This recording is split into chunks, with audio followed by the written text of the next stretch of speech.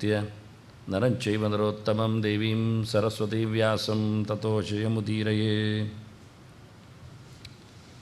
ಹರೇ ರಾಮ ರಾಮ ರಾಮ ಹರೇ ಹರೇ, ಹರೇ ಕೃಷ್ಣ ಕೃಷ್ಣ ಕೃಷ್ಣ ಹರೇ ಹರೇ. ಮುಂದೆ ಬರುವ ಹನುಮತ್ ಜಯಂತಿಯ ವಿಶೇಷವಾದ ಕಾರ್ಯಕ್ರಮಕ್ಕೆ ತಮಗೆಲ್ಲ ಹಾರ್ದಿಕವಾದ ಸ್ವಾಗತದೊಂದಿಗೆ ಹನುಮಂತನ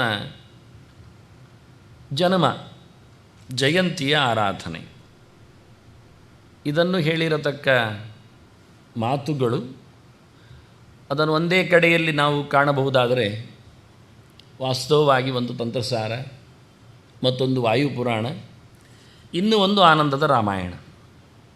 ಇಲ್ಲಿ ಅವನ ದಿನ, ಹುಟ್ಟಿದ ನಕ್ಷತ್ರ, ಜೊತೆಯಲ್ಲಿ ಲಗ್ನ ಇದನ್ನೆಲ್ಲ ತಿಳಿಸಿಕೊಡ್ತಾರೆ. ಮುಖ್ಯವಾಗಿ ಚೈತ್ರ ಮಾಸದ ಅಂದರೆ ಇವತ್ತಿನ ಮಾಸದಲ್ಲಿದ್ದೇವೆ ನಾವು, ಆರಂಭದ ಮಾಸ, ಯುಗಾದಿ ಕಳೆದಾಗ ಅದರಲ್ಲಿ ಮೊದಲು ಬರತಕ್ಕಂತಹ ಹುಣ್ಣಿಮೆ ಚೈತ್ರೇ ಮಾಸಿ ಶೀತೇ ಪಕ್ಷೇ ಪೌರ್ಣಮಾಸ್ಯಾಂ. ಮತ್ತು ಹನುಮಂತನ ಅವತಾರಕ್ಕೆ ವಾರ ಅದು ಮಂಗಳವಾರ. ಹಾಗಾಗಿ ಅವನ ವಾರವನ್ನಾಗಿ ಕೆಲವರು ಗಮನಿಸ್ತಾ ಹನುಮಂತನ ಗುಡಿಗೆ ಹೋಗುವಾಗ ಮಂಗಳವಾರವನ್ನು ಆಯ್ಕೆ ಮಾಡ್ತಾರೆ. ಕೆಲವರು ಅದಕ್ಕೆ ಉತ್ತರ ಕೊಡ್ತಾರೆ, ಅವನು ನಮಗೆ ಬದುಕಿನಲ್ಲಿ ಮಾಂಗಲ್ಯ ಮಾಡಬೇಕು, ಅದಕ್ಕಾಗಿ ನಮ್ಮ ಮಂಗಳವಾರ ಹೋಗ್ತೇವೆ ಅಂತ. ಇನ್ನು ಕೆಲವರು ಬಹಳ ಜೋರಿದ್ದಾನವ, ಅಂದರೆ ಯುದ್ಧ ಮಾಡುವವ, ರಕ್ತಕ್ರಾಂತಿಯವ, ಹಾಗಾಗಿ ಕುಜವಾರದಲ್ಲಿದ್ದಾನೆ. ವಾಸ್ತವವಾಗಿ ಆಗಲ್ಲ, ಅವನು ಹುಟ್ಟಿದ್ದೇ ಕುಜವಾರದಲ್ಲಿ. ಆದ್ದರಿಂದ ಮಂಗಳವಾರದಲ್ಲಿ ಅವನ ವಿಶೇಷವಾದಂತಹ ಪೂಜೆ ಪುನಸ್ಕಾರಗಳು. ಹುಟ್ಟುವಾಗಲೇ ಪೂರ್ಣವಾದಂತಹ ವ್ಯಕ್ತಿತ್ವದಲ್ಲೇ ಬಂದಿದ್ದಾನೆ.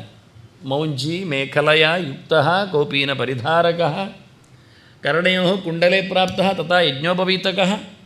ಇವೆಲ್ಲ ಅವನ ಅಸಾಧಾರಣವಾದ ಲಕ್ಷಣಗಳು ಹನುಮಂತ ಬಂದಾಗ. ಅಂದರೆ ಬೆತ್ತಲೆ ಮೈಯಲ್ಲಿ ಬರಲಿಲ್ಲ ಎನ್ನುವುದೊಂದು ದೊಡ್ಡ ವಿಷಯ.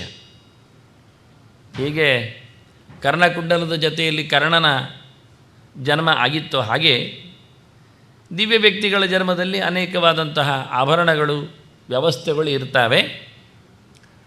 ಅರ್ಥ ಆಗಿರಬೇಕು ನಿಮಗೆ. ಅವನು ಕೋಪಿನ ಹಾಕಿಕೊಂಡು ಬಂದ ಅಂದರೆ ಹುಟ್ಟುವ ಪ್ರಾದೇಶಿಕವಾದ ಸಂಪರ್ಕಗಳು ಅವನಿಗೆ ಇಲ್ಲ, ದೈಹಿಕವಾಗಿ ಎನ್ನುವುದನ್ನು ತೋರಿಸಿಕೊಡಲು ಇದನ್ನು ಮಾಡಿರತಕ್ಕಂಥ ಒಂದು ಉದ್ದೇಶಪೂರ್ವಕವಾದ ನುಡಿ ಆಗಿದೆ. ಮತ್ತು ಹನುಮಂತನ ನೈಜವಾದ ಬಣ್ಣ ಪ್ರವಾಳ ಸದೃಶ ಅಂತ, ಒಂಥರ ಕೆಂಪು. ಹೀಗೆ ವಾನರ ರೂಪದಲ್ಲಿಯೇ ಪ್ರಕಟ ಆಗಿದ್ದಾನೆ. ಆದರೆ ಅವನಿಗೆ ಬೇಕಾದಂತಹ ರೂಪಗಳನ್ನು ಪಡೆಯತಕ್ಕಂತಹ ಶಕ್ತಿ, ದಿವ್ಯವಾದ ಶಕ್ತಿ ಇದೆ. ಹೀಗಾಗಿ ಅವನು ಮಾನುಷ್ಯ ರೂಪದಲ್ಲಿಯೂ ಕಾಣಿಸಿಕೊಳ್ಳುತ್ತಾನೆ, ಮನುಷ್ಯರಂತೆ ಮಾತಾಡುತ್ತಾನೆ. ಹಾಗಾಗಿ ಬರುವಾಗ ಹೇಗೆ ಬಂದ ಅನ್ನೋದಕ್ಕೋಸ್ಕರ ವಾನರ ರೂಪೇಣ ಪ್ರಕಟ ಅನ್ನುವ ಮಾತನ್ನು ಹೇಳ್ತಾರೆ. ಅವನ ನಕ್ಷತ್ರ ಸ್ವಾತಿ, ಸ್ವಾತ್ಯಾ ಭೌಮೇಶ ಮಾರುತಿ ಮೇಷಲಗ್ನೆ ಅಂತ ಪುರಾಣ ಲಗ್ನವನ್ನು ಗುರುತಿಸ್ತದೆ. ಮಹಾಚೈತ್ರಿ ಪೌರ್ಣಿಮಾಯಾಂ ಸಮುತ್ಪನ್ನ ಅಂಜನೀಸುತಃ ಅಂತ, ಅಂಜನೆಯಲ್ಲಿ ಹುಟ್ಟಿದವನು ಅಂತ, ಅಂಜನಾನಂದನಂ ವೀರಂ ಅಂತ ಹೇಳೋ ಮಾತದಕ್ಕೋಸ್ಕರ ಆಂಜನೇಯನಾಗಿ, ಅಂಜನಿಯ ಮಗನಾಗಿ ಹುಟ್ಟಿದ್ದಾನೆ. ದೇವತೆಗಳ ಹುಟ್ಟಿನಲ್ಲಿ ಇರತಕ್ಕಂತಹ ಒಂದು ಔಚಿತ್ಯದ ಬಗ್ಗೆ ಒಂದು ಮಹಾಭಾರತದ ಮಾತು ನಾವು ಎಷ್ಟೋ ಕಡೆಯಲ್ಲಿ ನೋಡುತ್ತೇವೆ. ದೇವತೆಗಳ ಹುಟ್ಟನ್ನು ಈ ದೇಶದಲ್ಲಿ ಒಂದೊಂದು ಪ್ರಕಾರದಲ್ಲಿ ಬರ್ತಾರೆ. ಭೀಷ್ಮನೇ ಹುಟ್ಟಿದ ರೀತಿ ನೋಡಿದರೆ ಅವನನ್ನು ಗಂಗೆ ಕರ್ಕೊಂಡು ಹೋಗಿರ್ತಾಳೆ. 300, 400, 500 ವರ್ಷಗಳ ಕಾಲ ಅವನೀತ ಬರುವುದೇ ಇಲ್ಲ. ಅಷ್ಟೇ ಅಲ್ಲದೆ ಸ್ವರ್ಗದಲ್ಲೆಲ್ಲ ಕಲೀಲಿಕ್ಕೆ ಹೋಗಿರ್ತಾನೆ. ಗುರುಗಳನ್ನು ಶುಕ್ರಾಚಾರ್ಯರಿಂದ ಮಾತಾಡಿಸಿರ್ತಾನೆ. ಅಪ್ಪನೇ ಶಂತನು ಬಂದಾಗ ಭೀಷ್ಮ ಅವನು ಅದೃಶ್ಯನಾಗ್ತಾನೆ, ಕಾಣದೇ ಹೋಗ್ತಾನೆ. ಮತ್ತೆ ಗಂಗೆ ಬಂದು ಪರಿಚಯಿಸುವುದು, ಇದು ನಿನ್ನ ಮಗನೇ ಭೀಷ್ಮ ಇದ್ದಾನೆ, ನಾನು ಕೊಡುತ್ತೇನೆ ಅಂಥೇಳಿ. ಹಾಗಾಗಿ ದೇವತೆಗಳೆಲ್ಲ ಹುಟ್ಟುವ ರೀತಿ ಹೇಗೆ ಎನ್ನುವುದನ್ನು ಒಂದು ಗುಟ್ಟು ನಮ್ಮ ಮುಂದೆ ತಿಳಿಸ್ತಾರೆ. ಹಾಗಾಗಿ ನಾವಿದನ್ನು ಆಕ್ಷೇಪಿಸುವಂತಿಲ್ಲ. ಹೇಗೆ ಸಾಧ್ಯ, ಎಂಥ ಸಾಧ್ಯ ಅಂತ ಅದಕ್ಕೆ ಅವರೇ ಉತ್ತರ ಕೊಡ್ತಾರೆ. ದೇವಾಶ್ಚೈವ, ಮುಖ್ಯವಾಗಿ ದೇವತೆಗಳು ಹುಟ್ಟುವ ರೀತಿ ಹೇಗಿರ್ತದೆ ಕೇಳಿದರೆ ಅವರು ಐಶ್ವರ್ಯವಂತೋ ವೈ ಅಂತಾರೆ. ಅವರಿಗೆ ಅಂತಹ ಒಂದು ಪವರ್ ಇದೆ, ಈಶ್ವರ ಭಾವ, ಒಡೆತನ ಇದೆ. ಏನು ಬೇಕಾದ್ರೂ ಮಾಡಿಯಾರವರು, ಹೇಗೆ ಬೇಕಾದರೂ ಬರ್ತಾರೆ ಅಂತ. ಬರುವ ರೀತಿ ಹೇಗೆ? ಶರೀರಾಣಿ ಆವಿಶಂತಿ ವೈ, ವ್ಯಕ್ತಿಗಳ ದೇಹವನ್ನು ಪ್ರವೇಶ ಮಾಡ್ತಾರೆ. ಆದ್ದರಿಂದ ಇಲ್ಲಿ ಕೇಸರಿಯಲ್ಲಿ ಅವನು ಕೇಸರಿ ಸ್ವಯಂ ವಾಯುವೇ ಆಗಿ ನಿಂತಿದ್ದಾನೆ. ಹಾಗಾಗಿ ವಾಯುವಿನಲ್ಲಿ ಅಂಜನೆ. ಆದ್ದರಿಂದಲೇ ಹನುಮಂತನ ಗಾಯತ್ರಿ ಮಂತ್ರವನ್ನು ಹೇಳುವಾಗ ಆಂಜನೀಜಾಯ ವಿದ್ಮಹೇ ವಾಯುಪುತ್ರಾಯ ಧೀಮಹಿ ತನ್ನೋ ಹನುಮಾನ್ ಪ್ರಚೋದಯಾತ್ ಅಂತ ಹೇಳಿ ತಂದೆ ತಾಯಿಗಳ ಹೆಸರನ್ನು ಗುರುತಿಸ್ತಾರೆ. ವಾಯುವಿನ ಮಗ ಇದ್ದಾನೆ, ಅಂಜನೆಯಲ್ಲಿ ಹುಟ್ಟಿದ್ದಾನೆ ಅಂತ. ಅವರು ಬರುವಾಗ ಒಂದು ಮುಖ್ಯವಾಗಿ ಸಂಕಲ್ಪ, ಮನಸ್ಸಿನಲ್ಲಿ ಹೀಗೆ ಯೋಚನೆ ಮಾಡ್ತಾರೆ, ಅಲ್ಲಿಂದ ಬರ್ತಾರೆ. ಅಷ್ಟರಲ್ಲೇ ಸಾಕಾಗುತ್ತೆ ಅವರಿಗೆ. ಸಂಕಲ್ಪದಿಂದಲೇ ಜನ್ಮವನ್ನು ತಳಿತಾರೆ. ಅಲ್ಲ ಅಂತಾದರೆ ಕೆಲವೊಮ್ಮೆ ವಾಚ ದೃಷ್ಟ್ಯಾ ತಥಾ ಸ್ಪರ್ಶಾತ್ ಸಂದರ್ಶೇಣ 4 ಪ್ರಕಾರ ಮಾತಿನಲ್ಲಿ ಹೇಳುತ್ತಾರೆ ನಾನು ಬರ್ತೇನೆ ಅಂತ. ಮುಟ್ತಾರೆ, ಕೆಲವೊಮ್ಮೆ ನಾಭಿಯ ಸ್ಪರ್ಶ ಮಾಡುತ್ತಾರೆ, ಕಣ್ಣಿನಲ್ಲಿ ಪ್ರವೇಶ ಮಾಡುತ್ತಾರೆ, ಇಲ್ಲಾಂದರೆ ಸಹಜವಾಗಿ ಮಗುವನ್ನು ಕೊಡುತ್ತಾರೆ. ಹೀಗೆ ಅವರ ಅನೇಕ ಪ್ರಕಾರಗಳ ಹುಟ್ಟಿ ಇರಲಾಗಿ ಮಹಾಭಾರತ ನಮಗೆ ದೊಡ್ಡ ಸಂಗತಿ. ವಾಸ್ತವವಾಗಿ ಯಾರನ್ನಾದರೂ ನಂಬದೇ ಇರಬಹುದು, ಆದರೆ ವ್ಯಾಸರನಂತೂ ನಂಬದೇ ಇರಲಿಕ್ಕೆ ಆಗುವುದೇ ಇಲ್ಲ. ಇಡೀ ಶಾಸ್ತ್ರಕಾರರ ಒಕ್ಕೊರಳವಾದೆಯನ್ನು ಕೇಳಿದರೆ ಏನೇನೋ ಬರೀತಾರೆ, ಹೇಳಿಕೊಳ್ಳುತ್ತಾರೆ. ಮತ್ತು ಕೆಲವೊಮ್ಮೆ ನಾವೆಲ್ಲ ಈ ಗೆರೆಗಳನ್ನು ಕೊಟ್ಟದ್ದು ಕೆಲವೊಮ್ಮೆ ಮೋಸ ಮಾಡಲಿಕ್ಕೆ ಅಂತ, ಹಾಗೊಂದು ಹೇಳಿದ್ದಾರೆ ನಮಗೆ ಮೋಸ ಮಾಡಲಿಕ್ಕೆ ಅಂತ ಹೇಳುತ್ತಾರೆ. ಹೀಗಾಗಿ ಯಾರನ್ನು ನಂಬುವುದು? ಪ್ರತಿಯೊಬ್ಬರೂ ಅವರವರ ಗುರುಗಳನ್ನು ಸರ್ವಜ್ಞರು ಅಂತ ಹೇಳುತ್ತಾರೆ. ಯಾವುದೇ ಒಂದು ಶಾಸ್ತ್ರ ಎಂದಾಗಿದ್ದರೆ ಒಂದಕ್ಕೊಂದು ಹೊಡಿಬಾರದು ಅಂತ ಕ್ರಮ. ಒಂದಕ್ಕೊಂದು ಹೊಡಿತದೆ ಅಂತಾದರೆ ಅದು ಶಾಸ್ತ್ರ ಆಗುವುದಿಲ್ಲ. ಈಗ ಭಾಳ ಚಂದವಾದ ಒಂದು ಮುಹೂರ್ತ ಉಂಟಂತೆ, ಎಂತ ಅನ್ನಪ್ರಾಶನಕ್ಕೆ ಮಗುವಿಗೆ. ಯಾಕೆ ನಾವು ಮುಹೂರ್ತ ನೋಡಿ ತಿನ್ನುವುದು? ಬಾಕ್ಯವಾದ ಪದಾರ್ಥವನ್ನು ಕೇಳಿದರೆ ಆರೋಗ್ಯವಾಗಿ ಬದುಕಬೇಕು ಅಂತ, ಮುಂದೆ ಕೊರತೆ ಬರಬಾರ್ದು ಅಂತ, ತಿನ್ನಲಿಕ್ಕೆ ಕೊರತೆಯೂ ಬರಬಾರ್ದು, ತಿಂದದ್ದು ಜೀರ್ಣವೂ ಆಗಬೇಕು ಅನ್ನುವ ನೆಲೆಯಲ್ಲಿ ನಾವೊಂದು ಒಳ್ಳೆ ಮುಹೂರ್ತ ನೋಡಿ ಒಂದು ಮಗುವಿಗೆ ಅನ್ನಪ್ರಾಶನ ಅಂತ ಮಾಡಿಸ್ತೇವೆ. ಒಳ್ಳೆ ಮುಹೂರ್ತ ಅಂತೇಳಿ ಏಕಾದಶಿಯನ್ನು ಕೊಟ್ಟಿದ್ದಾರೆ. ಅದು ಏಕಾದಶಿ ತಿಂದರೆ ಏನಾಗ್ತದೆ ಅಂದರೆ ಅದು ಪಾಪ ಬರ್ತದೆ. ಅದು ಹೇಳ್ಬೋದಲ್ಲ ನಾನು, ಅದು ಮಾಧ್ವರಿಗೆ ಮಾತ್ರ ಪಾಪ ಬರೋದು. ಯಾಕೆಂದರೆ ಅದು ಮಧ್ವಾಚಾರ್ಯ ಹೇಳಿದ್ದು ಏಕಾದಶಿ ಉಪವಾಸ ಮಾಡಲಿಕ್ಕೆ. ನೀವು ಕೆಟ್ಟಿದ್ದೀರಿ, ನಾವೆಲ್ಲ ಗಮ್ಮತ್ತಲ್ಲಿ ಊಟ ಮಾಡಿದ್ದು ಬರೋದಿಲ್ವ? ಒಂದು ಪ್ರಶ್ನೆ, ಮಧ್ವಾಚಾರ್ಯ ಬರೋ ಮುಂಚೆ ಏಕಾದಶಿ ಉಪವಾಸ ಮಾಡ್ತಿರಲಿಲ್ವಾ? ಉಪವಾಸ ಎನ್ನುವುದು ಮಧ್ವಾಚಾರ್ಯರು ಇಂಟ್ರೊಡ್ಯೂಸ್ ಮಾಡಿದ್ದ. ಹಾಗಾದರೆ ದುರ್ವಾಸನ ಪ್ರಕರಣ ಎಂಥದ್ದು? ಅಂಬರೀಷನಲ್ಲಿ ರುಕ್ಮಾಂಗದನ ಚರಿತ್ರೆ ಏನು? ಅವನು ಇಡೀ ಲೋಕಕ್ಕೆ ಡಂಗುರ ಸಾರಿಸಿ ಹೇಳ್ತಿದ್ದ, ನಾಳೆ ಏಕಾದಶಿ, ಎಲ್ಲರೂ ಉಪವಾಸ ಮಾಡತಕ್ಕದ್ದು, ರಾಜಾಜ್ಞೆ. ಹಾಗಾದರೆ ಒಂದು ಶಾಸ್ತ್ರ ಹೊಡಿತದ? ಏನು ಉತ್ತರ ಕೊಡ್ತಾರೆ ಅವರು? ಮಧ್ವಾಚಾರ್ಯರು ಏಕಾದಶಿಯ ಬಗ್ಗೆ ಹೆಚ್ಚಿನ ಅದರ ಮೇಲೆ ಒಲುಮೆ ಬರುವಂತೆ ಗೆರೆಗಳನ್ನೆಲ್ಲ ಒಟ್ಟು ಸೇರಿಸಿ ತೋರಿಸಿಕೊಟ್ರು. ಬಿಟ್ಟೋಗಿದೆ, ಇದು ಸರಿ ಮಾಡುತ್ತಾ ಇಲ್ಲ, ನೀವು ನೋಡಿಕೊಳ್ಳಿ. ಅವರದನ್ನು ಸ್ಪಷ್ಟಪಡಿಸಿದ್ದೇರೆ ಹೊರತು, ನಿರ್ಣಯ ಕೊಟ್ಟರೆ ಹೊರತು ಅವರು ಹೊಸದಾಗಿ ಅದನ್ನು ಹೊರಗೆ ಹಾಕಿದ್ದಲ್ಲ. ಚಕ್ರಾಂಕಿತ ಪ್ರವೇಷ್ಟವ್ಯ, ದ್ವಾರಕೆಯಲ್ಲಿ ಕೃಷ್ಣ ಹೇಳುವುದು, ಒಳಗೆ ಹೊರಗೆ ಹೋಗುವವರನ್ನು ಚೆನ್ನಾಗಿ ಗಮನಿಸಿ, ಇಲ್ಲಿ ಕೆಟ್ಟವರು ಬರ್ತಾರೆ ಕೆಲವೊಮ್ಮೆ ಕಲ್ಲೊಡಿಯೋರು, ಆದ್ದರಿಂದ ಚಕ್ರಶಂಕ ಮುದ್ರೆ ಧಾರಣೆ ಹಾಕಿಕೊಂಡಿದ್ದಾರೆ ಚಿಹ್ನೆ ಅಂತ ನೋಡಿಬಿಡಿ ಅಂದಿದ್ದಾರೆ. ಇದು ಮಧ್ವಾಚಾರ್ಯ ಹೇಳಿದ್ದ ಮೈಸುಡಲಿಕ್ಕೆ. ಅವರದನ್ನು ಮತ್ತೆ ಇಂಟ್ರಡ್ಯೂಸ್ ಮಾಡಿದರು. ತಪ್ಪಿ ಹೋಗಿದೆ ವೈಷ್ಣವ ಲಾಂಛನ ಹಾಕುವುದು, ಆದ್ದರಿಂದ ಪ್ರತಿಯೊಬ್ಬರೂ ಸಹ ಚಕ್ರಶಂಕ ಹಾಕ್ಕೊಳ್ಳಿ, ನಿಮಗೆ ರಕ್ಷೆ, ನಿಮಗೆ ಸಂಪತ್ತು ಸಿಗ್ತದೆ ಅಂತ. ಒಂದು ದುರಿತ ಹೋಗ್ತದೆ, ಗುಣ ಬರ್ತದೆ ಅಂತ. ಆದ್ದರಿಂದ ಪೃಥಿವ್ಯಾಮ್ಯಾನಿ ಪಾಪಾನಿ ಅನ್ನಮಾಶ್ರಿತ್ಯ ತಿಷ್ಟಂತೆ ಸಂಪ್ರಾಪ್ತೆ ಹರಿವಾಸರೆ ಅಂತ. ಏನೆಲ್ಲ ಪಾಪಗಳಿವೆಯೋ ಆವತ್ತು ಏಕಾದಶಿ ದಿವಸ ಅನ್ನದಲ್ಲಿ ಸೇರ್ತದೆ, ತಿಂದರೆ ಪಾಪ ಬರ್ತದೆ. ಇಷ್ಟೆಲ್ಲ ವ್ಯವಸ್ಥಿತವಾಗಿ ಹೇಳಿರುವಾಗ ನಾವು ಯಾರೋ ಒಬ್ಬರ ಮೇಲೆ ಗೂಬೆ ಕುಳ್ಳಿರಿಸಿ ಮಾತಾಡೋದೇನುಂಟು? ಪ್ರಯೋಜನ ಆಗಲಿ. ಆದರೆ ಒಂದು ಶಾಸ್ತ್ರಕ್ಕೆ ಒಂದು ಶಾಸ್ತ್ರ ಹೊಡೆಯುವುದಾದರೆ ಅದು ಶಾಸ್ತ್ರ ಅಲ್ಲ, ಅದು ಪ್ರಲೋಭನೆ, ಮೋಸ ಮಾಡಲಿಕ್ಕೆ ಬಂದದ್ದು. ಆದ್ದರಿಂದ ಬೌದ್ಧಶಾಸ್ತ್ರ ಆಗಲಿ, ಜೈನಶಾಸ್ತ್ರ ಆಗಲಿ, ಇವೆಲ್ಲ ಹೆಸರು ಯಾಕೆ? ಪ್ರತಿಯೊಬ್ಬರು ಅವರವರ ಗುರುಗಳು ಶ್ರೇಷ್ಠರು ಅಂತ ಹೇಳುವವರು. ಹಾಗಾಗಿ ಇಲ್ಲಿ ಶಾಸ್ತ್ರಗಳು ಒಂದಕ್ಕೊಂದು ಹೊಡೆಯುವುದಾದರೆ ಅದು ಶಾಸ್ತ್ರ ಅಲ್ಲ.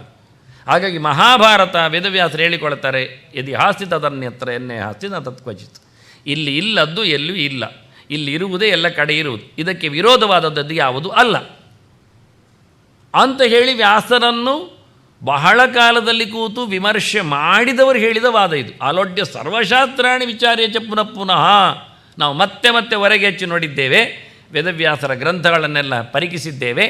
ಇದು ನಿರ್ಣಯ. ಆದ್ದರಿಂದ ಯಾವನೇ ಸೂತ್ರಕಾರ ಬರಲಿ, ಇನ್ನು ಯಾರೇ ಯಾವುದೇ ಪ್ರಬಂಧಕಾರ ಇರಲಿ, ಇನ್ನು ಯಾವುದೇ ರೀತಿಯಾಗಿರತಕ್ಕಂತಹ ರಿಸರ್ಚ್ ಮಾಡುವವನಿರಲಿ, ಎಂತ ಮಾಡಿಕೊಂಡವರಾದರೂ ವಾಸ್ತವವಾಗಿ ಹೇಳುವುದಾಗಿದ್ದರೆ ವೇದವ್ಯಾಸರ ವಿರುದ್ಧವಾಗಿದ್ದರೆ ಅದು ಉಪಾದೇಯ ಅಲ್ಲ, ಸ್ವೀಕರಣಯೋಗ್ಯ ಅಲ್ಲ. ಹಾಗಾಗಿ ನಾನು ಮಹಾಭಾರತದ ಗೆರೆಗಳನ್ನೇ ಅಥಾರಿಟಿಯಾಗಿ ವೇದವ್ಯಾಸರ ಮಾತುಗಳನ್ನೇ ಹೆಚ್ಚಾಗಿ ಚಿಂತನೆಗಳಲ್ಲಿ ಕೊಡುವಂಥದ್ದು. ಹುಟ್ಟಿದ ಹನುಮಂತನ ಮೊದಲ ಕೆಲಸ ಬಹಳ ಸುಂದರವಾಗಿತ್ತು. ಅವನು ಬಹಳ ಚಂದವಾಗಿ ನೋಡಿದ. ಎಷ್ಟೆಲ್ಲ ಆಕ್ಷೇಪಗಳಿರ್ತವೆ ಅದನ್ನೆಲ್ಲ ನಾವು ಚಿಂತನೆಗೆ ತರಲಿಕ್ಕೆ ಬರ್ತದೆ. ಓಡಿ ಹೋಗಿ ಭಾಳ ಚಂದಾಗಿದೆ ಅಂತ ಹಣ್ಣು ಅಂತ ಹೇಳಿಕೊಂಡು ಹಾರಿದ್ದಾನೆ ಅಂತ. ಒಂದು ಯಾವತ್ತೂ ಹೇಳಬೇಕು ನಾನು, ಭಗವಂತ ಆಗಲಿ ಭಗವಂತನ ಪರಿಚಾರಕರಾಗಲಿ ನೆಲವನ್ನು ಮುಟ್ಟಿದಾಗ ಅವರು ಬೇಕೆಂದಲೇ ನರೇಶು ಜಾತಃ ನರವತ್ ಪ್ರವೃತ್ತಿ ಅಂತ ಮನುಷ್ಯರಂತೆ ಆಟ ತೋರಿಸ್ತಾರೆ. ಹೀಗಾಗಿ ಇವನು ತನಗೇನು ಗೊತ್ತಿಲ್ಲ ಅಂತ ಹೇಳಿಕೊಳ್ಳುವ ಮೂಲಕ ಸೂರ್ಯನೆಡೆಗೆ ಹಾರಿದ್ದಾನೆ. ಗಮನಿಸಬೇಕಾದ್ದು ನಾವು, ನಮ್ಮ ಸಾಮಾನ್ಯ ಯಾವುದೇ ಪ್ರಕಾರದ ಯಂತ್ರವೇ ಸೂರ್ಯನೆಡೆಗೆ ಹೋಗುವುದಿಲ್ಲ, ಮನುಷ್ಯ ಬಿಡಿ. ಇವ ಸೂರ್ಯನನ್ನು ಹಿಡಿತಾನೆ ಅಂತ ಹಾರಬೇಕಾದ್ರೆ ಹುಟ್ಟಿದ ಈ ಮಗುವಿನ ಕತೆ ಹೇಗಿರಬೇಡ ಯೋಚನೆ ಮಾಡಿ. ಆಗ ಇವನನ್ನು ನಾವು ಪೊಳ್ಳು ವ್ಯಕ್ತಿ ಅಂತ ಹೇಳೋದ, ಇದು ಎಂತ ಮಾರೆ ಮಂಗ ಹಣ್ಣು ಅಂತ ಹಾರಿದ್ದು ಎಲ್ಲಿಗೆ ಅವ? ಸೂರ್ಯನೆಡೆಗೆ ಎಂದು ಏನು ಬಾನಿನೆಡೆಗೆ ಸೂರ್ಯ ಮಂಡಲದ ಹತ್ತಿರಕ್ಕೆ ಹೋಗಿದ್ದಾನೆ. ಸೂರ್ಯನೇ ಬೆದರಬೇಕು. ಹಾಗೆ ಅದ್ಭುತವಾದ ವ್ಯವಸ್ಥೆ ಅವನದ್ದು. ಅಸೌ ಹಿ ಜಾತಮಾತ್ರೋ ಹಿ ಬಾಲಾರ್ಕೈವ ಮೂರ್ತಿಮಾನ್ ಗ್ರಹೀತು ಕಾಮಃ ಬಾಲಾರ್ಕಂ ಬುಪ್ಲಾವ ಅಂಬರ ಮಧ್ಯತಃ. ವೇದವ್ಯಾಸರು ಕೊಟ್ಟ ಸ್ಕಂದಪುರಾಣದ ಮಾತು. ಇನ್ನೊಂದು ರುದ್ರ ಸಂಹಿತೆಯಲ್ಲಿ ಅವನ ಪವರ್ ಹೇಳುತ್ತಾರೆ, ಆದಿತ್ಯಾನಾಂ ವಾಸುದೇವ, ಹಾಗೆ ವಾನರಾಣಂ ಹನುಮಾನ್ ವಾನರೇಶು ಚ ಅಂತ. ಅತ್ಯಂತ ಎತ್ತರದ ವ್ಯಕ್ತಿಯಾಗಿ ನಿಂತಿದ್ದಾನಾದ್ದರಿಂದಲೇ ಇವನಿಗೆ ಮಾತ್ರ ಆಗುವಂಥದ್ದು, ಎಲ್ಲರಿಗಲ್ಲ. ಇದು ವಿಭೂತಿಯ ವ್ಯವಸ್ಥೆಗಳು. ಯಾರಲ್ಲಿ ದೇವರ ಪವರ್ ಇರ್ತದೆ ಅವರು ಏನನ್ನು ಸಾಧಿಸ್ತಾರೆ ಅಂತ. ಹಾಗಾಗಿ ಬಹಳ ಸ್ಪಷ್ಟವಾಗಿ ನಾನು ಅದಕ್ಕೋಸ್ಕರ ಬೇಕೆಂದಲೇ ರುದ್ರ ಸಂಹಿತೆಯನ್ನು ಎತ್ತಿ ತಂದದ್ದು. ಯಾಕೆಂದರೆ ಅವನು ರುದ್ರನು ಅಂತ ಹೇಳುವವರು ಬಹಳ ಜನ ಇದ್ದಾರೆ. ಸರಿ, ಅವನು ರುದ್ರನೇ. ರುದ್ರ ಅಂದರೆ ಭಯಂಕರ ಅಂತ ಅರ್ಥ. ಮುಂದೆ ಮಾತದರದ್ದು ಚಿಂತನೆಯಲ್ಲಿ ಬರ್ತದೆ. ಅವನನ್ನು ತಿಳಿಸಿಕೊಡುವಾಗ ಬಹಳ ಮಾತುಗಳು ಅಂದರೆ ತತಃಕಾಲಾಗ್ನಿ ರುದ್ರಾತ್ಮ ಅಂತಾರೆ. ಇಡೀ ಜಗತ್ತನ್ನು ಕೊನೆಗೆ ಸಂಹಾರ ಮಾಡತಕ್ಕಂಥ ರುದ್ರಶಕ್ತಿ, ಅದು ಬೆಂಕಿಯ ನೆಲೆಯಲ್ಲಿ ಎಲ್ಲವನ್ನು ಭಸ್ಮ ಮಾಡ್ತದೆ ಅಂತ. ಹಾಗಾಗಿ ಅಗ್ನಿ ಇರುವೇ ರುದ್ರ ಅಂತಾರೆ. ಹಾಗೆಯೇ ಪ್ರಾಣಾಗ್ನಿ ರುದ್ರಾತ್ಮ ಅಂತ ಪ್ರಾಣನನ್ನು ರುದ್ರ ಅಂತ ಕರೀತಾರೆ. ಅದರಿಂದ ಪ್ರಾಣನೂ ಆಗ್ತಾನೆ ರುದ್ರ, ಅಗ್ನಿಯೂ ಆಗ್ತಾನೆ, ರುದ್ರನೂ ಆಗ್ತಾನೆ. ಈ ಶಬ್ದಗಳನ್ನು ಬೇಕೆಂದಲೇ ಗುರುತಿಸ್ತಾರೆ. ಹೇಗೆ ಕೇಳಿದರೆ ರುದ್ರ ಶಬ್ದಕ್ಕೆ ಅರ್ಥ ರೋದನಾಥ್ ಅಂತ, ರೋದಯತಿ ಅಂತ, ಅಳು ಬರುವಂತೆ ಮಾಡ್ತಾನೆ ಅಂತ. ಬೆಂಕಿಯೂ ಮುಟ್ಟಿದಾಗ ಅಳು ಬರ್ತದೆ, ಗಾಳಿಯೂ ಹೋದಾಗ ಅಳು ಬರ್ತದೆ. ಶಿವನು ಮೃತ್ಯುದೇವತೆಯು ಎದುರು ಬಂದಾಗ ಅಳು ಬರ್ತದೆ. ಅವನು ಬರಬೇಕಾಗಿದೆ, ಎದುರು ಬಂದಾಗಲೇ ಅಳು ಬರ್ತದೆ. ಹೆಸರಿಗೆ ಹೇಳಿದರೆ ಅಳು ಬರ್ತದೆ. ನಿವನಿಗೆ ಮೃತ್ಯು ಉಂಟಂತೆ, ಹೌದಾ, ಈಗಲೇ ಅಳಲಿಕ್ಕೆ ಶುರು ಮಾಡಿ. ಆದ್ದರಿಂದ ನಮ್ಮನ್ನು ಅಳು ಬರುವಂತೆ ಮಾಡುವವರು ಅರ್ಥದಲ್ಲಿ ಸುಮಾರು ಜನರಾಗ್ತಾರೆ. ಬೆಂಕಿಯೂ ಅಳು ಬರ್ತದೆ ಮುಟ್ಟಿದರೆ, ಬಿಸಿಯಾಗಿ. ಗಾಳಿಯೂ ಮೇಲೆ ಕೆಳಗೆ ಹೋಗದಿದ್ದರೆ ಅಳಲಿಕ್ಕೆ ಶುರುವಾಗ್ತದೆ. ಹೇಳ್ತಾರೆ ಅವರು, ಸ್ವಲ್ಪ ಕ್ರಿಟಿಕಲ್ ಕಂಡೀಷನ್, ಬ್ರೀತಿಂಗ್ ಪ್ರಾಬ್ಲಮ್ ಅಂತ. ಎಲ್ಲರಿಗೂ ಅಳೋಲಿಕ್ಕೆ ಶುರುವಾಗ್ತದೆ, ಅವನಿಗೆ ಮಾತ್ರ ಅಲ್ಲ. ಆದ್ದರಿಂದ ಅಳಿಸುವವನು ಎನ್ನುವ ಅರ್ಥದಲ್ಲಿ, ಉರಿಸುವವನು ಎನ್ನುವ ಅರ್ಥದಲ್ಲಿ, ಮುಂದೆ ಇದ್ದಾನೆ ಎನ್ನುವ ಅರ್ಥದಲ್ಲಿ ಶಬ್ದಗಳನ್ನು ಏಕತ್ರ ಪ್ರಯೋಗ ಮಾಡಿಕೊಂಡು ಆದ್ದರಿಂದ ಇವನನ್ನು ಸಹ ರುದ್ರಾವತಾರ ಅಂತ ಹೇಳೋದುಂಟು, ರೌದ್ರನಾದ್ದರಿಂದ ಅಂತ. ಜನರಿಗೆ ಬೇಕೆಂದರೆ ಕನ್ಫ್ಯೂಸ್ ಆಗಲಿ ಅಂತ ಶಾಸ್ತ್ರಗಾರ ಬಾಯಿ ಮುಚ್ಚಿ ಕೂತ್ಕೊಳ್ಳುವುದುಂಟು. ಅದಕ್ಕೆ ನಾನು ಹೇಳಿದೆ, ಮಹಾಭಾರತ ಏನು ಹೇಳ್ತದೆ ಕೇಳಿ, ಅದು ನಮಗೆ ಕಂಕ್ಲೂಷನ್, ಅದು ನಮಗೆ ತೀರ್ಪು ಒಂದು ದೃಷ್ಟಿಯಿಂದ. ಆಗಲೇ ನಾನು ಮಂತ್ರಮಾರಣವಾದ ಮಂತ್ರ ಒಂದು ಹೇಳಿದೆ, ಗಾಯತ್ರಿ ಮಂತ್ರ, ಆಂಜನೇಯಾಯ ವಿದ್ಮಹೇ ವಾಯುಪುತ್ರಾಯ ಅಂತ. ವಾಯುಪುತ್ರ ಆಗುವಾಗ ಮತ್ತು ರುದ್ರ ಆಗುವುದೇ. ಇನ್ನೂ ಒಂದು ಹೇಳಲೇಬಹುದಾಗಿದ್ದರೆ, ಶಿವನಿಗೆ ಸುಮಾರು ಜನರನ್ನೆಲ್ಲ ಮಕ್ಕಳು ಮಾಡಿಬಿಡ್ತಾರೆ ಇವರು. ಯಾವಾಗ? ಮೋಹಿನಿಯನ್ನು ಬಂದಾಗ. ಮೋಹಿನಿ ನಿಜವಾಗಿ ಬಂದದ್ದು ಶಿವನನ್ನು ಛೇಡಿಸಲಿಕ್ಕೆ, ಅದೆಷ್ಟೋ ಜನ ಗೊತ್ತಿಲ್ಲ. ಅವ ವಿಷ ಕುಡಿದವ ಸಮುದ್ರ ಮಥನ ನಂತರದಲ್ಲಿ ಬರಲಿಲ್ಲ. ಅಷ್ಟೊತ್ತಿಗೆ ಅಮೃತ ಬಂದಿದೆ, ಧನ್ವಂತರಿ ಬಂದಿದ್ದಾನೆ, ಬಡಿಸ್ಲಿಕ್ಕೋಸ್ಕರ ಮೋಹಿನಿ ಬಂದಿದ್ದಾಳೆ, ಎಲ್ಲರಿಗೆ ಹಂಚಿ ಹೋಗಿದ್ದಾಳೆ.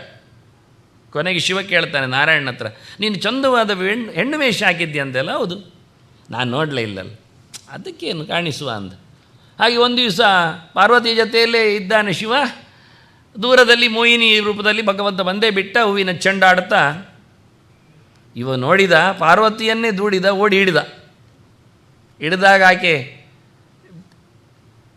ತಪ್ಪಿಸಿಕೊಂಡು ಓಡಿದ್ದಾಳೆ. ಆದರೂ ಇನ್ನಿಂದ ಓಡಿ ಹೋಗಿದ್ದಾನೆ. ಅವನ ವಿಚಿತ್ರವಾದಂಥ ಕಾಮನೆಯಿಂದ ಅವನೆಲ್ಲ ಧಾತು ಕ್ಷಯ ಮಾಡಿಕೊಂಡಿದ್ದಾನೆ. ಎಲ್ಲಿಯೆಲ್ಲ ಅದರ ಧಾತುಗಳು ಬಿದ್ದಿವೆ ಅಲ್ಲೆಲ್ಲ ಬೆಳ್ಳಿಯ ಬೆಟ್ಟಗಳಾಗಿವೆ ಅಂತ ತೋರಿಸ್ತಾರೆ.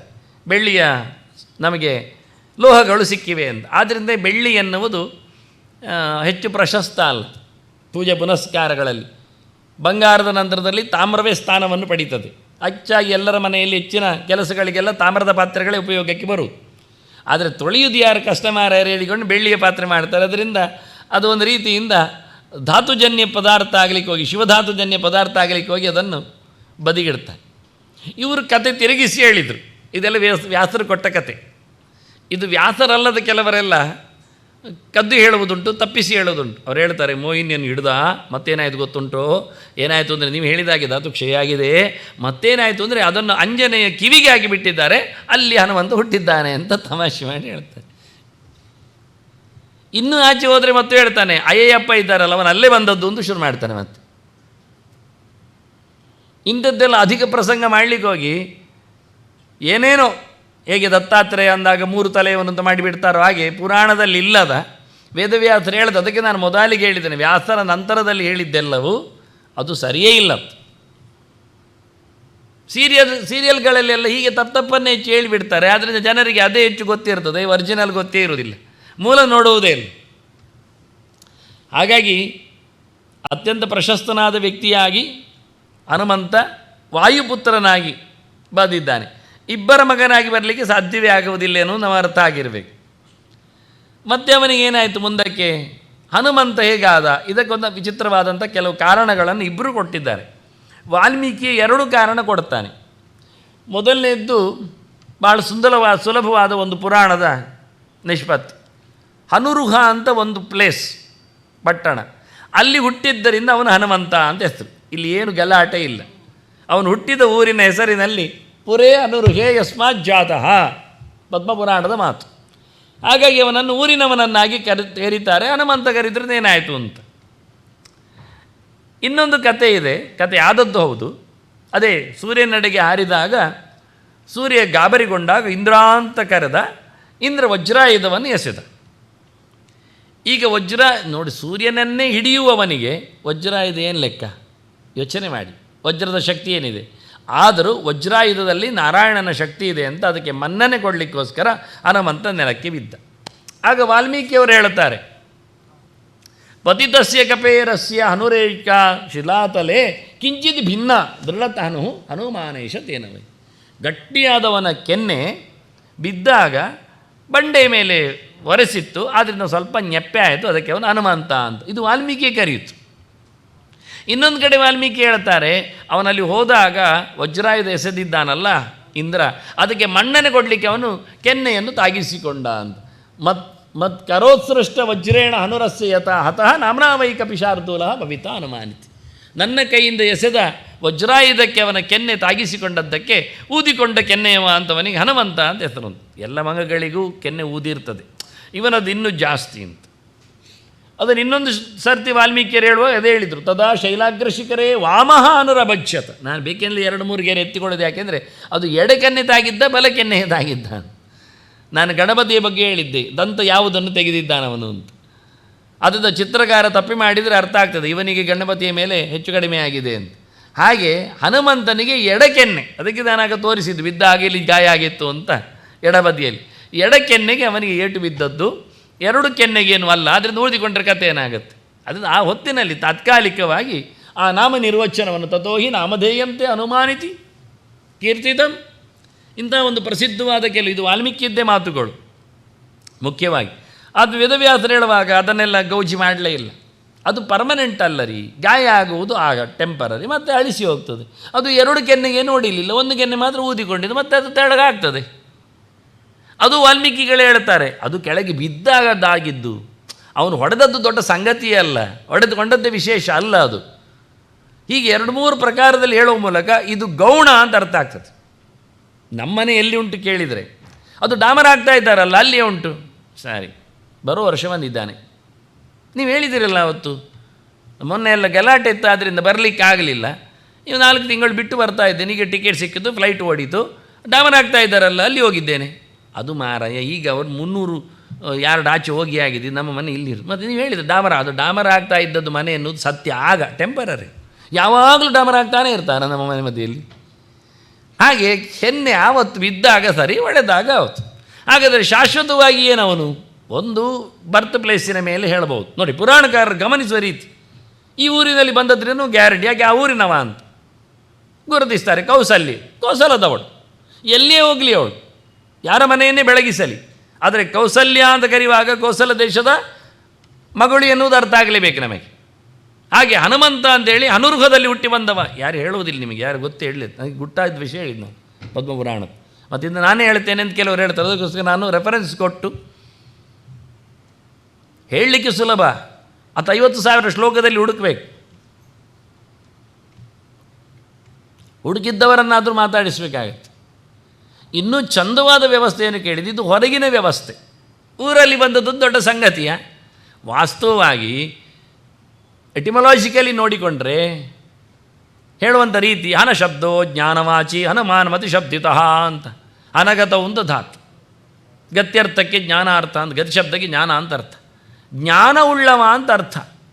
ಅದು ಹನವಾನ್, ನಾವು ಹಣವಾನ್, ಅದು ಹನವಾನ್. ಹನ ಉಂಟು, ನಮ್ಮಲ್ಲಿ ಹಣ ಉಂಟು. ಅವನಲ್ಲಿ ಹನ ಏನು ಅಂದರೆ ಜ್ಞಾನ, ಉತ್ತಮವಾದ ಎತ್ತರವಾದ ಪರಮೋಚ್ಚವಾದ ದೇವರ ವಿಜ್ಞಾನ ಅವನಲ್ಲಿದೆ. ಅದರಿಂದ ಉ ಅಂದರೆ ಉಚ್ಚವಾದಂದು, ಉಚ್ಚವಾದ ಜ್ಞಾನ ಯಾರಲ್ಲಿ ಉಂಟು. ಹಾಗಾದರೆ ನಿಧಿ ಅಂದ್ರೇನು? ಇದೆಲ್ಲ ಕರಗುವ ನಿಧಿ. ಏನು ದುಡ್ಡಿದ್ರು, ಅನ್ನ ಆಗಲಿ ದವಸ ಧಾನ್ಯಗಳಾಗಲಿ ಎಲ್ಲ ಮುಗಿತದೆ, ಆಸ್ತಿ ಪಾಸ್ತಿಗಳಾಗುತ್ತೆ. ಅಷ್ಟಲ್ಲದಿದ್ದರೂ ಬರುವ ಜನ್ಮಕ್ಕೆ ಬರುವುದಿಲ್ಲ ಹೊತ್ಕೊಂಡು ಹೋಗಲಿಕ್ಕೆ. ನಿಜವಾಗಿ ಜನ್ಮಾಂತರದೆಡೆಗೂ ಕೊಂಡೊಯ್ಯಬಹುದಾದ, ಯಾವತ್ತು ಕ್ಯಾಶ್ ಮಾಡಬಹುದಂತಹ ದುಡ್ಡು ಯಾವುದು, ಸಂಪತ್ತು ಯಾವುದು ಕೇಳಿದರೆ ಅದು ಜ್ಞಾನ, ಜ್ಞಾನನಿಧಿ. ಹಾಗೆ ಅಂಥ ಪರಮೋಚ್ಚವಾದ ದೇವರ ಅರಿವು ಯಾರಲ್ಲಿ ನೆಲೆಗೊಂಡಿದೆಯೋ ಅವನು ಹನುಮಂತ. ಅದು ಬೈ ಬರ್ತ್. ಮತ್ತೆ ಸಾಧನೆಯಿಂದ ಯಾರು ಜ್ಞಾನಿಗಳಾಗ್ಬೋದು, ಅದನ್ನು ಅವರನ್ನು ಕರಿಬೋದು. ನೀವು ನಾಳೆ ಕೇಳ್ಬೋದು, ಎಲ್ಲರೂ ಹನುಮಂತ ಆಗ್ತಾರೆ. ಹಾಗೆ ಎಲ್ಲರಿಗೂ ಜ್ಞಾನ ಬರ್ತದೆ. ಮೋಕ್ಷೋಪಯೋಗಿಯಾದ ಜ್ಞಾನ ಮುಕ್ತರಿಗಂಟು ಉಂಟಲ್ಲ. ಅದಕ್ಕೆ ಹೇಳಿದ್ದು, ಹುಟ್ಟುವಾಗಲೇ ಬಳಿತ್ತ ದಾಯಿದರ್ಶತಂ ಅಂತ ಹೇಳಿ ತದ್ವಪುಷೇ. ಹುಟ್ಟುವಾಗಲೇ ಯಾರಲ್ಲಿ ಬಲ ಮತ್ತು ಜ್ಞಾನವು ಸಾಂದ್ರವಾಗಿರ್ತದೋ ಅವನು ನಿಜವಾಗಿ ಜ್ಞಾನವಂತ, ಹನುಮಂತ. ಹೇಳಬೇಕಾದ್ದು ನಾವು ಉಳ್ಳವನು ಎನ್ನುವ ಅರ್ಥ ಬರುವಾಗ ತವದು ಪ್ರತ್ಯಯ ಅಂತ ಹೇಳ್ತಾರೆ ಅದಕ್ಕೆ ಸಂಸ್ಕೃತದಲ್ಲಿ. ಉಳ್ಳವನು ಹೇಳುವಾಗ ಅಕಾರ ಕೊನೆಯಲ್ಲಿ ನಿಲ್ಲುವ ಶಬ್ದಗಳಿಗೆ ವಾನ್ ಹೇಳಬೇಕು. ತವಾನ್ ಅಂತ, ಗುಣವಾನ್, ಶೀಲವಾನ್, ಗುಣವಂತ, ಶೀಲವಂತ, ಧನವಂತ, ಧನವಾನ್. ಹೀಗೆ ಏನಿದ್ರೂ ಸಹ ಅಕಾರ ಕೊನೆಯಾಗುವ ಶಬ್ದ ಇದ್ದರೆ ಹೀಗೆ. ಆ ಬಿಟ್ಟು ಈ ಊ ಎಲ್ಲ ಬಂದರೆ, ಓ ಎಲ್ಲ ಬಂದರೆ ಆಗ ವಂತ ಹೇಳಲಿಕ್ಕಿಲ್ಲ, ಮಂತ ಹೇಳಬೇಕು. ಬುದ್ಧಿಮಾನ್, ಬುದ್ಧಿ ಮಂತ. ಈಗ ಎಲ್ಲರೂ ಹೇಳಿದು ಅಂತೆ ಬುದ್ಧಿಯವನೇ ಅಂತೆ, ಬುದ್ಧಿವಂತ ಅದು ತಪ್ಪು, ಶಬ್ದವೇ ತಪ್ಪು. ಬುದ್ಧಿಮಂತ, ಹನುಮಂತ ಉ ಅದು. ಶ್ರೀ ದೀರ್ಘ ಮಂತ, ಶ್ರೀವಂತ ಅಲ್ಲ, ಗೋಮಂತ. ಎಷ್ಟು ಕಷ್ಟ ಉಂಟು, ಸುಲಭ ಇದ್ದರೂ ನಾವು ಹೇಳೋ ರೀತಿ ಅದೆಲ್ಲ ಒಂತಾಗ ಉಂಟು ಅಂತ ಅರ್ಥವೇ. ಅದು ಆ ಅಲ್ಲದ್ದು. ಧನ, ಗುಣ, ಶೀಲ ಎಲ್ಲ ಅಕಾರದಲ್ಲಿ ಕೊನೆಗೊಳ್ಳುವ ಶಬ್ದಗಳು ಸುಲಭವಾಗಿ ಅರ್ಥ ಆಗ್ತದೆ. ಆಗ ವಂತವೇ ಹೇಳಬೇಕು. ಗುಣವಂತ, ಗುಣವಂತ ಅಲ್ಲ, ಅಲ್ಲಿ ಗುಣವಾನ್, ಶೀಲವಾನ್, ಧನವಾನ್. ಹಾಗೆ ಹನುಮಾನ್, ಹನುಮಂತ, ಹನುವಂತ ಅಲ್ಲ ಹನುಮಂತ ಅಂತ. ಹನುಮಂತನ ಅರ್ಥ ನೋಡಿಕೊಂಡೇವೆ. ಈಗ ಅವನು ಎಲ್ಲಿಂದ ಬಂದವ ಎನ್ನುವುದಕ್ಕೆ ಮೂಲ ರೂಪದೆಡೆಗೆ, ವಾಯುದೇವರೆಡೆಗೆ ಹೋಗ್ಬೇಕು. ವಾಯು ಕೂತದ್ದು ಸಹ ನಾರಾಯಣನ ತೊಡೆಯಲ್ಲಿ, ಅಡಿಯಲ್ಲಿ ತೊಡೆಯ ಚಿತ್ರ ಕಾಣುತ್ತದೆ. ಉದ್ಯದ್ರವಿ ಪ್ರಕರ ಸನ್ನಿಭಂ ಅಚ್ಯುತಾಂಕೇ ಸ್ವಾಧೀನಂ. ಅವನ ತೊಡೆಯಲ್ಲಿ, ವಾಯುವಿನ ತೊಡೆಯಲ್ಲಿ ಭಾರತಿ ಕೂತಿದ್ದಾಳೆ. ಹಾಗೆ ಕೆಲವು ದೇವರ ತೊಡೆಯಲ್ಲಿ, ಬಲ ತೊಡೆಯಲ್ಲಿ, ಅದು ಬಲ ತೊಡೆ ಈಚೆ ಬದಿಯಲ್ಲಿ ಬಂದದ್ದು. ಈಚೆ ಬದಿದ್ದು ಎಡತೊಡೆ ಆಗ್ತದೆ. ಎಡತೊಡೆಯಲ್ಲಿ ಲಕ್ಷ್ಮಿ ಕೂತಿದ್ದಾಳೆ. ಅದು ಕೊಡಲಿಲ್ಲ ಚಿತ್ರ. ನಾನು ಎರಡೂ ತೊಡೆಯಲ್ಲಿ ಇಬ್ಬರನ್ನು ಕುಳ್ಳಿರಿಸಿಕೊಂಡು ಇಬ್ಬರನ್ನು ಮಾತಾಡಿಸುವ ಶ್ಲೋಕಗಳನ್ನೆಲ್ಲ ಮಾಡಿಟ್ಟಿದ್ದೇನೆ ಹಿಂದೆ. ಈಗ ಒಂದು ಮಡಿಯಲ್ಲಿ ಮಾತ್ರ ತೋರಿಸಿಕೊಟ್ಟದ್ದು. ಹಾಗಾಗಿ ಬಲತೊಡೆಯಲ್ಲಿ ಪ್ರಾಣದೇವ ಮಗ ವಾಯುದೇವ, ಎಡತೊಡೆಯಲ್ಲಿ ಹೆಂಡತಿ ಲಕ್ಷ್ಮಿ, ಇವರಿಬ್ಬರಿಗೆ ಪಾಠ ಹೇಳುವವ ನಾರಾಯಣ ಮಧ್ಯದಲ್ಲಿ. ಅವರ ತೊಡೆಯಲ್ಲಿ ಮತ್ತೆ ಭಾರತಿ ಇದ್ದಾಳೆ. ಹಾಗೆ ವಾಯುದೇವರ ಕೈಯಲ್ಲಿ ಧ್ಯಾಯೇದ್ ಗದಾಭಯಕರಂ ಸುಕೃತಾಂಜಲಿಂತಂ, ಗದೆ ಮತ್ತು ಅಭಯ. ಆನಂತರ ಎರಡು ಕೈ ಭಗವಂತನಿಗೆ ಮುಗಿದಿದ್ದಾನೆ. ನಾನು ಹೇಳಿದ್ದಲ್ಲ, ದೇವರು ತೊಡೆಯಲ್ಲಿದ್ದಾನೆ, ಕೈ ಮುಗಿದಿದ್ದಾನೆ. ಆಯುಧಗಳು ಬಾಕ್ಯದ ರಕ್ಷಣೆಗೆ, ಭಕ್ತರ ಬೇಡಿಕೆಗೆ. ಹಾಗಾಗಿ ಕೆಟ್ಟವನಿಗೆ ಹೊಡಿಲಿಕ್ಕೆ ಗದೆ, ಆನಂತರ ಒಳ್ಳೆಯವನಿಗೆ ಅಭಯದ ರಕ್ಷೆ. ಒಳ್ಳೆಯವನಲ್ಲಿ ಇರತಕ್ಕ ಕೆಟ್ಟತನಕ್ಕೆ ಗದಾಪ್ರಹಾರ, ಅವನಿಗೆ ಕ್ಷೇಮ ಆಗುವಂತಹ ಚಿಕಿತ್ಸೆ. ನೀನು ಸಾಯುವುದಿಲ್ಲ, ನಿನಗೆ ಒಳಗೆ ಹೂತ ಕ್ರಿಮಿ ಸಾಯ್ತದೆ ಹೇಳಿ ಅಜ್ಞಾನವನ್ನು ಕಲಿತೇನೆ ಹೇಳಿ ಒಬ್ಬನಿಗೆ ಪ್ರಯೋಗ ಮಾಡುವಾಗಲೂ ವಾಯು ಗದಾಭಯಕರಂ ಸುಕೃತಾಂಜಲಿಂತಂ. ನಾವೆಲ್ಲ ಯೋಚನೆ ಮಾಡೋದು, ನಮಗೊಂದು 4 ಇದ್ದರೆ ಒಳ್ಳೆಯದಾಗ್ತಿದೆ ಅಂತದ್ದು ಲಂಚ ತಗೊಳ್ಳಿಕ್ಕೆ.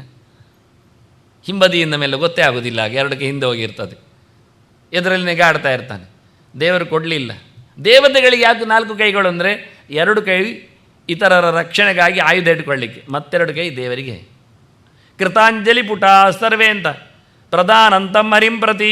ಭಗವಂತನೆಡೆಗೆ ಯಾವತ್ತೂ ಕೈ ಮುಗಿದುಕೊಂಡು, ನಾವು ಆಂಜನೇಯ ವಿಗ್ರಹ ನೋಡಿದರೆ ಕೈ ಮುಗಿದ ವಿಗ್ರಹವೇ ನೋಡುದು. ಯಾರನ್ನು ಕೇಳಿದರೆ ನಮಗಲ್ಲ, ನಮಗೆ ಸಂದೇಶ, ದೇವರಿಗೆ ಕೈ ಮುಗಿರಿ ಅಂತ. ನಾವು ಯೋಚನೆ ಮಾಡೋದು, ಎಷ್ಟು ಒಳ್ಳೆ ದೇವರು ನೋಡಿ, ನಮ್ಮ ಬಂದ ತಕ್ಷಣ ಕೈ ಮುಗಿತಾನೆ. ಅವನು ಒಳಗಿನ ಭಗವಂತನ ನಿರಂತರ ನೆನಪು ಮಾಡ್ತಾ ಇದ್ದಾನೆ. ನಿತ್ಯ ಮಾಡಬೇಕಾದ ಸೇವೆ ಅದು ಅಂತ, ಮತ್ತೇನು ಮಾಡಬೇಕಾಗಿಲ್ಲ. ಶುದ್ಧವಾದ ಮನಸ್ಸಿನಿಂದ ಎತ್ತರದ ಎಚ್ಚರದಲ್ಲಿ ಕೈ ಮುಗಿಯಿರಿ ಅಂತ. ಹಾಗಾಗಿ ಅಂತಹ ಪ್ರಾಣತತ್ವ ವಾಯುದೇವ. ವಾಯುರ್ವೈ ಪ್ರಾಣ, ಇದೆಲ್ಲ ಉಪನಿಷತ್ತುಗಳ ಬ್ರಾಹ್ಮಣಗಳ ವಾಕ್ಯಗಳೆಲ್ಲ. ಪ್ರಾಣ ವೈ ರುದ್ರ, ನೋಡಿ ರುದ್ರನ ಜನ್ಮ ಹೇಳುವುದಕ್ಕೂ ವಾಯು ಜನ್ಮ ಹೇಳಲು ಒಂದೇ ಶಬ್ದಗಳು ಪ್ರಯೋಗ ಮಾಡೋ ರೀತಿಗಳು ಬಹಳ ಕಡೆಯಲ್ಲಿ ಇಂಥ ಮಾತುಗಳು ಬರ್ತವೆ.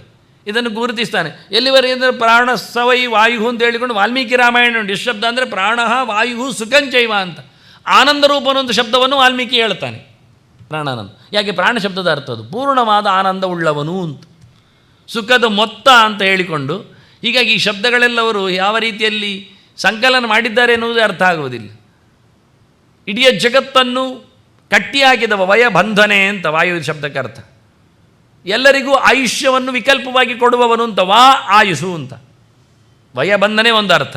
ವಾತಾವರಣದಲ್ಲಿ ಇಡೀ ಜಗತ್ತು ನಿಂತಿದೆ ಅಂತ. ಎಲ್ಲಿ ನಿಂತಿದೆ, ಹೇಗೆ ನಿಂತಿದೆ, ಏನಾಗಿದೆ, ಯಾರು ಫೋರ್ಸ್? ಇಡೀ ಜಗತ್ತು ನಿಂತದ್ದೇ ಗಾಳಿಯ ನಡುವೆ, ಫ್ಲೋಟಿಂಗ್. ಇಂತಹ ವಾತಾವರಣದಲ್ಲಿ ನಿಂತಿದ್ದು ಸೈನ್ಸ್. ವಾಸ್ತವವಾಗಿ ವಾಯು ಶಬ್ದವನ್ನು ನಾವು ಕ್ರಿಯೇಟ್ ಮಾಡಿದ ರೀತಿ ಹಾಗೆ. ಅದನ್ನು ಮತ್ತೆ ಹೇಳೋದು, ಇಡೀ ಜಗತ್ತಿನ ಆಯುಸ್ಸು ಅದರ ಕಂಟ್ರೋಲಲ್ಲಿದೆ.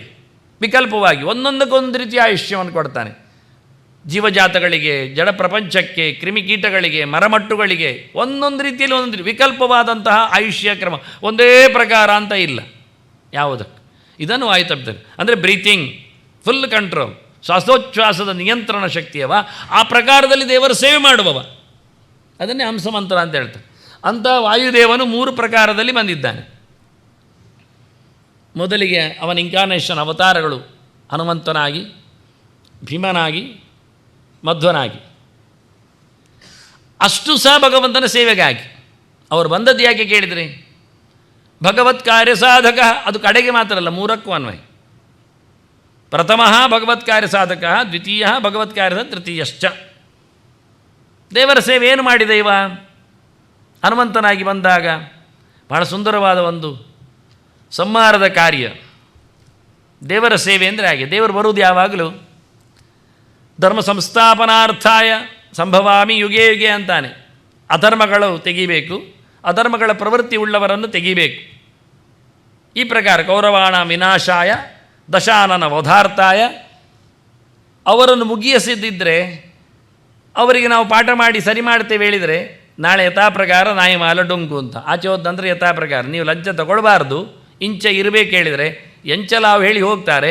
ಮತ್ತು ಆ ಪ್ರಕಾರ ಯಥಾ ಪ್ರಕಾರ ಮತ್ತು ಅವ್ರು ಹೋದ ನಂತರ ಇನ್ನೊಂದು ಪ್ರಕಾರದಲ್ಲಿ ಶುರು ಮಾಡ್ತಾರೆ. ಹಾಗಾಗಿ ಕೆಲವೊಮ್ಮೆ ಕೇಳುವುದುಂಟು, ಅವರನ್ನೆಲ್ಲ ನೀವು ಬುದ್ಧಿಯಲ್ಲೇ ಸರಿ ಮಾಡಬೇಕು ಅಂತ. ಯಥಾ ಪ್ರಕಾರ ಬುದ್ಧಿಯಲ್ಲಿ ಸರಿ ಮಾಡಿದರು, ಇನ್ನೊಬ್ಬರು ಅವನ ಮೇಲೆ ಬುದ್ಧಿಯಲ್ಲೇ ಸರಿ. ಅವರು ಹೇಳ್ತಾರೆ, ಅದು ಹೆಂಡತಿ ಹೇಳಿ ನಾನು ಬುದ್ಧಿ ಸರಿ ಮಾಡಿಕೊಂಡೆ ಅಂತಾರೆ. ಮತ್ತು ಪುನಃ ಯಥಾ ಪ್ರಕಾರ ಮೋಸಕ್ಕೆ ಬಲಿ ಆಗ್ತಾರೆ. ಅದಕ್ಕೆ ದೇವರು ಹೇಳಿದ, ಅವಕಾಶ ಕೊಟ್ಟಿದ್ದೇನೆ. ರಾವಣನಿಗೆ ರಾಮ ಹೇಳ್ತಾನೆ, ಹೋಗಿ ಬಾ, ಎಲ್ಲವನ್ನು ಮುಗಿಸಿಕೊಂಡೆ ಅಲ್ಲ, ಬದುಕಿ ಬಾ ನೋಡು. ಇಲ್ಲ, ಕೊನೆಗೂ ಬರಲಿಲ್ಲ, ಹೋರಾಟಕ್ಕೆ ನಿಂತವ, ಸೀತೆಯನ್ನು ಒಪ್ಪಿಸಲಿಲ್ಲ. ಅವಕಾಶ ಕೊಟ್ಟ. ದುರ್ಯೋಧನನಿಗೂ ಅವಕಾಶ ಕೊಟ್ಟರು. ದುಶ್ಯಾಸನ ಸಾಯುವಾಗಲೂ ಅಶ್ವತ್ಥಾಮ ಹೇಳಿದ, ನನಗೆ ಹೆದರಿ ಹೇಳುವುದಲ್ಲ, ನಾನು ಚಿರಂಜೀವಿ. ಕೃಪಾಚಾರ್ಯರೇನು ಸಾಯುವುದಿಲ್ಲ, ಅವರು ಚಿರಂಜೀವಿಗಳೇ. ಆದರೆ ಹೋರಾಟ ಮುಗಿಯುವುದರಲ್ಲಿ ಎಲ್ಲ ಹೋಗ್ತದೆ, ನೀನು ಉಳಿಯುವುದಿಲ್ಲ. ಒಪ್ಪಲಿಲ್ಲ ದುರ್ಯೋಧನ. ಭೀಷ್ಮನೇ ಹೇಳಿದ್ದ, ನನ್ನದೇ ಕೊನೆಯಾಗಲಿ ಮದಂತಾವಯ ಅಂತ, ನಾನು ಸಾಯ್ತೇನಲ್ಲ ಬೀಳ್ತೇನಲ್ಲ, ಇಲ್ಲಿಗೆ ಯುದ್ಧ ನಿಲ್ಲಲಿ, ನೀವು ಆರಾಮವಾಗಿ ಬದುಕಿರಿ ಅಂದ. ಕೇಳಲಿಲ್ಲ. ಆದ್ದರಿಂದ ಮನುಷ್ಯ ತಿದ್ದಿಕೊಳ್ಳುತ್ತೇನೆ ಅಂತ ಹೇಳಬೇಡಿ. ಸ್ವಭಾವದಲ್ಲಿ ಹಠದಲ್ಲಿ ತಿದ್ದಿಕೊಳ್ಳುವ ಕ್ರಮ ಇಲ್ಲ, ಬುದ್ಧಿ ಕಲಿಸಲೇಬೇಕಾಗತ್ತೆ ಕೆಲವೊಮ್ಮೆ. ಆದ್ದರಿಂದ ಇಲ್ಲಿ ಸಂಹಾರದ ಕಾರ್ಯಕ್ಕೋಸ್ಕರ ಕೈ ಜೋಡಿಸಿಕೊಂಡವ ಮೊದಲದಲ್ಲಿ ಹನುಮಂತ. ತ್ರಿಕೋಟಿ ಮೂರ್ತಿ ಸಂಯುಕ್ತ ತ್ರೇತಾಯಾಮ್ ರಾಕ್ಷಸಾಂತಕ. ಕಂಡಾಬಿಟ್ಟು ರಾಕ್ಷಸರೆಲ್ಲ ಇದ್ದಾರೆ. ಹನುಮಾನಿತಿ ವಿಖ್ಯಾತ ರಾಮಕಾರ್ಯ ಧುರಂಧರ. ಭವಿಷ್ಯ ಪುರಾಣ ಹೇಳಿದ ಮಾತೋದು. ಎಲ್ಲಿದ್ದಾನೆ ಅಂತ ಪ್ರಥಮ ಹನುಮಾನ್ ನಾಮ ಅಂತ ಮಹಾಭಾರತದ ಗೆರೆಯನ್ನು ಕೊಟ್ಟಿದ್ದೆ ನಾನು. ಎಲ್ಲ ಕಡೆ ಪುಸ್ತಕಗಳಲ್ಲಿ ಸಿಗುವುದಿಲ್ಲ ಈಗ ನಮಗೆ ಬೇಕಾದ್ದು. ಕೆಲವೊಮ್ಮೆ ಅದಲ್ಲೆಲ್ಲ ಹಾರಿಸ್ತಾರೆ ಕೆಲವರು. ನಾನಾಗ ಮೊದಲೇ ಪೀಠಿಗೆಯಲ್ಲಿ ಕೆಲವು ಮಾತು ಕೊಟ್ಟಿದ್ನಲ್ಲ ಹಾಗೆ. ಅದಕ್ಕಾಗಿ ಭವಿಷ್ಯ ಪುರಾಣದಲ್ಲಿ ಈಗಲೂ ಸಿಕ್ಕತಕ್ಕ ಮಾತುಗಳು ಕೆಲವು. ಇನ್ನೊಂದು ಕೂರ್ಮ ಪುರಾಣದ್ದು, ವಾಯುಪುತ್ರೋ ಮಹಾತೇಜ ರಾಮಸ್ಯಾಸೀತ್ ಪ್ರಿಯ ಸದಾ. ಇಲ್ಲಿ ಹನುಮಂತನಿಗೋಸ್ಕರ ಅದನ್ನು ಮಾತ್ರ ಹಾಕಿದ್ದೇನೆ, ಉಳಿದವರದ್ದೆಲ್ಲ ಹಾಕಲಿಕ್ಕೆ ಹೋಗಲಿಲ್ಲ. ಇದು ಹನುಮ ಜಯಂತಿಯ ಚರಿತೆ ಆದ್ದರಿಂದ ರಾಮನಿಗೆ ಸಂಬಂಧಪಟ್ಟಂತೆ ಹನುಮಂತ ಇದ್ದ ಹೇಳಿಕೊಳ್ಳುವ ಕೂರ್ಮ ಪುರಾಣದ ಗೆರೆ.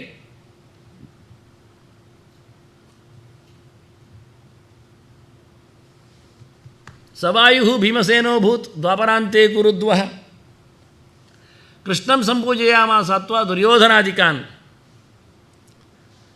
ಅಲ್ಲಿ ರಾಕ್ಷಸರ ಬಗ್ಗೆ ಮಾತ್ರ ಸಾವು ನೋವುಗಳ ಬಗ್ಗೆ ಹೇಳಿದ್ದು ಹನುಮಂತನಿಗೆ ಆಗುವಾಗ. ಪರ್ಟಿಕ್ಯುಲರ್ ವ್ಯಕ್ತಿಯನ್ನು ಗಮನಿಸಲಿಲ್ಲ, ಗುರುತಿಸಲಿಲ್ಲ.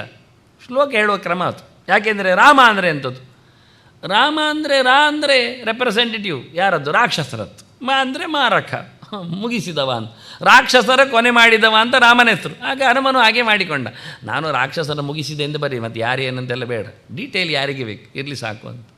ಸುಲಭವಾದ ಸೇವೆ, ರಾಮನ ಸೇವೆ ಮಾಡಿದವ ಅಂತೇಳಿ. ಹಾಗೆ ಇಲ್ಲಿ ಆದರೆ ದುಷ್ಟ ಶಬ್ದವನ್ನು ಹಾಕಲೇಬೇಕಾಗ್ತದೆ ನಮಗೆ.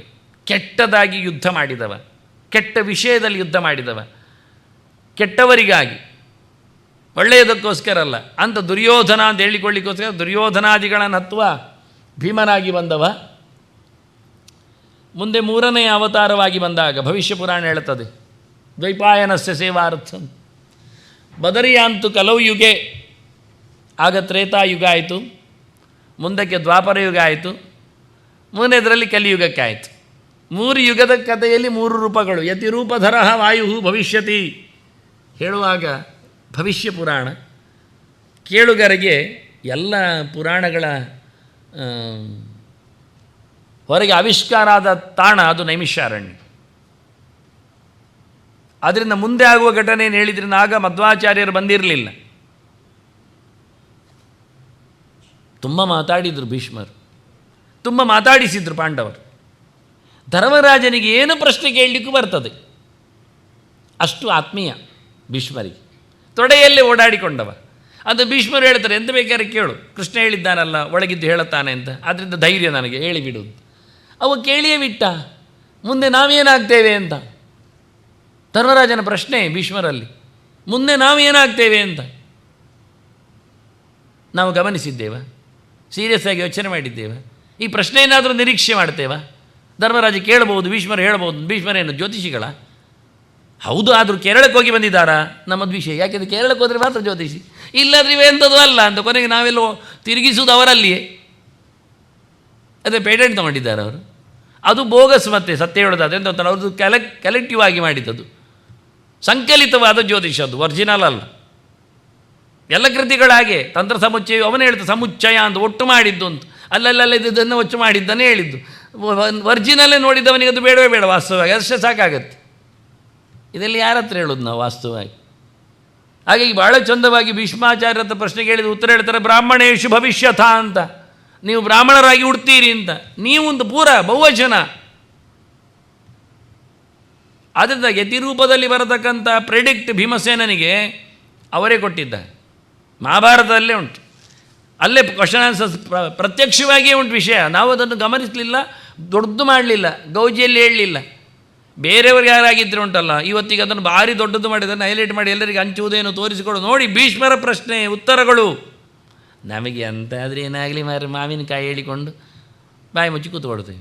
ಸೊಗಸಾದ ಸಂಗತಿ, ಸತ್ಯವಾದ ಸಂಗತಿ, ಶಾಸ್ತ್ರೀಯವಾದದ್ದನ್ನು, ಪ್ರಾಮಾಣಿಕವಾದದ್ದನ್ನು ಒಪ್ಪಿಕೊಳ್ಳುವ ಹೃದಯವಂತಿಕೆ ನಮ್ಮಲ್ಲಿ ಇಲ್ಲ. ಅದನ್ನು ಇನ್ನೊಬ್ಬರಿಗೆ ಕೊಡಮಾಡುವ ತಾಕತ್ತು, ಧೀಶಕ್ತಿ ಸಾಲದು, ಏನೇನು ಸಾಲದು.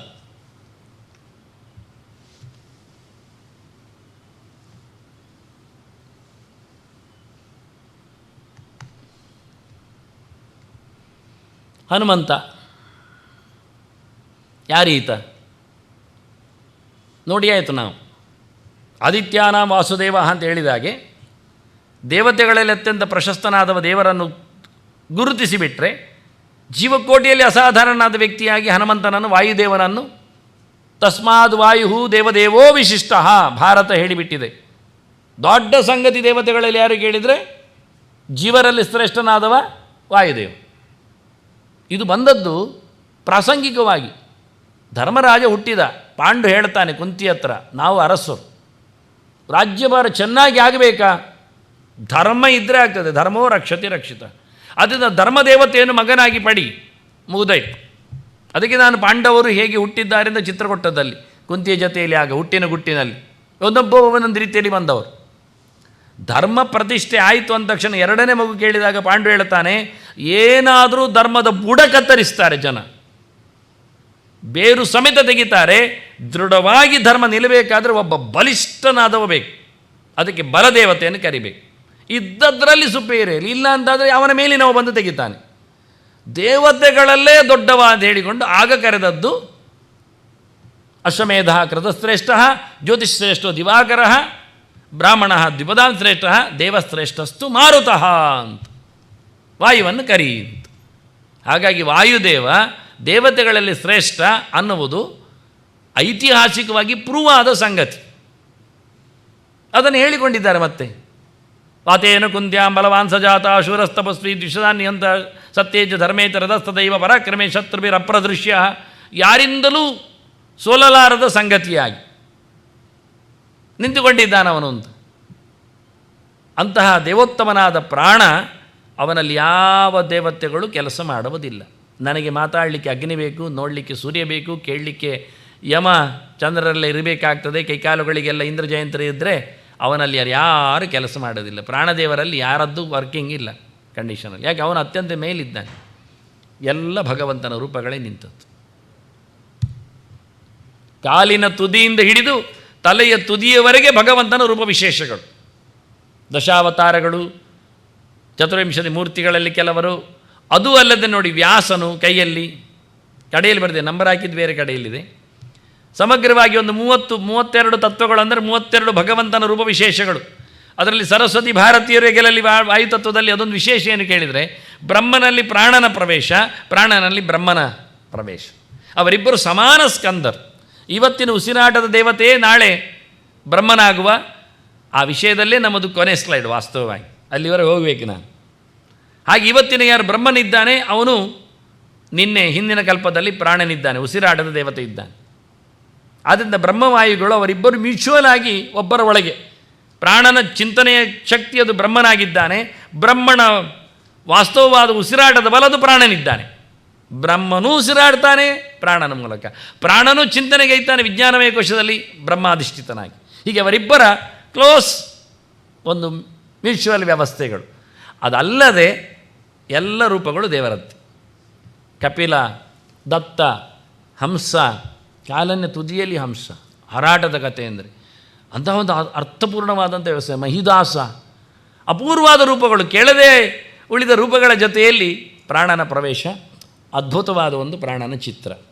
ನಾನು ಯಾಕೆ ಗದೆ ಕೈಯಲ್ಲಿ ಕೊಟ್ಟೆ ಅಂದರೆ, ಅವನು ಭಗವಂತನ ಗದಾರೂಪನಿದ್ದಾನೆ.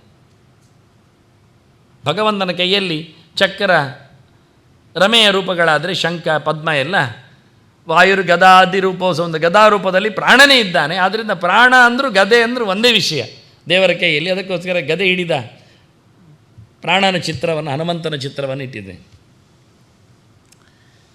ಚೈತ್ರ ಹುಣ್ಣಿಮೆ ಹನುಮಂತನ ಜಯಂತಿ ನಾವಿವತ್ತು ನಾಡ್ದು ಆಚರಿಸ್ತೇವೆ ಅಂತ ಹೇಳಿದೆ.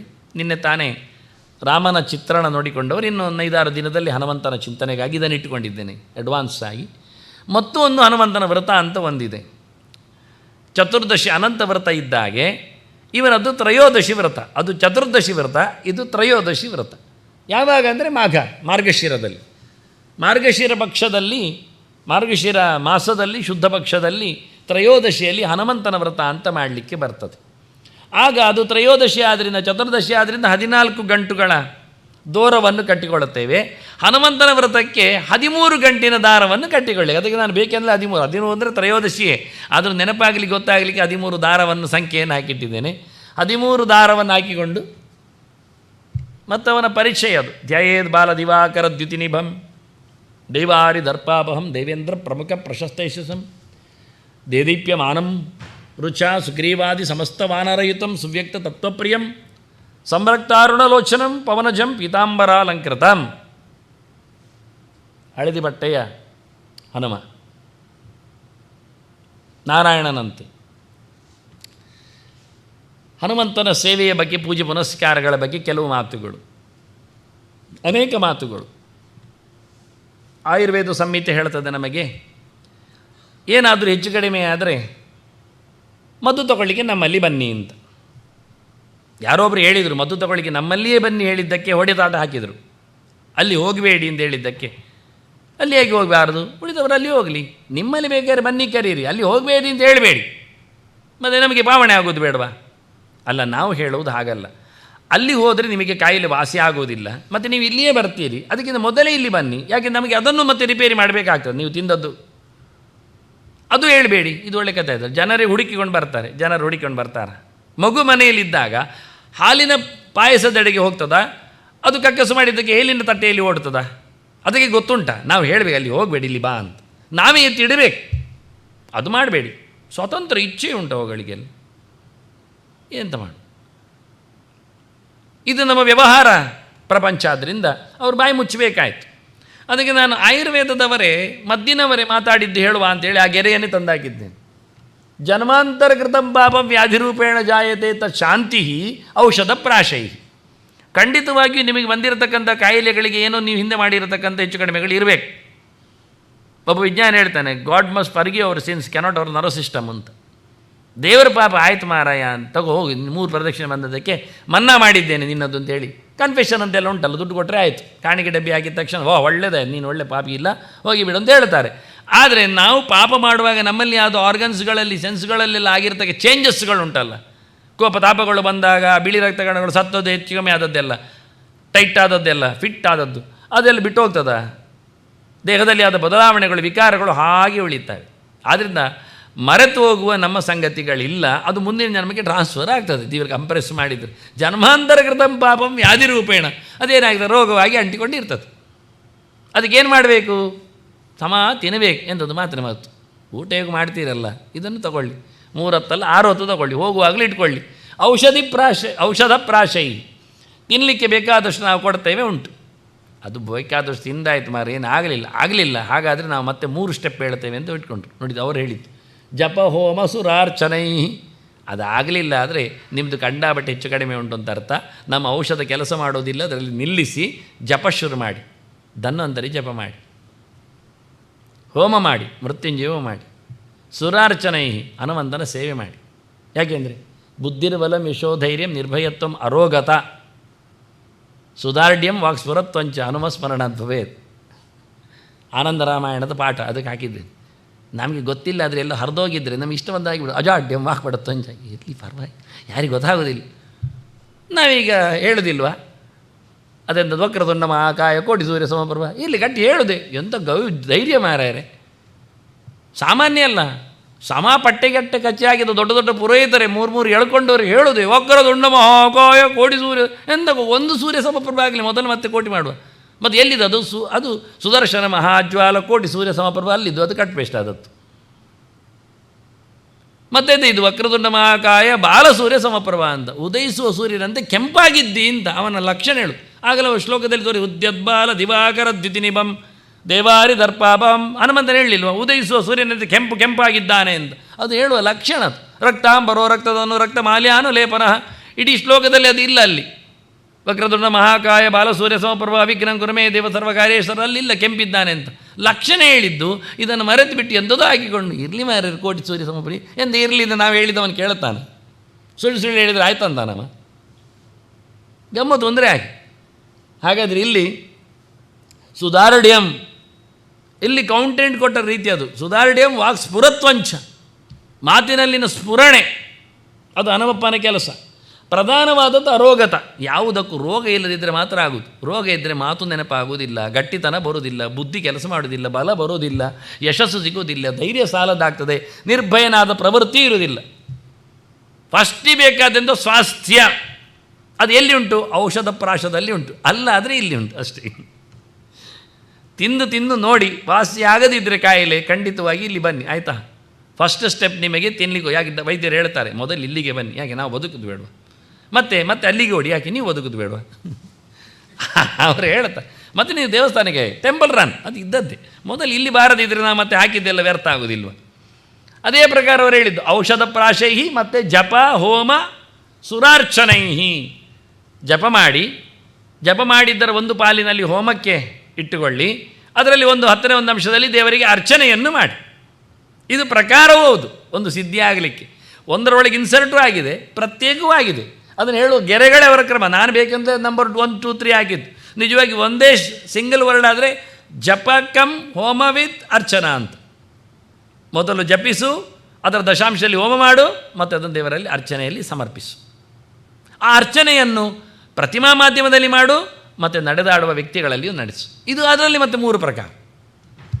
ಅದನ್ನೆಲ್ಲ ಅರ್ಥ ಮಾಡಿಕೊಳ್ಳೋದು ಮಂತ್ರಶಾಸ್ತ್ರ ಆಯಿತು. ಮತ್ತು ಅವರು ಖಾಲಿ ಹೇಳಿ ಹೋಗ್ತಾರೆ, ಅದನ್ನು ನೀವು ಹೇಗೆ ಅನ್ನೋದನ್ನು ಅಲ್ಲಿ ತಿಳ್ಕೊಳ್ಳಿ ಹೇಳ್ತಾರೆ. ಅದೆಲ್ಲ ನಾವು ಕಮ್ಮಿ ಹೇಳುತ್ತೆ. ಅದಕ್ಕೆ ಮುಖ್ಯವಾಗಿ ಹನುಮಂತನಿಂದಾಗಿ ನಾವು ಆರೋಗ್ಯವನ್ನು ಅಭಿವೃದ್ಧಿ ಮಾಡಲಿಕ್ಕೆ ಬರ್ತದೆ. ಜಪ ಮಾಡೋದಾದರೆ ಹೋಮಕ್ಕೆ ಸುಮ್ಮನೆ ಅಗ್ನಿಯನ್ನು ತೋರಿಸಿಕೊಟ್ಟೆ. ಜಪ ಮಾಡುವುದಾದರೆ ಒಂದು ಕೆಲವು ಶ್ಲೋಕಗಳು, ಪುರಾಣ ಶ್ಲೋಕಗಳನ್ನು ಯಾರು ಹೇಳ್ಬೋದು ಅಂತ ಕ್ರಮ. ಕೆಲವರಿಗೆ ಹನುಮತೇ ನಮಃ ಹೇಳುವಾಗ ಅದು ಹೇಳೋದು ಸರಿಯಾಗೋದಿಲ್ಲ ಮಾರ್ರೆ, ಆಯ್ತು ಬೇಡ ಹೇಳ್ಬಿಡಿ. ಕೆಲವರಿಗೆ ಬೀಜ ಮಂತ್ರ ಅಂದ ತಕ್ಷಣ ಹೆಚ್ಚು ಕಡಿಮೆ ಆಗೋದು, ಕೆಲವರಿಗೆ ಮಾಲಾ ಮಂತ್ರ ಅಂದರೆ ಮತ್ತೆ ಹೆಚ್ಚು ಉದ್ದ ಆಗೋದು. ಅದೆಲ್ಲ ಬೇಡ ಹೇಳಿಕೊಂಡು ಪುರಾಣಗಳು ಎಲ್ಲರಿಗೂ ಮಾತಾಡಿಸುವಗಳು. ಕೃಷ್ಣಾಯ ವಾಸುದೇವಾಯ ಹರೇ ಪರಮಾತ್ಮನೇ ಪ್ರಣತ ಕ್ಲೇಶನಾಶಾಯ ಗೋವಿಂದಾಯ ನಮೋ ನಮಃ. ಇದು ಆಪತ್ತಿನಲ್ಲಿದ್ದಾಗ ರಾಜಕುಮಾರರು ಹೇಳಿದ ಒಕ್ಕೊರಳವಾದ ಅದು. ಕೃಷ್ಣಾಯ ವಾಸುದೇವಾಯ ದೇವಕೀ ನಂದನಾಯ ಚ ನಂದ ಗೋಪಕುಮಾರಾಯ ಗೋವಿಂದಾಯ ನಮೋ. ಇದು ಕುಂತಿ ಹೇಳಿತ್ತು, ಸ್ವಯಂ ಹೆಣ್ಮಗಳೇ ಹೇಳಿತ್ತು. ನಾವೆಲ್ಲ ಹೇಳಬಾರ್ದು, ಹೆಣ್ಮಕ್ಕಳು ನಾವೆಲ್ಲ ಅದು ಹೇಳಲಿಕ್ಕಿಲ್ಲ. ಇದು ಒಳ್ಳೆ ಕಥೆ ಆಯ್ತಲ್ಲ. ಮತ್ತು ಕುಂತಿ ಹೆಣ್ಮಕ್ಕಳಲ್ವ, ದ್ರೌಪದಿ ಹೆಣ್ಮಕ್ಕಳಲ್ವ. ಆ ಕೃಷ್ಣ ಅಂತ ದ್ರೌಪದಿಯೇ ಕರೆದಿದ್ದಾಳೆ ದಕ್ಷರ ಮಂತ್ರವನ್ನು, ಕೃಷ್ಣ ಕೃಷ್ಣ ಕೃಷ್ಣ ಅಂತೇಳಿ. ಎಲ್ಲ ಪುರಾಣಗಳಲ್ಲಿ ಅನೇಕ ಮಹಿಳೆಯರು ಸಾಧನೆ ಮಾಡಿದ ಸಂಗತಿಗಳಿವೆ, ಅವರು ಹೇಳಿಕೊಟ್ಟ ಮಂತ್ರಗಳು. ರಾಮ ರಾಮೇತಿ ರಾಮೇತಿ ಶಿವ ಹೇಳ್ತಾನೆ ಪಾರ್ವತಿ ಹತ್ರ, ನೀನು ರಾಮ ಹೇಳು ಅಂತ. ಅದೆಲ್ಲ ಹೇಳಲಿಕ್ಕಿಲ್ಲ ನಾವು ಹೇಳುದ. ಅವಳು ಪುರಾಣ ಕೇಳ್ತಾ ಇದ್ದಾಳೆ, ಕೇಳಬಾರ್ದು. ಹೆಂಗಸರು ಪುರಾಣ ಕೇಳಿದರೆ ಹಾಳಾಗಿ ಹೋಗ್ತಾರೆ. ಯಾರು? ಗಂಡಸರ. ಅದರಿಂದ ಪುರಾಣಗಳು ಇರುವುದೇ ಹೆಣ್ಮಕ್ಕಳನ್ನು ಉದ್ದೇಶಿಸಿಕೊಂಡು ವೇದವ್ಯಾಸರು ಕೊಟ್ಟ ವೇದಗಳದು ಸಬ್ಸ್ಟಿಟ್ಯೂಟ್. ಆದರೆ ಪುರಾಣಗಳಲ್ಲಿ ಇರತಕ್ಕ ಮಂತ್ರಗಳನ್ನೆಲ್ಲ ಕಲೆಕ್ಟ್ ಮಾಡಿಕೊಟ್ಟಿದ್ದೇನೆ. ಸುಮಾರಿವೆ, 100 ಗಟ್ಟಲೆ ಇವೆ. ಒಂದು 5 ಸ್ಯಾಂಪಲ್. ಪಂಚಪ್ರಾಣರನ್ನು ಪ್ರೀತಿಸಲಿಕ್ಕೋಸ್ಕರ ಪ್ರಧಾನವಾಗಿ 5 ಮಂತ್ರಗಳನ್ನು ಇಟ್ಟಿದ್ದೇನೆ. ಓದಿಬಿಡ್ತೇನೆ ಸುಮ್ಮನೆ. ಜ್ವಲತ್ ಕಾಂಚನ ವರ್ಣಾಯ ದೀರ್ಘಲಾಂಗೂಲ ಧಾರಿಣೆ ಸೌಮಿತ್ರಿ ಜಯದಾತ್ರೇ ಚ ರಾಮದೂತಾಯತೆ ನಮಃ. ಅವನು ದೊಡ್ಡ ಕ್ವಾಲಿಫಿಕೇಷನ್. ರಾಮನ ದೂತನಾಗಿ ರಾಮನ ನಂಬಿದವರಿಗೆ ಲಕ್ಷ್ಮಣನನ್ನು ಕಾಪಾಡಿದಂತೆ. ನೋಡಿ ಎಲ್ಲಿಂದ ದೂತ ರಾಮನದ್ದು, ಕಾಪಾಡಿದ ಲಕ್ಷ್ಮಣ. ಹಾಗೆ ನರರು ನಾವು, ದೇವರು ಅವನು. ದೇವರ ಪ್ರೀತಿಗೆ ನಾವು ಪಾತ್ರರಾದರೆ ನರನಾದ ನಮ್ಮನ್ನು ರಕ್ಷಣೆ ಮಾಡಿದ. ಇಂಥದ್ದಲ್ಲಿ ಇನ್ಸರ್ಟ್ ಚಿಂತನೆಗಳಿರುವೆ ಅಲ್ಲಿ. ಅಂತಹ ನಾರದ ಪುರಾಣದಲ್ಲಿ ಖಂಡಾಬಟ್ಟೆ ಪೂಜೆ ಪುನಸ್ಕಾರಗಳ ಬಗ್ಗೆ, ಹನುಮಂತರ ಬಗ್ಗೆ ತುಂಬ ಅಧ್ಯಾಯಗಳಿವೆ ಮಾತಾಡಲಿಕ್ಕೆ ಹೋದರೆ. ಸ್ಯಾಂಪಲ್: ಹನುಮಾನಂಜನಿ ಸೂನು ವಾಯುಪುತ್ರ ಮಹಾಬಲ ಅಕಸ್ಮಾತ್ ಆಗದೋತ್ಪಾತಂ ನಾಶಯಾಶ ನಮೋಸ್ತುತೆ. ಆಕ್ಸಿಡೆಂಟಲ್ಲಿ ಏನಾದರೂ ಹೆಚ್ಚು ಕಡಿಮೆ ಆದರೆ ಈ ಮಂತ್ರ ಉಪಕಾರಕ್ಕೆ ಬರ್ತದೆ. ಓ ಹನುಮಂತನೇ, ಅಂಜನೇ ಮಗನೇ, ವಾಯುದೇವರ ಪ್ರಿಯ ಪುತ್ರನೇ, ಮಹಾಬಲಿಷ್ಠ ನೀನು, ಬಂದಿರತಕ್ಕ ಆಪತ್ತನ್ನು ಪರಿಹರಿಸು. ಇಷ್ಟೇ. ಬರ್ತದೆ ಅಂತಾದರೂ, ಬಂದಿದೆ ಅಂತಾದರೂ, ಎಂಥದೇ ಆಗಲಿ ಅಕಸ್ಮಾತ್ ಆಗತೋತ್ಪಾತ, ಏನಾದರೂ ಹೆಚ್ಚು ಕಡಿಮೆಗಳಾಗದಿರಲಿ, ಖಂಡಿತವಾಗಿಯೂ ನಾಶ ಮಾಡಿಕೊಡು ಅಂತ ಕೇಳುವ ಪ್ರಕಾರ. ನಮಃ ಶ್ರೀರಾಮ ಭಕ್ತಾಯ ಅಕ್ಷ ವಿಧ್ವಂಸನಾಯ ಚ ನಮೋ ರಕ್ಷ ಪುರೀದಾಹ ಕಾರಿಣೆ ವಜ್ರಧಾರಿಣೆ. ಸ್ಕಂದಪುರಾಣ ಹೇಳ್ತದೆ, ಗಟ್ಟಿಮುಟ್ಟಾದ ಪ್ರಾಣನ ಚಿಂತನೆ ಮಾಡಿದರೆ ಎಂಥದೂ ಆಗ್ತದೆ. ಎಂಥ ಅಡ್ಡ ಬರುವವರನ್ನು ಮುಗಿಸ್ಲಿಕ್ಕೆ ಬರ್ತದೆ. ಅದು ಯಾರ ಹೆಸರು ಹೇಳಬೇಕಾಗಿಲ್ಲ. ಅಕ್ಷನ ಸಂಹಾರ ಮಾಡಿದ್ದು ಹೇಳು. ಯಾಕೆ? ಆದಿಂದ ಕ್ಷಾದವರೆಗೂ ಇದ್ದಾನವ. ಅಕ್ಷ ಸಂಹಾರ. ನಾನು ಅದಕ್ಕೆ ಮೊದಲು ಹನುಮಂತನ ಅವತಾರ ಚಿತ್ರ ಕೊಡುವಾಗ ಅದನ್ನೇ ಕೊಟ್ಟದ್ದು. ಅಕ್ಷ ಸಂಹಾರನನ್ನು ಬಡಿಯುವ ಹನುಮಂತನನ್ನೇ ಕೊಟ್ಟದ್ದು. ಆದ್ದರಿಂದ ಅಕ್ಷ ವಿಧ್ವಂಸನಾಯಚ ಅಂದರೆ ಅಲ್ಲಿ ನಮಗೆ ಬೇಕಾದವನಿದ್ದಾನೆ. ಅಕಾರದಿಂದ ಕ್ಷಕಾರದವರೆಗೆ ಅವನೊಬ್ಬ ಇದ್ದಾನೆ, ಅಕ್ಷರ ಹೊತ್ತವನು. ಅವನ ನಾಶ ಆಗಲಿ ಅಂತ. ಅನ್ಯಾಯ ಮಾಡ್ತಾ ಇದ್ದಾನೆ, ಅವನನ್ನು ಬಾಯಿ ಮುಚ್ಚಿಸು ಅಂತ ಹೇಳಿ ಅಂಜನಾ ಗರ್ಭಸಂಭೂತ ಕಪೀಂದ್ರ ಸಚಿವೋತ್ತಮ ರಾಮಪ್ರಿಯ ನಮಸ್ತುಭ್ಯ ಹನುಮನ್ ರಕ್ಷ ಸರ್ವದಾ. ಇದು ಟೋಟಲ್ ರಕ್ಷಣೆಯ ಮಂತ್ರ. ನನ್ನನ್ನು ರಕ್ಷಣೆ ಮಾಡು. ಎಲ್ಲಿ ಹೋಗುವಾಗಲೂ, ನಾವು ಬೀದಿಯಲ್ಲಿ ನಡೀಲಿಕ್ಕೆ ಹೋಗುವ ಅಥವಾ ಇನ್ನು ಎಲ್ಲಿಗಾದರೂ ಹೋಗುವ, ಯಾವ ಕ್ರಮದಲ್ಲಿ ಇದ್ದರೂ ರಕ್ಷಣೆ ಮಾಡಲಿಕ್ಕೆ ಕೇಳಿಕೊಳ್ಳುವ ಮಾತು. ಇದು ಸುಲಭವಾದ ಮಾತು. ಅಂಜನಾ ಗರ್ಭಸಂಭೂತ, ಅಮ್ಮನ ಒಳ್ಳೆಯ ಮಗನೇ, ಕಪೀಂದ್ರ ಸಚಿವೋತ್ತಮ, ದೊಡ್ಡವನ ಮಂತ್ರಿಗೆ, ರಾಮಪ್ರಿಯ ವಿಶೇಷವಾಗಿ ರಾಮದೇವರ ಇಷ್ಟನಾದವ, ನಮಸ್ತುಭ್ಯಂ ಹನುಮನ್ ರಕ್ಷ ಸರ್ವದಾ. ಇದು ಹೆಚ್ಚಿನವರಿಗೆ ಗೊತ್ತಿರುವ ಮಂತ್ರ. ಇದು ಕೊನೆಯಲ್ಲಿ ಉಂಟು. ಮರ್ಕಟೇಶ ಮಹೋತ್ಸಾಹ ಸರ್ವಶೋಕ ವಿನಾಶನ ಶತ್ರುನ್ ಸಂಹರ ಮಾಂ ರಕ್ಷ ಶ್ರಿಯಂ ದಾಪಯಮೇ ಪ್ರಭೋ. ದುಡ್ಡು ಕೊಡು ಅಂತ ಕೇಳಲೇ ಇಲ್ಲಲ್ಲ ಮಾರಿಗೆ, ಅದಕ್ಕೆ ಕೊನೆಯಲ್ಲಿ ಮಂತ್ರ ಇಟ್ಟಿದ್ದೇನೆ. ದುಡ್ಡು ಕೊಡೋ ಮಂಗ ನನಗೊಂಚೂರು ಅಂತೇಳಿ. ಏನು ಮಾಡ್ತೀರಿ ಮತ್ತೆ ಕೊಟ್ಟರೆ? ಆದರೂ ಅವನು ಹೇಳ್ತಾನೆ, ಒಳ್ಳೆ ಉತ್ಸಾಹ ಉಂಟು ಅಂತಾದರೆ, ಒಳ್ಳೆ ಕೆಲಸ ಮಾಡೋದಾದರೆ ಎಂಥ ಸಂಪತ್ತನ್ನು ಪಡೀಬಹುದು, ಎಂಥ ದುಃಖವನ್ನು ನಿವೃತ್ತಿಗೊಳಿಸ್ಬೋದು. ಅಷ್ಟದಳ ಕಮಲದಲ್ಲಿ ಹನುಮಂತನ ಪೂಜೆ. ಇದು ನನ್ನದು ಯಾವತ್ತು ಎಲ್ಲ ಸ್ಲೈಡ್ಗಳಲ್ಲಿ ಇರತಕ್ಕಂಥ ವಿಷಯಗಳು. ಪೂಜೆ ಪುನಸ್ಕಾರಗಳು ಬಂದಾಗ ಅಷ್ಟಮೂರ್ತಿಗಳನ್ನು ನೋಡಬೇಕು ಅಂತ ನಾನು ಹೇಳುವವ. ಯಾಕೆಂದರೆ ಹೃದಯ ಅಷ್ಟದಳಂ ಪದ್ಮ ಅಂತ, ಹೃದಯದಲ್ಲಿ ನಮ್ಮದು ಕ್ರಮವೇ ಹಾಗೆ ಉಂಟು. 8 ದಳದ ಪದ್ಮ, ನಡುವೆ ನಾರಾಯಣ ಇದ್ದಾನೆ, ಉಳಿದವರೆಲ್ಲ ಸುತ್ತ ನಿಂತಿದ್ದಾರೆ. ದೇವರ ರೂಪಗಳಿವೆ, ಲಕ್ಷ್ಮೀ ರೂಪಗಳಿವೆ, ಪ್ರಾಣನ ರೂಪಗಳಿವೆ. ಇದನ್ನೆಲ್ಲ ಗಮನಿಸಬೇಕು ಅಂತ ಹೇಳಿ, ಇದು ನಮ್ಮ ಹೃದಯ ಕಮಲ, ನಡುವೆ ಜೀವನ ಜೊತೆಯಲ್ಲಿ ದೇವರಿದ್ದಾನೆ, ಸುತ್ತ ದೇವರ ಪ್ರೊಟೆಕ್ಷನ್ನು, ಲಕ್ಷ್ಮಿಯ ರೂಪಗಳು, ಹಾಗೆಯೇ ಪ್ರಾಣನ 8 ರೂಪಗಳಲ್ಲಿ. ಹನುಮ ಜಯಂತಿ ಅಂದಾದರೂ ಒಂದು ಚಂದವಾದ ಪದ್ಮಮಂಡಲ ಹಾಕಿ ಅದರಲ್ಲಿ ಸುತ್ತ 8 ಜನರನ್ನು ಚಿಂತನೆ ಮಾಡಿ ನಡುವೆ ರಾಮನನ್ನು ಪೂಜೆ ಮಾಡುವ ರೀತಿ. ರಾಮಭಕ್ತ, ಮಹಾತೇಜಸ್ಸು, ಕಪಿರಾಜ, ಮಹಾಬಲ, ದ್ರೋಣಾದ್ರಿ ಹಾರಕ, ಮೇರು ಪೀಠಾರ್ಚನಕಾರಕ, ದಕ್ಷಿಣಾಶ ಭಾಸ್ಕರ, ಸರ್ವವಿಘ್ನ ವಿನಾಶ. ಅವನು ಮತ್ತು 8 ಜನ ಪರಿವಾರರಿದ್ದಾರೆ.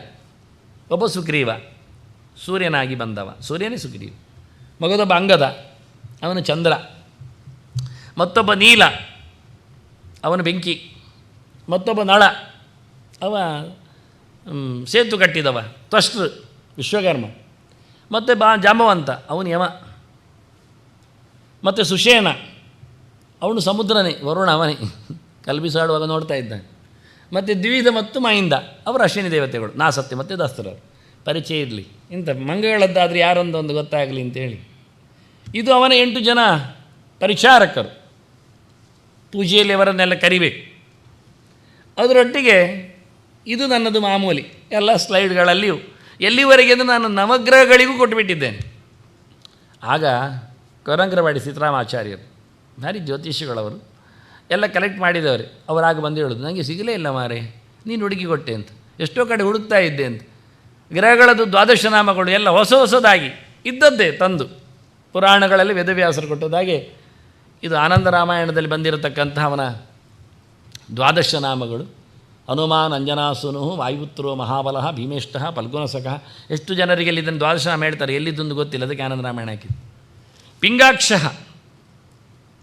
ಪಿಂಗಾಕ್ಷ ಅಂದ್ರಲ್ಲಿ ಆಗ ಬಂದದ್ದು, ಅಕ್ಷನ ಸಂಹಾರ ಮಾಡಿದವ ಅಂತ ಹೇಳಿಕೊಳ್ಳುವ ಚಿಂತನೆ ವಾಸ್ತವೇ ಅದು. ಅದರಂತೆ ಅಂದರೆ ಪಿಂಗ ಕಲರಿಗೆ, ಕೆಂಪು ಬಣ್ಣಕ್ಕೆ ಅಕ್ಷನನ್ನು ಮಾಡಿ ಗುದ್ದಿ ಮಾಡಿದ ಅಂತ. ಹಾಗೆಲ್ಲ ಸಂಹಾರ ಕಾರ್ಯಗಳನ್ನೇ ಹೇಳ್ತಕ್ಕ ಚಿಂತನೆಗಳವೆಲ್ಲ ಅವನ ವಿಶೇಷಗಳು.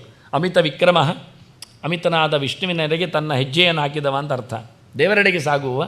ಉದಧಿಕ್ರಮಣಶ್ಚೈವ, ಸಮುದ್ರ ಹಾರಿದವ. ಸೀತಾ ಸಂದೇಶ ಹಾರಕಃ. ಲಕ್ಷ್ಮಣ ಪ್ರಾಣದಾತಾಶ ದಶಗ್ರೀವಸ್ಯ ದರ್ಪ. ದಶಗ್ರೀವನೇ ಸೊಕ್ಕು ಮುರಿದವ. ಒಂದಿನ ರಾವಣ ಎದುರಾಗಿದ್ದ, ಹನುಮಂತವನಿಗೆ ಗುದ್ದಿದ್ದ. ಅದು ಎಡಕೈಯಲ್ಲಿ ಗುದ್ದಿದ್ದ, ಅದು ಮೆಲ್ಲ ಗುದ್ದಿದ್ದಾನೆ. ಯಾಕೆಂದರೆ ಮತ್ತೆ ಸತ್ತೇ ಹೋದರೆ ಮತ್ತೆ ರಾಮನಿಗೆ ಇಲ್ಲ ಆಗ್ತಾನೆ, ಅವನು ರಾಮನಲ್ಲಿ ಸಾಯಬೇಕು. ಹಾಗಾಗಿ ಮೆಲ್ಲ ಗುದ್ದಿದ್ದಕ್ಕೆ 10 ಬಾಯಿಯಲ್ಲಿಯೂ ನೆತ್ತರು ಕಕ್ಕಿದ್ದಾನೆ ರಾವಣ. ಹಾಗೆ ಹೇಳ್ತಾನೆ, ಆಗ್ಬೋದು ಮಾರಿ, ಇಷ್ಟುವರೆಗೆ ಇಂಥ ರೀತಿಯಲ್ಲಿ ಹೊಡೆದವರಿಲ್ಲ, ಜೋರಿದ್ದಿ ಅಂದ. ಅದು ಮೆಲ್ಲ ಹೊಡೆದದ್ದು ಗೊತ್ತಾಯ್ತಾ, ಅದು ಎಡಕೈಯಲ್ಲಿ ಗುದ್ದಿತ್ತು. ಮತ್ತು ಯಾಕೆ ಗೊತ್ತುಂಟ, ಸೀತೆಗೆ ನೀನು ಹೆದರಿಸಿದ್ಯಲ್ಲ, ಆವತ್ತು ನಾನು ಇದ್ದೆ ಅಲ್ಲಿ, ಅದನ್ನು ನೋಡಿದ್ಲೇ ಕೊಟ್ಟಿತ್ತು. ಸೀತಾ ಸಂತರ್ಜನ ಮಾಡಿದ್ದಕ್ಕೆ, ಅವನನ್ನು ಗದರಿಸಿದ್ದಕ್ಕೆ ಇದೊಂದು ನಿನಗೆ ಪೆಟ್ಟು ಅಂತ. ಮುಷ್ಟಿಪ್ರಹಾರಂ ದಶಕಾಯ ಸೀತಾ ಸಂತರ್ಜನಾಯ ಅಗ್ರ ಉತ್ತರ್ಮ ಆದಾತ್ ಅಂತ. ಏಷಕಃ ಅದಾತ್. ಇನ್ನೊಂದು ದೊಡ್ಡ ಪ್ರಕರಣ, ಹನುಮಂತನಿಗೆ ಊಟ ಕೊಡಲಿಕ್ಕೆ ಉಂಟಾ ಇಲ್ವಾ? ಕೆಲವರು ಇಲ್ಲ ಹೇಳೋದು, ಮಂಗೆ ಎಂತ ತಿಂತಾನೆ ಸುಮ್ಮನೆ ಅಂತ. ಕೆಲವರು ಮಾಡಲಿಕ್ಕೆ ಉಂಟು, ಬಜ್ಜೆ ಮಾತ್ರ ತಿನ್ನೋದವ ಅಂತ ಕೆಲವರು.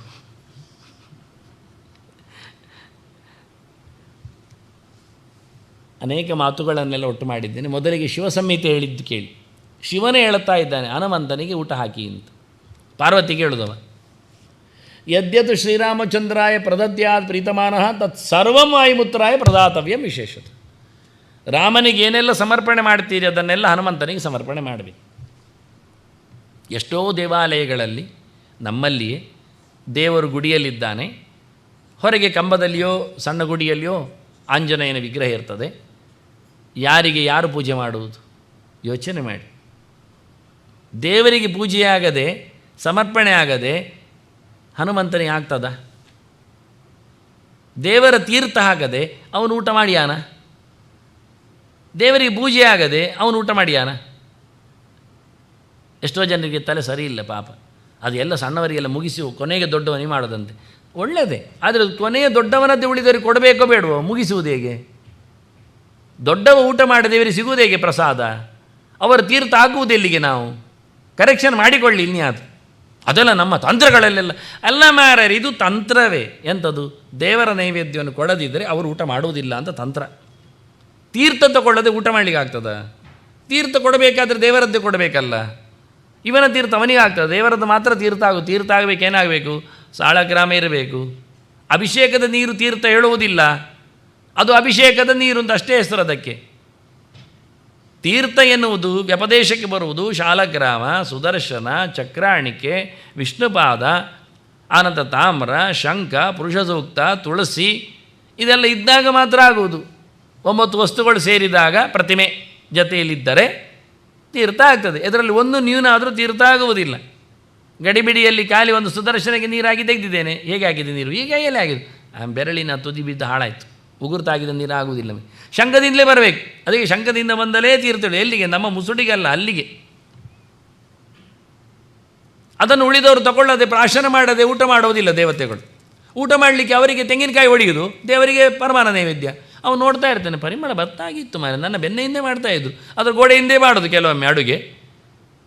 ದೇವರಿಗೆ ಪಾಯಸ ಮಾಡಿದ್ದನ್ನು ಇವನಿಗೆ ಸಮರ್ಪಣೆ ಮಾಡಬೇಕು. ಪೂರಗೆರೆ ಎಷ್ಟು ಬೇಕಾದ್ರೆ ಕೊಡ್ತಾನೆ ಇಂಥದ್ದು. ನನ್ನ ಹತ್ರ 100 ಗಟ್ಟಲೆ ಉಂಟು ನೈವೇದ್ಯ ವಿಷಯದಲ್ಲಿ. ಪುರುಸೊತ್ತಿಲ್ಲ ಅಂತ ಸ್ವಲ್ಪವೇ ಹಾಕಿದ್ದೇನೆ, ಬೇರೆ ಬೇರೆ ಸ್ಲೈಡ್ಗಳಲ್ಲಿ ತರ್ತೇನೆ ತರುವಾಗ.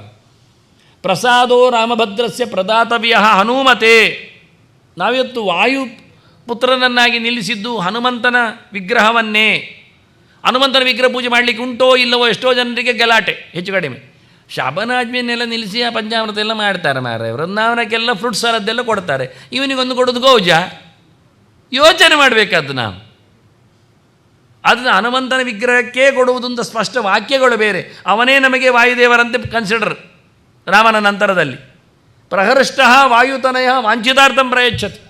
ನಿಮಗೆ ರಾಮನ ನೈವೇದ್ಯವನ್ನು ಉಂಡ ಹನುಮಂತ ಖುಷಿಯಲ್ಲಿ ನಿಮಗೆ ಬೇಕಾದ್ದನ್ನು ಕೊಡ್ತಾನೆ, ಬಯಸಿದ್ದನ್ನು ಕೊಡ್ತಾನೆ, ಆರಾಮವಾಗಿರಲಿಕ್ಕೆ ಬಿಡ್ತಾನೆ. ಅವನಿಗೆ ಪ್ರತ್ಯೇಕವಾದ ಅಡುಗೆ ಅಂತ ಇಲ್ಲ, ದೇವರಿಗೆ ಮಾಡಿದ್ದೇ ಅವನಿಗೆ ಕೊಡಲಿಕ್ಕೆ. ರಾಮಂ ಸಮರ್ಚ್ಯ ರಾಮಸ್ಯ ಪ್ರಸಾದಾನ್ನ ಮನುಮತೆ. ಮೊದಲು ರಾಮದೇವರ ಪೂಜೆ ಮಾಡಿ ಅವ್ರು ಹೇಳ್ತಾರೆ, ಇಷ್ಟಾದರೂ ಪೂಜೆ ಆಚೀಚೆ ಮಾಡಲಿಕ್ಕೆ ಹೇಳಿದಾರ ಅಂತ. ಅದಕ್ಕೆ ನಾನು ಇದನ್ನು ಗೆರ್ತ ಒಂದೊಂದು ಪ್ರಶ್ನೆಗಳು ನೋಡಬೇಕು ತಲೆ ಹೊಡೆದಾಗಿ. ರಾಮಂ ಸಮರ್ಚ್ಯ, ಅಲ್ಲಿ ಲೆಪ್ರತ್ಯಗಳೆಲ್ಲ ಬರುವಂಥದ್ದು ಆದ ನಂತರ ಹೇಳಲಿಕ್ಕೆ ಕ್ರಿಯೆ. ಸಂಸ್ನಾಪ್ಯ ಭೋಜಯತಿ, ಮಗುವನ್ನು ಮೀಯಿಸಿ ಉಣಿಸ್ತಾನೆ. ಹಾಗಾದರೆ ಮೀಯಿಸುವುದು ಎನ್ನುವುದು ಮೊದಲ ಕರ್ಮ, ಮೀಯಿಸಿದ ನಂತರ ಉಣಿಸುತ್ತಾನೆ ಅಂತ ಅರ್ಥ. ಹಾಗೆ ಇಲ್ಲಿ ರಾಮಂ ಸಮರ್ಚ್ಯ ಪ್ರಸಾದಾನ್ನಂ ರಾಮಸ್ಯ ಹನುಮತೆ. ರಾಮನ ಅದರಲ್ಲಿ ಸಹ ರಾಮನನ್ನು ಪೂಜೆ ಮಾಡಿದ, ಮತ್ತು ತೆಂಗಿನಕಾಯಿಯನ್ನು ಹೊಡೆದ, ಅದು ಅಲ್ಲ. ರಾಮಂ ಸಮರ್ಚ್ಯ ರಾಮಸ್ಯ ಪ್ರಸಾದಾನ್ನ. ಎಷ್ಟು ಬಿಡಿಸಿ ಹೇಳ್ತಾರೆ ನೋಡಿ. ರಾಮನ ಪೂಜೆ ಮಾಡಿ ರಾಮನ ನೈವೇದ್ಯವನ್ನು ಹನುಮಂತನಿಗೆ ದದಾತಿ. ಪ್ರಿಯೇ ತಸ್ಯ, ಪ್ರಿಯೆ ಅಂತ ಕರೆದತ್ತು. ಓ ಮಡದಿಯೇ ಅಂತ, ಪ್ರೀತಿಯ ವಿಷಯಕ್ಕೆ ಪಾತ್ರಳಾದವಳು ಪಾರ್ವತಿಯೇ ಅಂತ ಹೇಳ್ತಾ, ತಸ್ಯ ಸರ್ವಾಭೀಷ್ಟಂ ಪ್ರಸಿದ್ಧತೆ. ಎಲ್ಲ ಅಭೀಷ್ಟಗಳು ಸಿದ್ಧಿಯಾಗುವುದಾಗ ಕೇವಲ ಹನುಮನ ಸೇವೆಯಲ್ಲಿ. ಎಷ್ಟೋ ಜನ ಇಲ್ಲಿ ಬರ್ತಾರೆ, ಅವರು ಎಲ್ಲರೂ ಹೇಳ್ತಾರೆ, ಶನಿವಾರ ಒಂದು ಬರ್ತದೆ, ಜನ ಕಮ್ಮಿ ಇಲ್ಲ, ಸೀದಾ ಹೋಗ್ತದೆ. ಎಲ್ಲಿಗೆ? ಹನುಮಂತನಲ್ಲಿ. ಕೃಷ್ಣನಲ್ಲಿ ಯಾರು ಬರೋದೇ ಇಲ್ಲ. ಮತ್ತು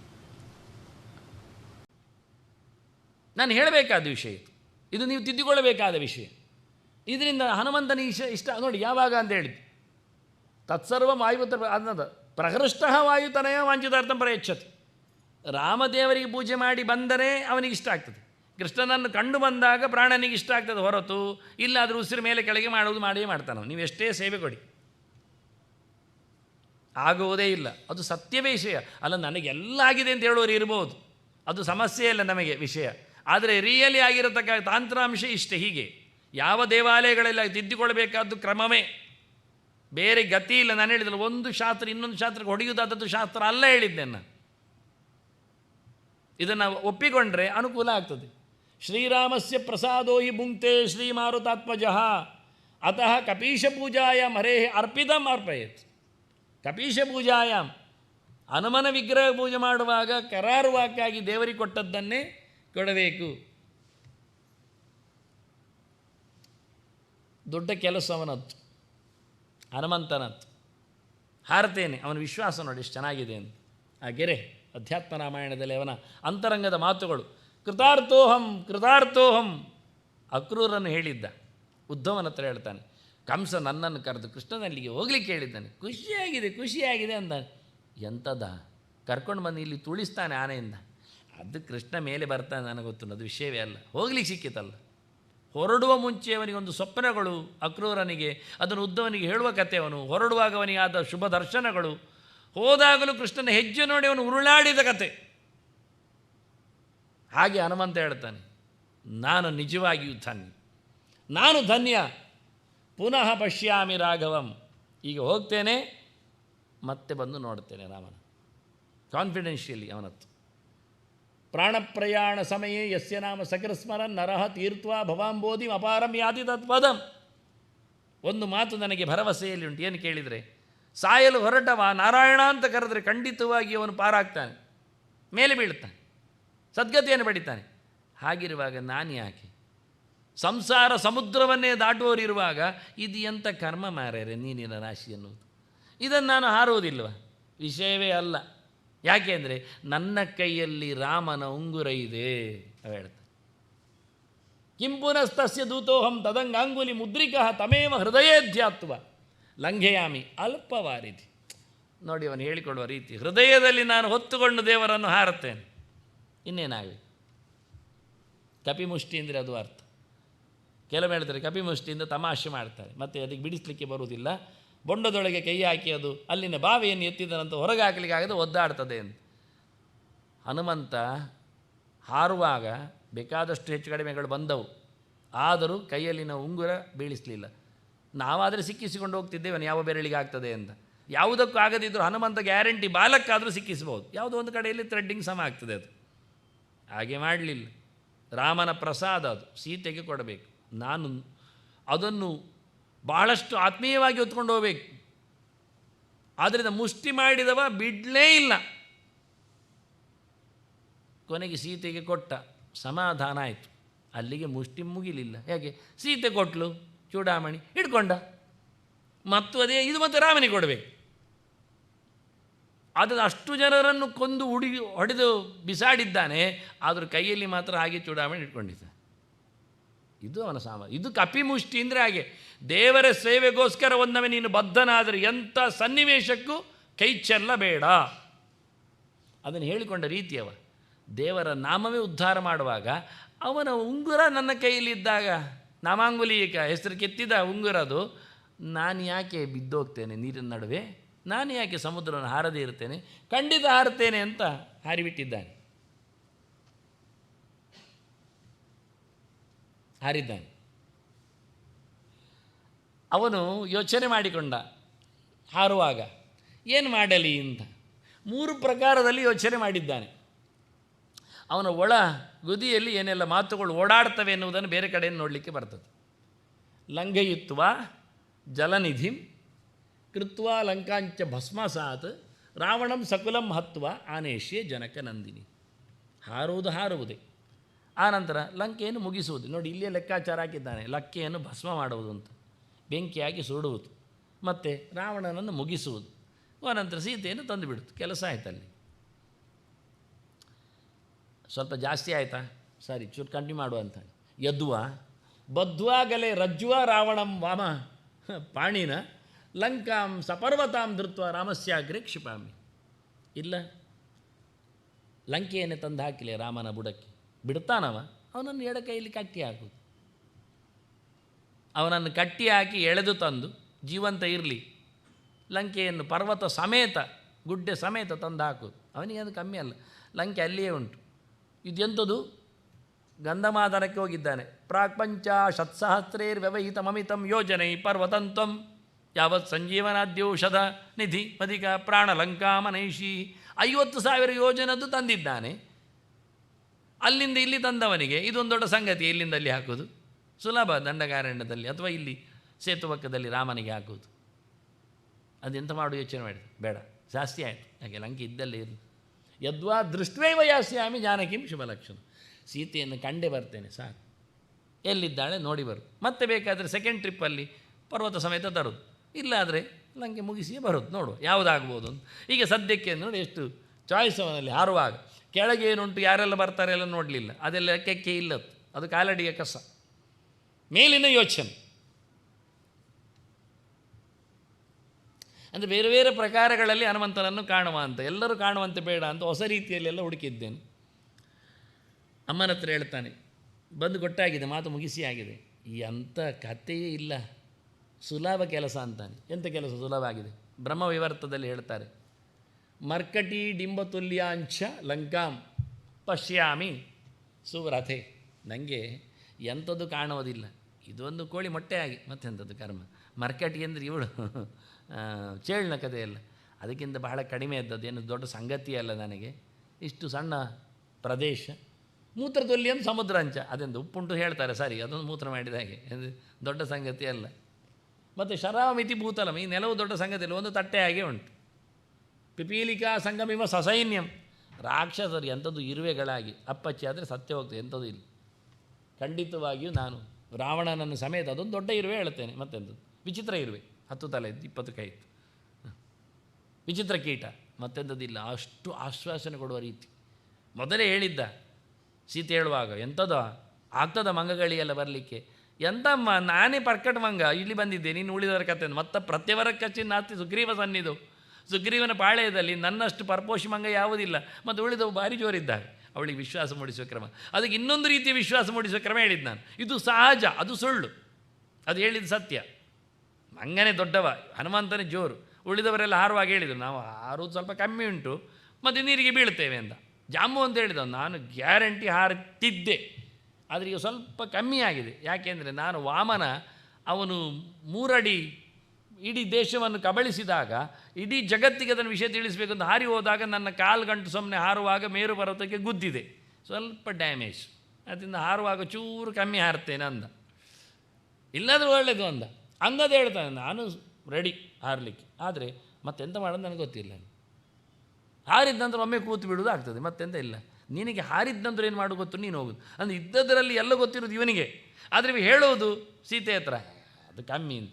ನಾನು ಅದಕ್ಕೆ ಅದನ್ನು ಗುರುತಿಸೋದೆ, ಆ ಮಾತಿನಲ್ಲಿ ಹೆಚ್ಚು ಕಡಿಮೆ ಉಂಟು ಹೇಳಿ ನಾನು ಇದನ್ನು ಎತ್ತಿದ್ದು ಬ್ರಹ್ಮವೈವರ್ತದಲ್ಲಿ. ಇದು ರಿಯಲ್, ನನಗಿದು ಎಂಥದ್ದು ಲೆಕ್ಕಕ್ಕಿಲ್ಲ, ಸಮುದ್ರವೂ ಲೆಕ್ಕಕ್ಕಿಲ್ಲ, ಸೈನ್ಯವೂ ಲೆಕ್ಕಕ್ಕಿಲ್ಲ, ಲಂಕೆಯೂ ಲೆಕ್ಕಕ್ಕಲ್ಲ. ಇನ್ನೆಂತ ಆಗಬೇಕು, ಇನ್ನೇನಾಗಬೇಕು ಹೇಳು. ಹೀಗೆ ಸೀತೆಯಲ್ಲಿ ಗಾಢವಾದ ವಿಶ್ವಾಸವನ್ನು ಹುಟ್ಟಿಸುವಂಥ ಮಾತಿನ ಪ್ರಕಾರಗಳು. ಇದು ಕಂಡವರು ಮಾತ್ರ ಹೇಳ್ಬೋದು, ಮತ್ತಾರು ಹೇಳಲಿಕ್ಕೆ ಆಗುವುದಿಲ್ಲ. ಸಮುದ್ರವನ್ನು ಹಾರಿದ ಮೇಲೆ ರಾವಣನ ಸೈನ್ಯ ನೋಡಿದ ನಂತರ ಹೇಳಬಹುದಾದ ಮಾತು. ಈಗ ಯಾವುದೂ ಇಲ್ಲದಿದ್ದರೆ ಇದೊಂದು ಬೇಕೇ ಬೇಕಲ್ಲ ಜನರಿಗೆ, ಹಾಗಾಗಿ ಅವನು ಹೋರಾಟ ಕೊಟ್ಟಿದ್ದೆ, ಹೇಗಿರ್ತದೆ ಅಂತ ನೋಡಿ.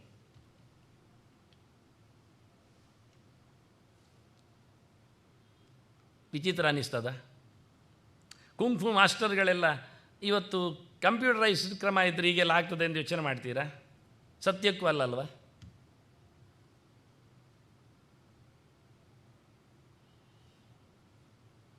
ನಂದು 7 ಏನೆಂದು ಹೇಳು ಅಂತ ಗೊತ್ತುಂಟು ಒಂದು. ಅದರಲ್ಲಿ 7 ಪ್ರಕಾರದಲ್ಲಿ ಹನುಮಂತ ಹೊಡೆದ ಕಥೆ ಇತ್ತು. ಇದೆಲ್ಲ ನೀವು ಎಲ್ಲೆಲ್ಲಿದ್ದು ತಂದಾಗೋದು, ನಮಗೆ ವಿಶ್ವಾಸ ಇಲ್ಲ. ಅದಕ್ಕೆ ನಾನು ವಾಲ್ಮೀಕಿ ರಾಮಾಯಣದ್ದೇ ತಂದಿಟ್ಟೆ. ಈಗ ನಿಮಗೆ ಬೇಕಾದಾಗ ಬೇಕಾದ್ದನ್ನೇ ಕೊಡ್ತೇನೆ, ಎಲ್ಲಿ ಗುದ್ದು ಬೇಕಲ್ಲಿ ಗುದ್ದುವುದು. ತಲೆಯೇನ ಅಭ್ಯಹನತ್ ಕಾಂಶ್ಚಿತ್, ಕೆಲವರನ್ನು ಕೈಯಲ್ಲಿ ಹೊಡೆದಾಕಿದ. ತಲಾಭ್ಯಾಮ್ ಇಲ್ಲ, ಒಂದು ಕೈ ಫ್ರೀ ಇಲ್ಲ ಅವನಿಗೆ. ಪಾದೈಹಿ ಕಾಂಶ್ಚಿತ್ ಪರಂತಪಃ, ಶತ್ರುಗಳ ಮೇಲೆ ಎರಗುವುದೇ ಗೊತ್ತು ಅವನು ಕಾಲುಗಳಿಂದ. ಅಷ್ಟು ಯೋಚನೆ ಬರ್ತಿತ್ತು, 2 ಕಾಲು ಇರುವುದಲ್ಲ, ಅದು ಬಾಲು 1 ಕಾಲು. ಆಗ ಬನ್ನಿ ಮಾತಾಡ್ತೇನೆ ವಾಲ್ಮೀಕಿ ಹತ್ರ. ಮುಷ್ಟಿಭಿಶ್ಚಾಹನತ್ ಕಾಂಶ್ಚಿತ್, ಅದು ಕೆಲವೊಮ್ಮೆ ಕೈ ಮುಷ್ಟಿ ಹಿಡ್ದದ್ದುಂಟಲ್ಲ, ಅದು ಬಹುವಚನ ಬಂದದ್ದು. ಯಾಕೆಂದರೆ ಇದು ಮುಷ್ಟಿ, ಇದು ಮುಷ್ಟಿ, ಇದು ಮುಷ್ಟಿ. ನಿಮ್ಗೆ ಗೊತ್ತಿಲ್ಲ ಅದು. ಬೆರಳು ಬಗ್ಗಿಸಿದರೆ ಮುಷ್ಟಿ, ಇದು ಈಶದ ಮುಷ್ಟಿ ಅಂತ ಅರ್ಥ. ಇದು ಅರ್ಧ ಮುಷ್ಟಿ, ಇದು ಪೂರ್ಣ ಮುಷ್ಟಿ. ಹೀಗೆ ಹೊಡಿಲಿಕ್ಕೆ ಆಗುತ್ತದೆ, ಹೀಗೆ ಹೊಡಿಲಿಕ್ಕೆ ಆಗುತ್ತೆ. ಒಂದೇ ಸರ್ತಿ 3 ಕಿಕ್. ಅಷ್ಟು ಎಕ್ಸ್ಪರ್ಟ್ ಇರಬೇಕು. ಮುಷ್ಟಿ ವಿಶ್ಚಾಹನತ್ ಕಾಶ್ಚಿತ್ ನ ಕೈಹಿ ಕಾಶ್ಚಿತ್. ಉಗುರುಗಳು ಒಂದು ಸರ್ತಿ 5 ಉಗುರು ಹಾಕಿದರೆ ಮುಗಿದೋಯ್ತವ. ಇಲ್ಲ, ಕಿತ್ತು ಬರಬೇಕು ಅವನ ತಲೆ. ಪ್ರಮಮಾಥ ಉರಸಾ ಕಾಂಕ್ಷಿತ್. ಎದೆಯಲ್ಲಿ ಹೊಡೆಯುವುದೇ, ಡಿ ಕೊಡುವುದೇ. ಎದುರು ಬಂದಾಗ ಓಡಿ ಬರ್ತಾನೆ ರಕ್ಕಸ, ಎದೆ ಹೊಡೆದು ತೋರಿಸಿದ, ಮುಗಿದೋಯ್ತವನ ಆಯುಸ್ಸು. ಊರುಭ್ಯಾಮ್ ಅಪರಾನಪಿ. 2 ತೊಡೆ ಇರೋದು, 2 ಗಂಟುಗಳಿರೋದು. ಕಾಲೆತ್ತಿದರೆ ಕಾಲಲ್ಲಿ ಹೊಡೆದ ನಂತರ ಕಿಕ್ಕು ಬಗ್ಗಿಸಿ ಗಂಟಿನಲ್ಲಿಯೂ ತೊಡೆಯಲ್ಲಿ ಹೊಡಿಲಿಕ್ಕುಂಟು ಹಾಕ್ಕೊಂಡು. ಕೇಚಿತ್ ತಸ್ಸೈವನಾದೇನ. ಇನ್ನು ಕೆಲವರಿಗೆ ಬೊಬ್ಬೆ ಹೊಡೆದು ಹತ್ತಿರ ಬಂದಿದ್ದಾನೆ ಅಂತ ಕಿರಿಚಿದ, ಅಲ್ಲೇ ಪಡ್ಚಾವ. ತತ್ರೈವ ಪತಿತಾಭವಿ. ಹೊಡೆದ ತಿಂದವರು ಅಲ್ಲೇ ಬಿದ್ದಿದ್ದಾರೆ. ಇಷ್ಟು ಚೆನ್ನಾಗಿ ಹೇಳ್ತಾನೆ. ಯಾರಾದರೂ ಹನುಮಂತನ ಹೋರಾಟ ನೋಡಿದ್ದಾರೆ, ಈ ಬಗ್ಗೆ ಹೇಳಿದ್ದಾರೆ. ಇದು ನಿಜವಾಗಿಯೂ ಫುಲ್ ಆಫ್ ಕರಾಟೆ. ಕರ ಅಂದರೆ ಕೈ, ಅಟನಂ ಅಂದರೆ ಆಟ, ಕೈಯ ಆಟ ಇದು. ಕರಾಭ್ಯಾಮ್ ಅಟತೆ. ತಲಪ್ರಹಾರ, ತಲದಲ್ಲಿಯೂ ಫ್ರೀ ಆಫ್ ಹ್ಯಾಂಡಲ್ಲಿ ಚುಚ್ಚುತ್ತಾನೆ, ಸವರ್ತಾನೆ, ಹೇಗೆ ಬೇಕಾದ್ರೆ ಮಾಡ್ತಾನೆ. ಅದನ್ನೆಲ್ಲ ತೋರಿಸಲಿಕ್ಕೆ ಆಗುವಷ್ಟು ತೋರಿಸಿಕೊಟ್ಟಿದ್ದೇನೆ ಹೇಗಿರ್ತದೆ ಅಂತ. ಜಂಪಿಂಗ್ ಕಿಕ್ ಹೇಗಿರ್ತದೆ, ಮುಷ್ಟಿಪ್ರಹಾರ ಹೇಗಿರ್ತದೆ, ಇನ್ನೊಂದು ಕಡೆಯಲ್ಲಿ ಪ್ರೊಟೆಕ್ಷನ್ ಹೇಗೆ ಮಾಡಲಿಕ್ಕೆ ಆಗ್ತದೆ, ಕಾಲು ಗಂಟಿನಿಂದ ಹೇಗೆ ಒದಿಲಿಕ್ಕೆ ಉಂಟು, ಸುತ್ತಮುತ್ತಲಿನ ರಕ್ಕಸರ ಆಟಾಟೋಪಗಳು ಎಷ್ಟೆಲ್ಲ ಬಗೆಯಲ್ಲಿ ನೋಡಿ, ಏನೆಲ್ಲ ಆಯುಧಗಳೆಲ್ಲ ಯೋಚನೆ ಮಾಡಲಿಕ್ಕೆ ಆಗುವುದಿಲ್ಲ. ಇನ್ನೆಷ್ಟೋ ಇದರಲ್ಲಿ ಮಾಡಲಿಕ್ಕೆ ಬರ್ತದೆ, ನಾವು ಕೊಡಲಿಕ್ಕೆ ಆಗ್ತದೆ. ವಾಸ್ತವವಾಗಿ ಗೆರೆಗಳನ್ನು ಓದಿಯೇ, ಚಿತ್ರದಲ್ಲಿ ಅಲ್ಲ, ನಿಜವಾಗಿ ಗೆರೆಗಳೇ ಅಷ್ಟು ಇಂಪ್ರೆಸಿವ್ ಆಗಿವೆ. ಓದುವುದಿಲ್ಲ, ಕೊಡುವುದಿಲ್ಲ ಅಷ್ಟೆ. ಮತ್ತು ಯಾರಾದರೂ ನಾನು ಬೇರೆ ಕಡೆದು ಹೇಳಿದರೆ ವಾಲ್ಮೀಕಿ ಹೇಳಿದ್ದಾನ, ಇದೆಲ್ಲ ನಿಮ್ಮದೇ. ಅದಕ್ಕೆ ನಾನು ವಾಲ್ಮೀಕಿ ರಾಮಾಯಣದನ್ನೇ ಹುಡುಕಿ ಹೇಳು ಏನೆಂದು ಹೇಳು ಎನ್ನುವುದಕ್ಕೆ. ಇದೆಲ್ಲ ಕೆಲಸ ಮಾಡುವುದರಲ್ಲಿ ಬಹಳಷ್ಟು ನಮ್ಮ ಕಂಪ್ಯೂಟರ್ ಸಚಿನ್ ಇದ್ದಾನೆ, ಅವನು ಕೆಲಸ ಮಾಡಿದ್ದಾನೆ. ಹೇಳಿದಾಗೆ ಮಾಡುವವರು ಬೇಕಲ್ಲ. ಹನುಮಂತನ ಪ್ರತಿಷ್ಠೆ. ಲಂಕೆಯ ದಹನ ಆಗಿದೆ ಗೊತ್ತು ನಿಮಗೆ. ಹನುಮಂತನಿಗೆ ಬಾಲಕ್ಕೆ ಬೆಂಕಿ ಕೊಟ್ಟಿದ್ದಾರೆ. ಅವನಿಗೆ ವಿಚಿತ್ರ ಅನಿಸ್ತಾ ಉಂಟು ಹನುಮಂತನಿಗೆ. ಅಲ್ಲ, ಕೊಟ್ಟದ್ದು ಬೆಂಕಿ ಅಲ್ಲೋ, ಹೌದು. ನಾನು ಸಮುದ್ರಕ್ಕೆ ಇಡಲಿಕ್ಕೆ ಅಲ್ಲೋ, ಹೌದು, ನಂದಲಿಕ್ಕೆ. ಆದರೆ ಬಿಸಿ ಆಗ್ತಾ ಇಲ್ಲಲ್ಲ, ಸುಡ್ತಾ ಹೋಗ್ತಾ ಇಲ್ಲ, ಇದೆಂಥ ಕತೆ ಅಂತ. ಇದು ಹೋಗಿ ರಕ್ಕಸಿಯರೆಲ್ಲ ಸೀತೆಗೆ ಹೇಳಿದ್ದಾರೆ, ಈಗ ಒಂದು ಮಂಗ ಮಾತಾಡಿತ್ತಲ್ಲ ನಿನ್ನ ನಂತರ, ಹೌದು, ಅದಕ್ಕೆ ಒಂದು ಗತಿ ಮಾಡಿದ್ದಾರೆ ಅಂತ. ಬಾಲಕ್ಕೆ ಬೆಂಕಿ ಕೊಟ್ಟಿದ್ದಾರೆ. ಪಾಪ, ಅವಳು ಕೂಡಲೇ ಕೈ ಮುಗಿದಿದ್ದಾಳೆ. ಇದು ವಾಲ್ಮೀಕಿ ರಾಮಾಯಣದ. ಎಲ್ಲಿಗಾದರೂ ಬಿಸಿ ಏರಿದರೆ, ಜ್ವರ ಬರ್ತಾ ಇದ್ದರೆ, ತಲೆ ಬಿಸಿ ಆದರೆ, ಹೆಚ್ಚು ಕಮ್ಮಿ ಆದರೆ ಇದರ ಚಿಂತನೆ ಮಾಡಿದರೆ ಸೀತೆ ಹೇಳಿದ್ದಾಳೆ ಹನುಮಂತನಿಗೆ, ಥಂಡಿ ಆಗಲಿ, ಕೂಲ್ ಡೌನ್ ಒಂದು ಶೀತೋಭವ ಹನುಮತ ಅಂತ. ಯದ್ಯಸ್ತಿ ಪತಿ ಶುಶ್ರೂಷ ಮೊದಲು ಹೇಳೋ ಮಾತವಳು. ನಾನೊಂದೊಮ್ಮೆ ರಾಮ ಅಂತ ಹೇಳಿ ಚಿಂತನೆ ಮಾಡ್ತಾ ಇದ್ದರೆ, ಅವಳ ಸೇವೆಯಲ್ಲಿ ರತರಾಗಿದ್ದರೆ ಖಂಡಿತವಾಗಿಯೂ ಆ ಧರ್ಮ ನನ್ನ ಈ ಸೇವಕನ ಹನುಮಂತನ ಬಾಲವನ್ನು ಚಪ್ಪೆ ಮಾಡಿ ಸುಡದಿರಲಿ. ಎಂಥ ಒಂದು ಯೋಚನೆ. ತಾನು ಮಾಡಿದ ಧರ್ಮವನ್ನೇ ಧಾರೆ ಎರಿತಾಳೆ ಆ ಒಂದು ಸೇವಕನೇ ಆಗಿ ದೂತನಿಗೆ. ಎಷ್ಟು ಪ್ರೀತಿ ಇರಬೇಡ ನೋಡಿ. ಯದ್ಯಸ್ತಿ ಪತಿ ಶುಶ್ರೂಷ. ಹೆಣ್ಮಕ್ಕಳಿಗಿರತಕ್ಕ ದೊಡ್ಡ ಇಡುಗಂಟು ಏನು ಕೇಳಿದರೆ, ಗಂಡಂದಿರ ಮೇಲಿರತಕ್ಕ ಭರವಸೆ, ಪ್ರೀತಿ, ವಿಶ್ವಾಸ. ಅದು ಉಂಟು ಅಂತಾದರೆ ಅವರು ನಿರ್ಭಯವಾಗಿ ಏನು ಕೆಲಸ ಮಾಡ್ತಾರೆ, ಎಂತ ಮಾಡಿದರೂ ದಕ್ಕಿಸಿಕೊಳ್ತಾರೆ. ಅದರಿಂದಲೇ ಗಾಂಧಾರಿ ಅಷ್ಟು ಜೋರಾಗಿದ್ಲು. ಕೊನೆಗೆ ಕೃಷ್ಣ ಆ ಪವರ್ ಕಮ್ಮಿ ಮಾಡಲಿಕ್ಕೋಸ್ಕರವೇ ರಣಾಂಗಣ ಅವಳಿಗೆ ತೋರಿಸಿ ಶಾಪ ಕೊಡುವಂತೆ ಮಾಡಿ ಧರ್ಮವನ್ನು ಕಟ್ಟು ಮಾಡಿದ. ತನಗೆ ಬೀಳಲಿ ಅಂತ ಪೆಟ್ಟು. ಅದರಿಂದ ಯದ್ಯಸ್ತಿ ಪತಿ ಶುಶ್ರೂಷ, ಅದನ್ನು ಯಾರು ಇಡುವುದಿಲ್ಲ ಪಣಕ್ಕೆ ಹೆಚ್ಚಾಗಿ. ತಾವು ಮಾಡಿಕೊಂಡಿರ್ತಕ್ಕ ಅಮೂಲ್ಯವಾದ ಸೊತ್ತದು. ಆದರೆ ಅದನ್ನೇ ಇಟ್ಟು ಹೇಳ್ತಾಳೆ ಹನುಮಂತನಿಗೆ ಒಳ್ಳೆಯದಾಗಲಿ. ಎಂಥ ವಿಚಿತ್ರ ಆರೈಕೆ ನೋಡಿ. ಇದು ಗುಡ್ ವಿಲ್ಸ್ ಅಂದರೆ. ಯದ್ಯಸ್ತಿ ಪತಿ ಶುಶ್ರೂಷ ಯದ್ಯಸ್ತಿ ಚರಿತಂ ತಪಃ. ನಾನು ಮಾಡಿದ್ದೇನಾದರೂ ಜಪ ಇದ್ದರೆ, ತಪಸ್ಸಿದ್ದರೆ, ಅನುಷ್ಠಾನ ಇದ್ದರೆ, ಚಿಂತನೆ ಇದ್ದರೆ, ಯೋಚನೆಗಳಿದ್ದರೆ ಆಚರಿತ. ಯದಿವಾತು ಏಕಪತ್ನಿತ್ವಂ. ನಾನು ಯಾರನ್ನೂ ಯೋಚನೆಯೇ ಮಾಡಲಿಲ್ಲ. ಹನುಮಂತರಂತ ಹೇಳ್ತಾಳೆ, ನಾನೆಂತ ಮಾಡಿ. ಅವ ಎತ್ತಿಕೊಂಡು ಬಂದ, ನನಗೆ ಆಗ್ತದ. ಹನುಮಂತ ಹೇಳೋದು, ಅಮ್ಮ ಈಗಲೇ ನಿನಗೆ ಅಳು ಬರೋದು ನಿಲ್ಲಿಸ್ತೇನೆ. ಹೇಗೆ? ನಾನು ಓದ್ಕೊಂಡು ಹೋಗ್ತೇನೆ. ನೀನು ಎಲ್ಲಿಗೆ? ರಾಮನಲ್ಲಿ. ಎಲ್ಲಿರಬೇಕು? ಬೆನ್ನಲ್ಲಿ ಕೂತ್ಕೋ. ನನಗಿಷ್ಟ ಆಗೋದಿಲ್ಲ. ಆಗ ರಾವಣ ಬಲಾತ್ಕಾರದಲ್ಲಿ ಎತ್ತಿಕೊಂಡು ಬಂದು ನನಗಿಷ್ಟ ಇರಲಿಲ್ಲ. ಈಗ ನೀನು ಹೇಳಿ ನಾನು ಕೂತ್ಕೊಂಡ್ರೆ ಜನ ಏನು ಹೇಳ್ತಾರೆ? ನನಗೆ ಗೊತ್ತು ನೀನು ಒಳ್ಳೆಯವ, ನನಗೂ ಗೊತ್ತು. ಅದು ಬೇಡ, ಜನರಿಗೆ ಗೊತ್ತಿಲ್ಲ. ಮಂಗನ ಮೇಲೆ ಕೂತವಳು ಹೆಂಗಸು ಅಂತೇಳಿ ನಾಳೆ ಪೇಪರಲ್ಲಿ ದೊಡ್ಡ ಸುದ್ದಿ ಮಾಡ್ತಾರೆ.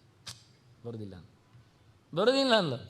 ಅದಕ್ಕೆ ಹೇಳಿದಳು, ಯದಿವಾತು ಏಕ ಪತ್ನಿತ್ವಂ ಶೀತೋಭವ ಹನುಮತ. ನನ್ನ ಕ್ಯಾರೆಕ್ಟರ್ ಚೆನ್ನಾಗಿದ್ದರೆ ಬೆಂಕಿಯೇ ನೀನು ತಂಪಾಗಬೇಕು. ನೋಡಿ ಚಾಲೆಂಜ್. ಯದಿ ಕಿಂಚಿತ್ ಅನುಕ್ರೋಶ ತಸ್ಯ ಮೈಯಸ್ತಿ ಧೀಮತಃ. ನನ್ನ ಮೇಲೆ ಅವನಿಗೆ ವಿಶ್ವಾಸ ಉಂಟಾದರೆ, ದಯೆ ಉಂಟು ಅಂತಾದರೆ ನನಗೂ ಅವನ ಮೇಲೆ ದಯೆ ಬೇಕು. ಭಾಗ್ಯಶೇಷೋಮೆ ಶೀತೋಭೋ ಅನ್ನುವಂಥ. ನನಗಿನ್ನಾದರೂ ಏನಾದರೂ ಭಾಗ್ಯ ಉಂಟು. ನಾನು ಈಗಲೇ ದೌರ್ಭಾಗ್ಯ ಕಳೆದೋಗಿದ್ದೇನೆ. ಉಂಟಾ ಇಲ್ವೋ ಗೊತ್ತಿಲ್ಲ ನಾನು ಯಾರಿಗೂ. ಈಗ ಸತ್ತ ಅಂತ ತಿಳ್ಕೊಂಡು ರಾಮೆಯಲ್ಲಿ ಆದರೂ ಶ್ರಾದ್ದವೇ ಮಾಡಿದರೆ ಕೊನೆಗೆ. ಅದನ್ನು ನನಗೆ ಏನಾದರೂ ನಾನು ಭಾಗ್ಯವಂತಳಾಗಿದ್ದರೆ ನನ್ನ ಭಾಗ್ಯ ಅವನನ್ನು ಬದುಕಿಸಲಿ, ಬೆಂಕಿ ಹಿಡಿಯದಿರಲಿ. ಯದಿ ಮಾಂ ವೃತ್ತ ಸಂಪನ್ನಾಂ ತನ್ನ ತತ್ ಸಮಾಗಮ ಲಾಲಸಾಂ ಸ ಜಾನಾತಿ ಧರ್ಮಾತ್ಮ ಶೀತೋಭವ ಅನುಮತ. ಒಂದೊಮ್ಮೆ ಧರ್ಮದೇವತೆಯೇ ನನಗೆ ಅನುಕೂಲ ಮಾಡಿ ಕೊಡುವುದಾದರೆ ಖಂಡಿತವಾಗಿಯೂ ಆ ಧರ್ಮ ಹನುಮಂತನ ಬಾಲವನ್ನು ಚಪ್ಪೆ ಮಾಡಲಿ. ಯದಿ ಮಾಂ ತಾರೆಯದಾರ್ಯ ಸುಗ್ರೀವ ಸತ್ಯಸಂಗರ ಅಸ್ಮಾತ್ ದುಃಖಾಂಬು ಸಂಬರೋಧಾತ್ ಶೀತೋಭವ ಅನುಮತ. ಒಂದೊಮ್ಮೆ ನೀನು ಹೇಳಿದಾಗೆ ಸುಗ್ರೀವ ನನ್ನನ್ನು ಬಿಡಿಸಿಕೊಂಡು ಹೋಗ್ತಾನೆ, ರಾಮನ ಜೊತೆಯಲ್ಲಿ ಸೇರಿದ್ದು ಹೌದೇ ಆದರೆ ಖಂಡಿತವಾಗಿ ಇವತ್ತು ನಿನ್ನ ಬಾಲ ಅದು ಉಳಿಯಲಿ ಅಂತ ಭಾಳ ಚಂದವಾದ ಎಲ್ಲ ಸಿಗಲಾರದ ಕೆಲವೆಲ್ಲ ಸೊಗಸುಗಳು, ಸೀತೆಯ ಮಾತುಗಳು ಹನುಮಂತನ ವಿಷಯದಲ್ಲಿ. ಯಾರ್ಯಾರನ್ನು ಇಟ್ಟುಕೊಂಡು ಯಾರ್ಯಾರೋ ಹೇಗೆ ಹನುಮಂತನ ನೋಡಿದ್ದಾರೆ ದುಃಖ ಬಂದಾಗ, ಸಂಕಟ ಬಂದಾಗ. ಹಾಗೆ ಸೀತೆಯಂತಹ ತೊಂದರೆ ನಮಗೆ ಬರಲಿಕ್ಕೆ ಆಗುವುದಿಲ್ಲ. ಹಾಗಿರುವಾಗ ನಾವು ಖಂಡಿತವಾಗಿ ಹನುಮಂತನಲ್ಲಿ ಕೇಳಿಕೊಂಡು ನಮ್ಮನ್ನು ನಾವು ಕೂಲ್ ಮಾಡಿಕೊಳ್ಳಲಿಕ್ಕೆ ಬರ್ತದೆ. ಇನ್ನೊಂದು ರೋಚಕವಾದ ಸನ್ನಿವೇಶ. ನೀವೆಲ್ಲ ಹೇಳಿದ್ದು ದೊಡ್ಡ ಸಂಗತಿ ಗೊತ್ತಾಯಿತು. ಹನುಮಂತನೇ ಭೀಮ, ಭೀಮನೇ ಮಧ್ವ, 3 ಅವತಾರ, ಭವಿಷ್ಯ ಪುರಾಣ ಎಲ್ಲ. ಆದರೆ ಇಲ್ಲಿ ನೋಡಿ ಒಂದು ಬಾಲದ ಗಲಾಟೆ ನಿಮಗೆ ಗೊತ್ತುಂಟ ಎಂದು ಗೊತ್ತುಂಟು. ನೋಡಿ ಭೀಮಸೇನ ದೊಡ್ಡವ ಹೇಳ್ತೀರಲ್ಲ, ಒಬ್ಬನೇ ಹೇಳ್ತೀರಲ್ಲ. ಹನುಮಂತನ ಬಾಲವನ್ನು ಎತ್ತಲಿಕ್ಕಾಗದೆ ಸೋತದ್ರಿಂದ ಹನುಮ ಬೇರೆ ಭೀಮ ಬೇರೆ ಎಂದು ಗಲಾಟೆ ಮಾಡಿದರೆ ಅವರಿಬ್ಬರ ಮಾತುಕತೆಯನ್ನು ಕೇಳುವ. ಇದು ಮಹಾಭಾರತದ್ದೇ. ಮತ್ತೆ ದೊಡ್ಡ ಸೌಂಡ್ ಮಾಡಿದ ಬಾಲ ಅಲ್ಲಾಡಿಸಿ. ಭೀಮಸೇನ ಕೇಳಿದ. ಅವಳು ಹೇಳಿದ್ಲು ದ್ರೌಪದಿ 5 ಬಣ್ಣದ ಕಮಲ ತರಲಿಕ್ಕೆ ಹೋಗಿಂದ ತರಲಿಕ್ಕೆ ಬಂದಿದ್ದಾನೆ. ಬರುವಾಗ ದೊಡ್ಡ ಸೌಂಡ್ ಆಯಿತು. ಎಂತ ಇದು ಸಪ್ಪಳ ಯೋಚನೆ ಮಾಡಿದೆ. ಇರಲಿ ಪರವಾಗಿಲ್ಲ, ಮುಂದೆ ಹೋಗುವಾಗ ಅಲ್ಲಿ ಕೂತಿದ್ದಾನೆ ಹನುಮಂತ ಬಾಲ ಅಡ್ಡ ಹಾಕಿ. ವಿಜ್ಞಾಯತಂ ಬಲೋನ್ಮತ್ತಂ ಬಾಹುವೀರ್ಯೇಣ ದರ್ಪಿತಂ. ಭೀಮಸೇನ ಶಬ್ದ ಮಾಡಿದ್ರು ನೆಗ್ಲೆಕ್ಟ್ ಮಾಡಿಕೊಂಡು ಗಮ್ಮತ್ತಿನಲ್ಲಿ ಬರ್ತಾ ಇದ್ದಾನೆ, ದೊಡ್ಡ ಹೆಜ್ಜೆ ಹಾಕ್ಕೊಂಡು. ಗೊತ್ತಾಯ್ತು. ಹೃದಯೇನ ಅವಹಸ್ಯೇನ ಹನುಮಾನ್ ವಾಕ್ಯಮಬ್ರವೀತ್. ಒಳಗಿಂದ ನಗಾಡಿದ, ಹೇಳಿದ, ಪ್ರಸೀದ ನಾಸ್ತಿ ಮೇ ಶಕ್ತಿ ಉತ್ತಾತುಂ ಜರಯ ಅನಘ ಮಮ ಅನುಕಂಪೆಯಾತ್ ವೇದದ ಮುತ್ಸಾರಿ ಗಮ್ಯತಾಂ. ಸಾರಿ ಮಾರಾಯ, ಇದು ಬಾಲ ಅಲ್ಲಾಡಿಸ್ಲಿಕ್ಕೆ ಆಗೋದಿಲ್ಲ, ಒಂಚೂರು ಆಚೆ ಇಟ್ಟು ಹೋಗು ನಿನಗೆ ಹೋಗಬೇಕಾದ್ರೆ. ಮೊದಲೇನು ತುಂಬ ಮಾತುಕತೆ ಆಗಿದೆ. ಹೋಗುವುದಿಲ್ಲ ಹೇಳಿದಾಗ ಹೋಗಲಿ, ಬಿಡುವುದಿಲ್ಲ ಹೇಳಿದಾಗ ಹೋಗ್ಲಿಕ್ಕೆ ಆಗೋದಿಲ್ಲ ಹೇಳಿದರೆ ನಾನು ಹೋಗುವುದೇ ಅಂದ ಭೀಮಸೇನ. ಹಾಗಾದರೆ ಬಾಲ ಆಚೆ ಹಾಕಿ ಹೋಗು. ಆಗೋದಿಲ್ಲ, ಬಾಲ ದಾಟಿಕೊಂಡು ಹೋಗು ಅಂದ. ದಾಟ್ಲಿ ನಾನು ಮಂಗನ ಅಂದ. ಇದು ವಿಚಿತ್ರ. ಭೀಮಸೇನ ಹೇಳ್ತಾನೆ, ನೀನು ಬಾಲವನ್ನು ದಾಟಿಕೊಂಡು ಹಾರಿಕೊಂಡು ಹೋಗು ಅಂದ ಹನುಮಂತ. ನಿನಗೆ ಹೋಗಬೇಕಲ್ಲ, ತೆಗಿಲಿಕ್ಕೆ ನನಗಾಗುವುದಿಲ್ಲ, ನಾನು ಅಜ್ಜ ಮುದುಕ. ನೀನು ಬೇಕಾದ್ರೆ ತೆಗೆಯುವುದು ಅಂದರೆ ಹೇಸಿಗೆ ಅಲ್ವ ನಿನಗೆ, ಬಾಲ ಮುಟ್ಟುವುದಿಲ್ಲ. ಆಯಿತು, ಹಾರಿಕೊಂಡು ಹೋಗು. ಆಗ ಭೀಮಸೇನ ಏನು ಹೇಳುತ್ತಿಲ್ಲ, ನಾನು ಹಾರುವುದಿಲ್ಲಯ್ಯ. ಯಾಕೆ ಹಾರುವುದಿಲ್ಲ? ಬಾಲ ಅಡ್ಡದಿಂದ ತೆಗಿಬೇಕು, ನಾನು ನೇರ ಹೋಗಬೇಕು. ನಾನು ನಿಂಗೆ ಆಗುವುದಿಲ್ಲಲ್ಲ, ಹಾರಿ ಹೋಗು. ನನಗೆ ಹಾರಲಿಕ್ಕೆ ಇಷ್ಟ ಇಲ್ಲ. ಯಾಕಿಲ್ಲ? ನಾನು ಎಲ್ಲ ಕಡೆ ದೇವರನ್ನು ಕಾಣುವವ, ಬಾಲದಲ್ಲಿದ್ದ ಭಗವಂತನನ್ನು ನಾನು ಹಾರಿಕೊಂಡು ಅವಮಾನ ಮಾಡುವುದಿಲ್ಲ ಅಂದ. ಹೌದಾ? ಅದೊಂದು ಮಂಗ ಇತ್ತಂತೆ ರಾಮಾಯಣ ಕಾಲದಲ್ಲಿ. ಅದು ಸಮುದ್ರವನ್ನು ಹಾರಿದ್ದು, ಸಮುದ್ರದಲ್ಲಿ ದೇವರಿದ್ದಾನೆ, ಹಾರುವ ಮೂಲಕ ಮರ್ಯಾದೆ ತೆಗೆದಿದ್ದೆ ಅಂತ ಹೇಳ್ತಾನೆ ಇವ. ಹನುಮಂತನಿಗೆ ಲೇವಡಿ ಮಾಡಿದ್ದಾನೆ ಭೀಮಸೇನ. ಹಾರಿ ಹೋಗುವುದನ್ನು ಇಷ್ಟಪಡುವುದಿಲ್ಲ. ಅವನಿಗೆ ನಡ್ಕೊಂಡು ಹೋಗ್ಬೋದಿತ್ತು, ಸಮುದ್ರದಲ್ಲಿ ಮೆಟ್ಟಿಕೊಂಡು ಹೋಗ್ಬೋದಿತ್ತು ಪೌರುಷ ಇದ್ದರೆ. ಯಾಕೆ ಹಾರಿದ? ಭಗವಂತನ ಅವಮಾನ ಮಾಡಿದ. ಸಮುದ್ರ ಎನ್ನತಕ್ಕ ಭಗವಂತನ ಮೇಲೆ ಅವನಿಗೆ ಭಕ್ತಿ ಕಮ್ಮಿ ಆಯಿತು. ನಾನು ಹಾಗೆ ಮಾಡುವುದಿಲ್ಲ ಅಂತ. ಹಾಗಾದರೆ ಒಳ್ಳೆ ವಿಷಯ, ಒಳ್ಳೆ ನೀನು ಕೊಬ್ಬಿದಿ, ಗೊತ್ತಾಯಿತು, ನನ್ನ ಬಾಲ ಆಚಿಟ್ಟು ಹೋಗುವ ಅಂದ. ಸಾವಜ್ಞ ಮತ್ತು ವಾಮೇನ ಸ್ವಯಂ ಜಗ್ರಹ ಪಾಣಿನ ಬಾಲ ಅಂತ ಎಡಕೈಯಲ್ಲಿ ತೆಗಿಲಿಕ್ಕೆ ಬರಲಿಲ್ಲ. ನಚಾಕಶಚ್ಚಾಲಯಿತು ಭೀಮಃ ಪುಚ್ಛಂ ಮಹಾಕಪೇ. ದೊಡ್ಡ ಮಂಗ, ಬಾಲ ಆಗಲಿಲ್ಲ. ಉಚ್ಚಿಕ್ಷೇಪ ಪುನರ್ದೋರ್ಭ್ಯಾಂ ಇಂದ್ರಾಯುಧ ವಿಮೋಚ್ರಿತಂ. ವಜ್ರಾಯುಧದಂತೆ, ಅಶನಿಯಂತೆ, ಮಿಂಚಿನಂತೆ ಆ ಬಳ್ಳಿ ಭಯಂಕರ ತೇಜಸ್ಸುಳ್ಳ ಬಾಲವನ್ನು 2 ಕೈಯಿಂದ ಎತ್ತಿದ. ನೋದ್ದರ್ತಮಶಗದ್ ಭೀಮಃ ದೌರ್ಭ್ಯಾಮಪಿ ಮಹಾ. 2 ಕೈಯಲ್ಲಿಯೂ ಆಗಲಿಲ್ಲ ಅವನಿಗೆ. ಇದು ಎಂಥ ಮಂಗ ಮಾರೆ ನೋಡಿ, ಚೆನ್ನಾಗಿ ಉಂಟಲ್ಲ ಬಾಲ ಮತ್ತು ಮಂಗ ಭೀಮಸೇನ. ಮತ್ತೆ ಕೊನೆಗೆ ಹೇಳಿದ ಭೀಮಸೇನ, ಯಾರು ನೀನು? ನಾನು ನೀನು ಹೇಳಿದ್ಯಲ್ಲ ಆಗ ಹಾರುವುದು ಸರಿ ಇಲ್ಲ ಅಂತೇಳಿ, ಅದೇ ನಾನು ರಾಮಾಯಣದ ಮಂಗ ಹನುಮಂತ ಅಂತ. ಹೌದಾ? ಮತ್ತೆ ಕಾಡಿದ ಭೀಮಸೇನ. ಅಯ್ಯ ಮಾರೆ, ನೀನು ಭಾರಿ ಪೌರುಷವಂತ, ನಿನ್ನ ಬಾಲ ತೆಗಿಲಿಕ್ಕೆ ನಿನಗಾಗುವುದಿಲ್ಲ ಅಂತ ನೀನೇ ಹೇಳ್ತಾ ಇದ್ದಿ. ಈಗ ನನಗೆ ಅರ್ಥ ಆಯಿತು. ರಾಮಚಂದ್ರನ ಸೇವಕನಾಗಿದ್ದುಕೊಂಡು ರಾವಣನನ್ನು ಗುದ್ದಿ ಬರುವ ಬದಲಿಗೆ ಹೋಗಿ ಸುಮ್ಮನೆ ಚೂಡಾಮಣಿ ತಂದು ನೋಡಿದೆ ದೃಷ್ಟಾ ಸೀತಾ ಎಂಥದ, ನಿನಗೆಂತ ಬಲ ಇರಲಿಲ್ವಾ ರಾವಣನ ಮುಗಿಸ್ಲಿಕ್ಕೆ? ಭೀಮಸೇನ ಮತ್ತೆ ತಮಾಷೆ ಮಾಡೋದು, ಬಾಲ ಎತ್ತಲಿಕ್ಕೆ ಆಗದವ ರಾವಣನಲ್ಲಿ ಮುಗಿಸ್ತಾನೆ ಅಂತ ಹೇಳಿಬಿಟ್ಟ. ಹಾಗಲ್ಲ, ಮತ್ತೆಂಥ ವಿಷಯ?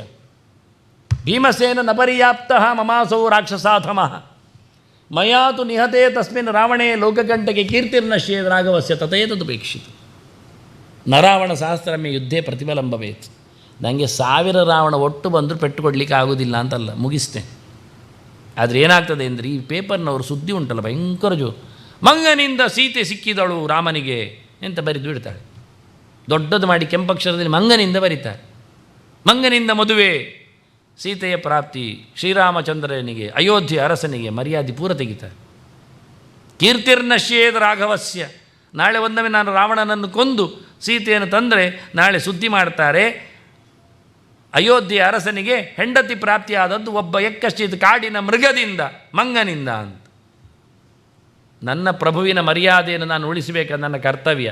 ಆದ್ದರಿಂದ ನಾನು ಲಂಕೆಯನ್ನು ತರಲಿಲ್ಲ, ರಾವಣನನ್ನು ಎಳಿಲಿಲ್ಲ, ಖಾಲಿ ಸೀತೆ ಸಿಕ್ಕಿದ್ಲು ಮಾತ್ರ ವೃತ್ತಾಂತವನ್ನು ತಂದೆ. ಅದಕ್ಕೆ ನಾನು ಅವನ 3 ಆಪ್ಷನ್ಸ್ಗಳು ಬಂದದ್ದು. ಲೆಕ್ಕ ಯಾಕೆ ಅಂತ, ಒಂದು ಸರ್ತಿ ಪೂರ ಮುಗಿಸ್ತೇನೆ ಅಂದ. ಬೇಡ, ಯಾಕೆ ಲಂಕೆಯನ್ನು ಸುಡುವುದು ನನ್ನ ಕೆಲಸ ಅಲ್ಲ, ಅದು ಯಾರದ್ದು ಸೃಷ್ಟಿ, ಬ್ರಹ್ಮದೇವರ ಗಿಫ್ಟ್, ಅದು ಕುಬೇರನಿಗೆ ಕೊಟ್ಟದ್ದು, ನಿಧಿ ಕಾಯುವವನಿಗೆ. ಅವನು ಹೇಳ್ಕೊಂಡದ್ದೀವ ಕಳ್ಳ, ಬಿಡಿ ಬೇಡ. ರಾವಣನನ್ನು ಎಳೆದಾಗೋದು, ರಾವಣನನ್ನು ಎಳೆದಾಕಿದ್ದಾನೆ ಅಂತ ಅಪಚಾರ ಮಾಡೋದು. ನನಗೆ ಹೇಳಿದ್ದೇನೆ ಎಲ್ಲಿದ್ದಾರೆ ಸೀತೆಯನ್ನು ಹುಡುಕಿ ಬನ್ನಿ ಅಂತ, ಅಷ್ಟೇ ಕೆಲಸ ಮಾಡ್ತೇನೆ. ನೋಡಿ ಆಪ್ಷನ್ಸ್ಗಳಿಗೆಲ್ಲ ಯೋಚನೆ ಮಾಡ್ತಾ ಅವನೊಳಗೆ ಉತ್ತರಗಳೇನಿದ್ದವು ಅಂದರೆ ರಾಮಚಂದ್ರನ ಕೀರ್ತಿಗೆ ಕಳಂಕ ಯಾವ ಪ್ರಕಾರದಲ್ಲಿಯೂ ಬರಬಾರ್ದು.